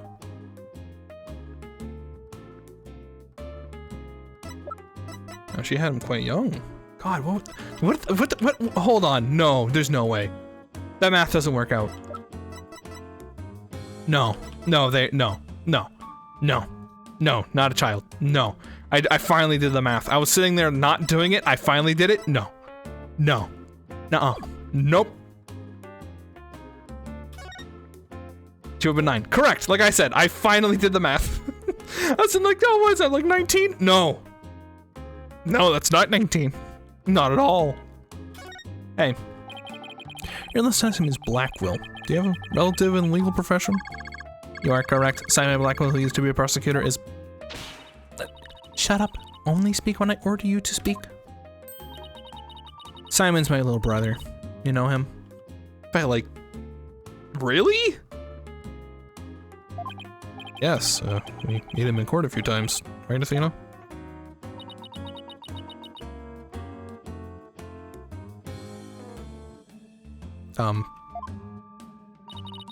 What a little creature. Is her switch been turned off? Athena being shy? This is new. Oh yeah, I heard he was prosecuting again, despite being a prisoner. Why doesn't he just stick to solving disputes among inmates in prison, right? Hey, what do you think, hunk of junk? Ms. Aura, that hurts. I'm asking you a question. Why don't you answer me, useless hunk of junk? Ms. Aura, you told me to only speak when you ordered me to speak. I told you to never talk back to me. You're worth more as scrap. Robot abuse, hawk attacks, Blackville family life must sure be interesting. Well, you have any other questions? Wait, of course you do. You're a lawyer. It's not like I'm on Simon's side or anything. I just want to get this over with. She's bad. Stop, guys. Hey, you're the person with the witness the incident. That's right. On the 4th floor of the main building. In the robotics lab. The explosion disabled the elevators, so I lowered my emergency ladder like the detective leading the evacuation told me to. It was such a pain. Why couldn't they have used the ladders in the other rooms? It's been a very troubling experience. Probably the best just humor here. And as I passed the 3rd floor boarding lounge one window on my way down, I saw the crime as it happened. And that's about it. You saw the crime as it happened, and that's about it. I see. Wait, what? You saw it being committed? No time to just nod and repeat. You saw into the 3rd floor lounge. The very scene of the crime? That's right. There's a small window on the right-hand side of the room. I looked at that on the outside. The room was pitch black, but I saw a shady figure holding a lighter in the left hand. And a knife in the right. That must be the culprit. See who the person was? Of course not. The power was out on that floor, and then there was only that tiny window. Let's see. Did witness the moment of the murder?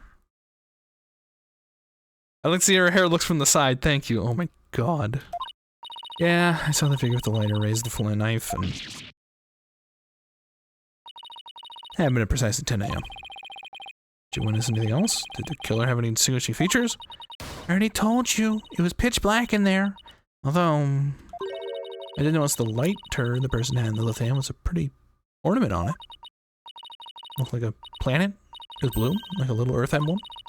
They had good taste knickknacks anyway. An Earth emblem on the lighter. If I remember that. Alright. Thank you for your statement. Definitely prove Mr. Trubbuck's innocence with it. Yeah, right. I won't hold my breath. Pardon me? Oh, did I hurt your feelings? Sorry. I just detest lawyers. That's all. What don't you like about lawyers? It's just, instinctive dislike. Don't feel bad. I hate prosecutors even more. That didn't make me feel any better, actually. Why do you hate lawyers so much? Little thing from my past. The whole legal system is meaningless in the first place. I certainly don't agree. I mean, people aren't perfect. They lie, influenced by silly emotions. You can't expect imperfect creatures to uphold a reasonable system of law. Like robots much better. Even sad sacks like this one. Hey you, look alive.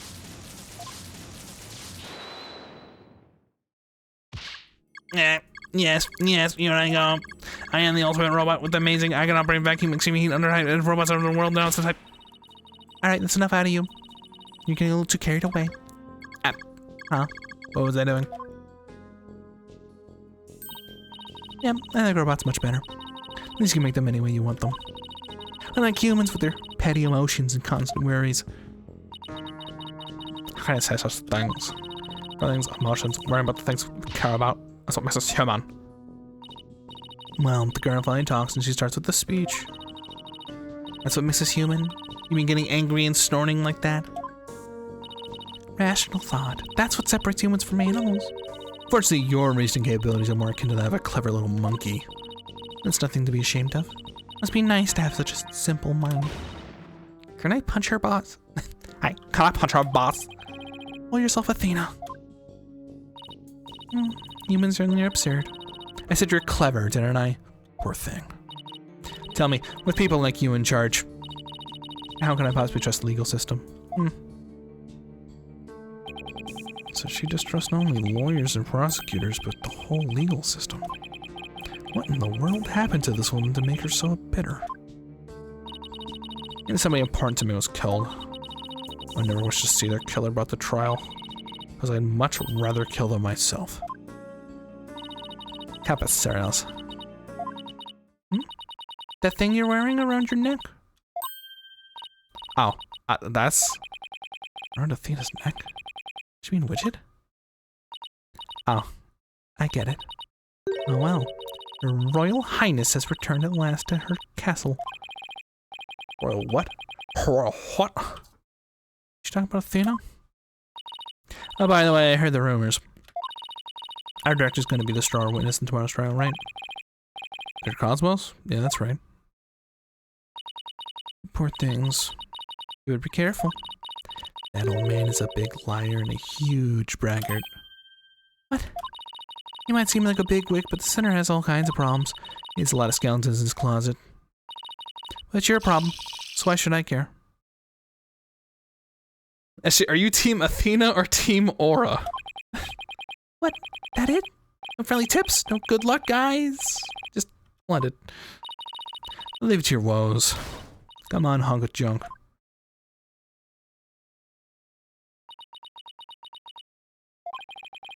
It's sad to me that she doesn't believe in our legal system anymore.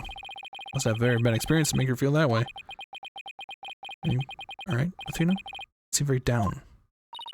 I just can't believe she said all those things. Wow, she's really upset. Has she been trying not to let it show all this time? Oh, isn't all that surprising?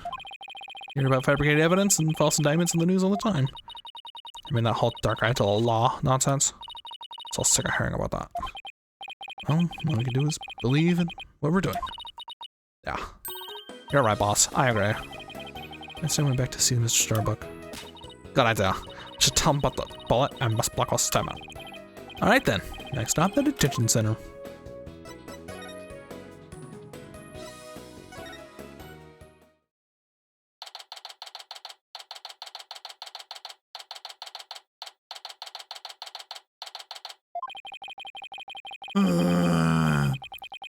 Others are here. Must be bad news. Hey, not necessarily. Found a witness. Researchers saw the moment of the murder through the lounge window during her escape. Really? So they could let me go? Unfortunately, it was dark, and she couldn't identify the person. I should have known. These stars never align just right, too. I got a lead too, Mr. Starbuck. The murder had a lighter with an Earth emblem on it. A lighter with an Earth emblem? Do you remember something? Yeah, I sure did. Just a little bit, though. I think I'll be to help, so please tell us what you remembered. Really? I have to... Okay. I thought I was unconscious the whole time. Now I remember I woke up for a few brief moments. I said, you ever saying anything? A lighter. I saw the flame of a lighter floating in the darkness. Good. Good. What else do you see? I'm rubbing my eyes so I can't read the rest of the sentence. I thought it was over. Fuck. What was nearby? It was definitely the boarding lounge. So it must have been after Clay carried me there, and there, and there. In the light from the flame, I saw a dark shadow flickering there, and there, and there. Dark shadow. Dark shadow, that must have been the third party we've been looking for.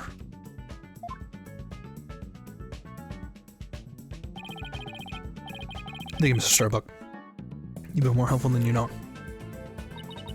I can prove there was this third person at the scene and that the real killer. And we'll be clear of all suspicion. He'll be whether or not we can identify this third person in court tomorrow. Does he have something to go on now? That's a big plus. I'll tidy the evidence up a bit before some mistakes before a hoarder.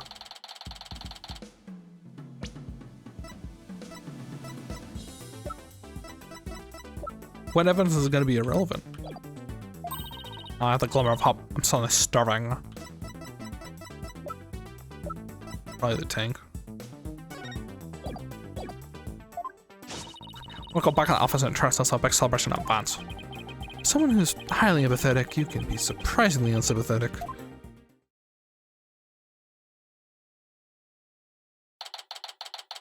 Oh no. What's happening?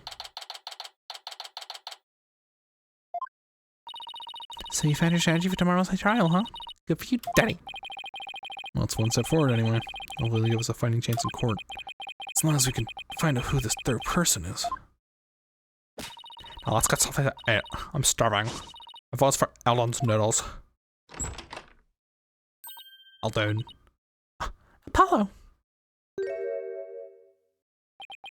I found this jacket. Hobo jacket. What are you doing here? I didn't think the clinic was ready to release you yet. My wounds are fine. I'm done lying around. Apollo, you're supposed to be in bed. Leave the case to us. Take it from here. Thanks, but that's not an option. Not for me. Apollo? Jacket is Clay's. Yes. You shouldn't underestimate your injuries, Apollo, and I don't want you overdoing it. I'm fine. I'm not in pain anymore. But they just gave me an IV at the clinic. An IV isn't a cure-all, mummy man.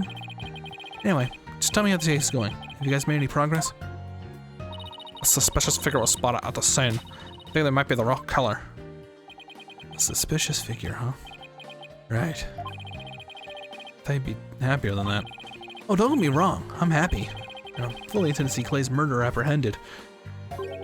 Absolutely nothing will get in the way of that. Clay is your best friend, right, Apollo? That's right. Best friend since junior high. Sounds like me and Jenna. How was Clay like? Well, he was full of compassion and energy, and a really loud voice. The two of you did voice training together, now I bet you should break a few windows. You know, I bet you're right. It seems like only yesterday. Clay was a guy who lived for his dreams. He used to talk about it a lot. He was going to be an astronaut and me a lawyer. Talk well into the night, and even then, we never grew tired of it. Apollo, how about that jacket?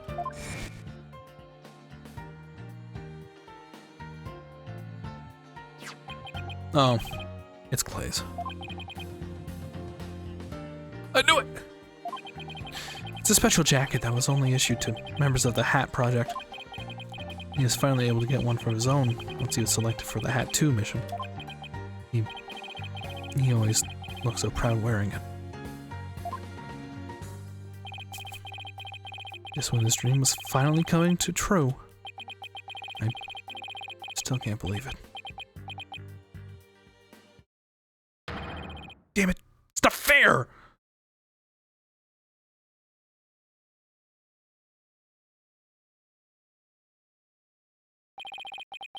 Apollo, I'm gonna try to carry the burn all alone.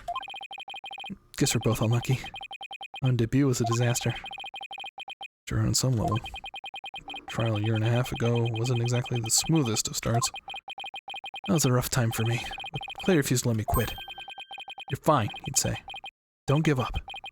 It's right during his screening exams, too. You're gonna become a full-fledged lawyer without him. That you're fine of his. Why I'm still standing here today. You're fine, huh? You're fine, and I'm fine. Were like your catchphrases, weren't they? Something like that. It brings back memories. We were in junior high, Clay's mom passed away in an accident. He wouldn't show sadness to anyone. One night, I found him crying all alone in the school courtyard.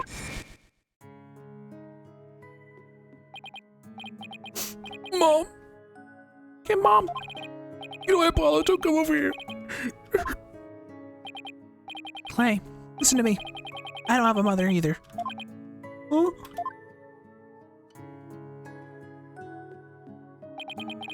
I always think everybody else has a mom. Why am I the only one? But, you know, when I start to feel that way, I yell at the top of my lungs. I holler, I'm fine. And you know what? I start to feel like maybe I really will be fine if I just ignore my feelings. Apollo Justice is fine. Hey, Clay, now it's your turn. Okay. Clay Tarrant is fine. There you go. Now we're both fine. Ha ha ha. Fine.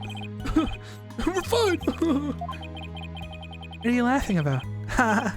See? We're fine. You left first. I'm fine. You're fine. We're both fine.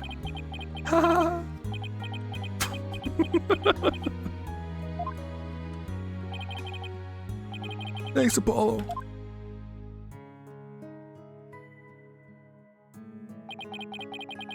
You say it out loud, it really starts to feel real. And as long as you don't give up, you can keep on fighting. That's what we believed. As long as you don't give up. Was this also something similar?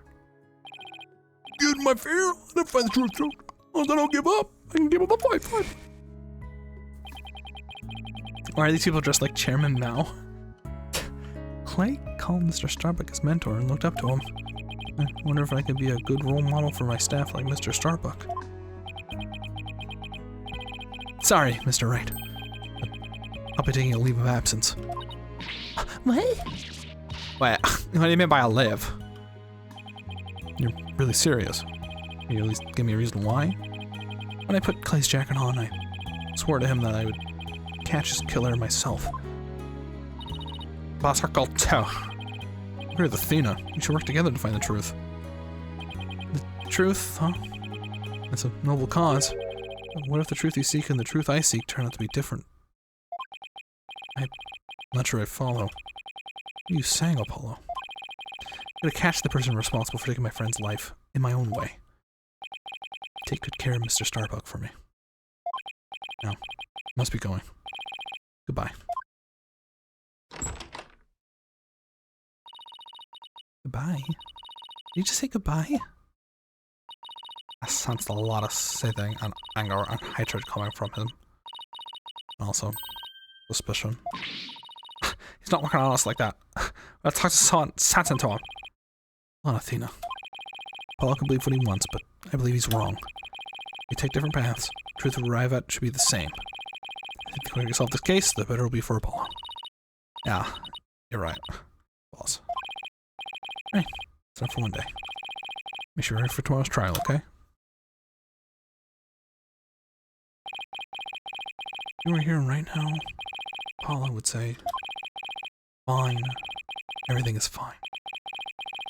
And so things really do turn out fine tomorrow.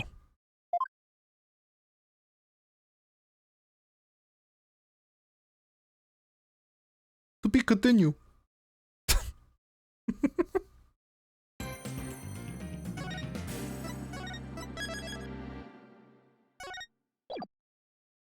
Yeah, maybe it does turn out tomorrow. Fine. Tomorrow. And not a second sooner.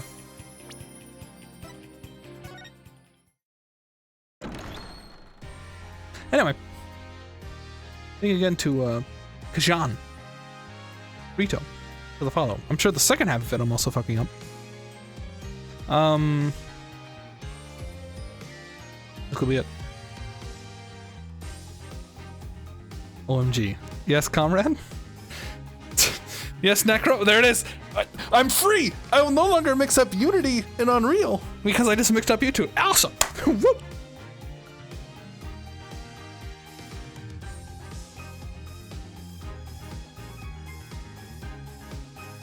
See you guys later.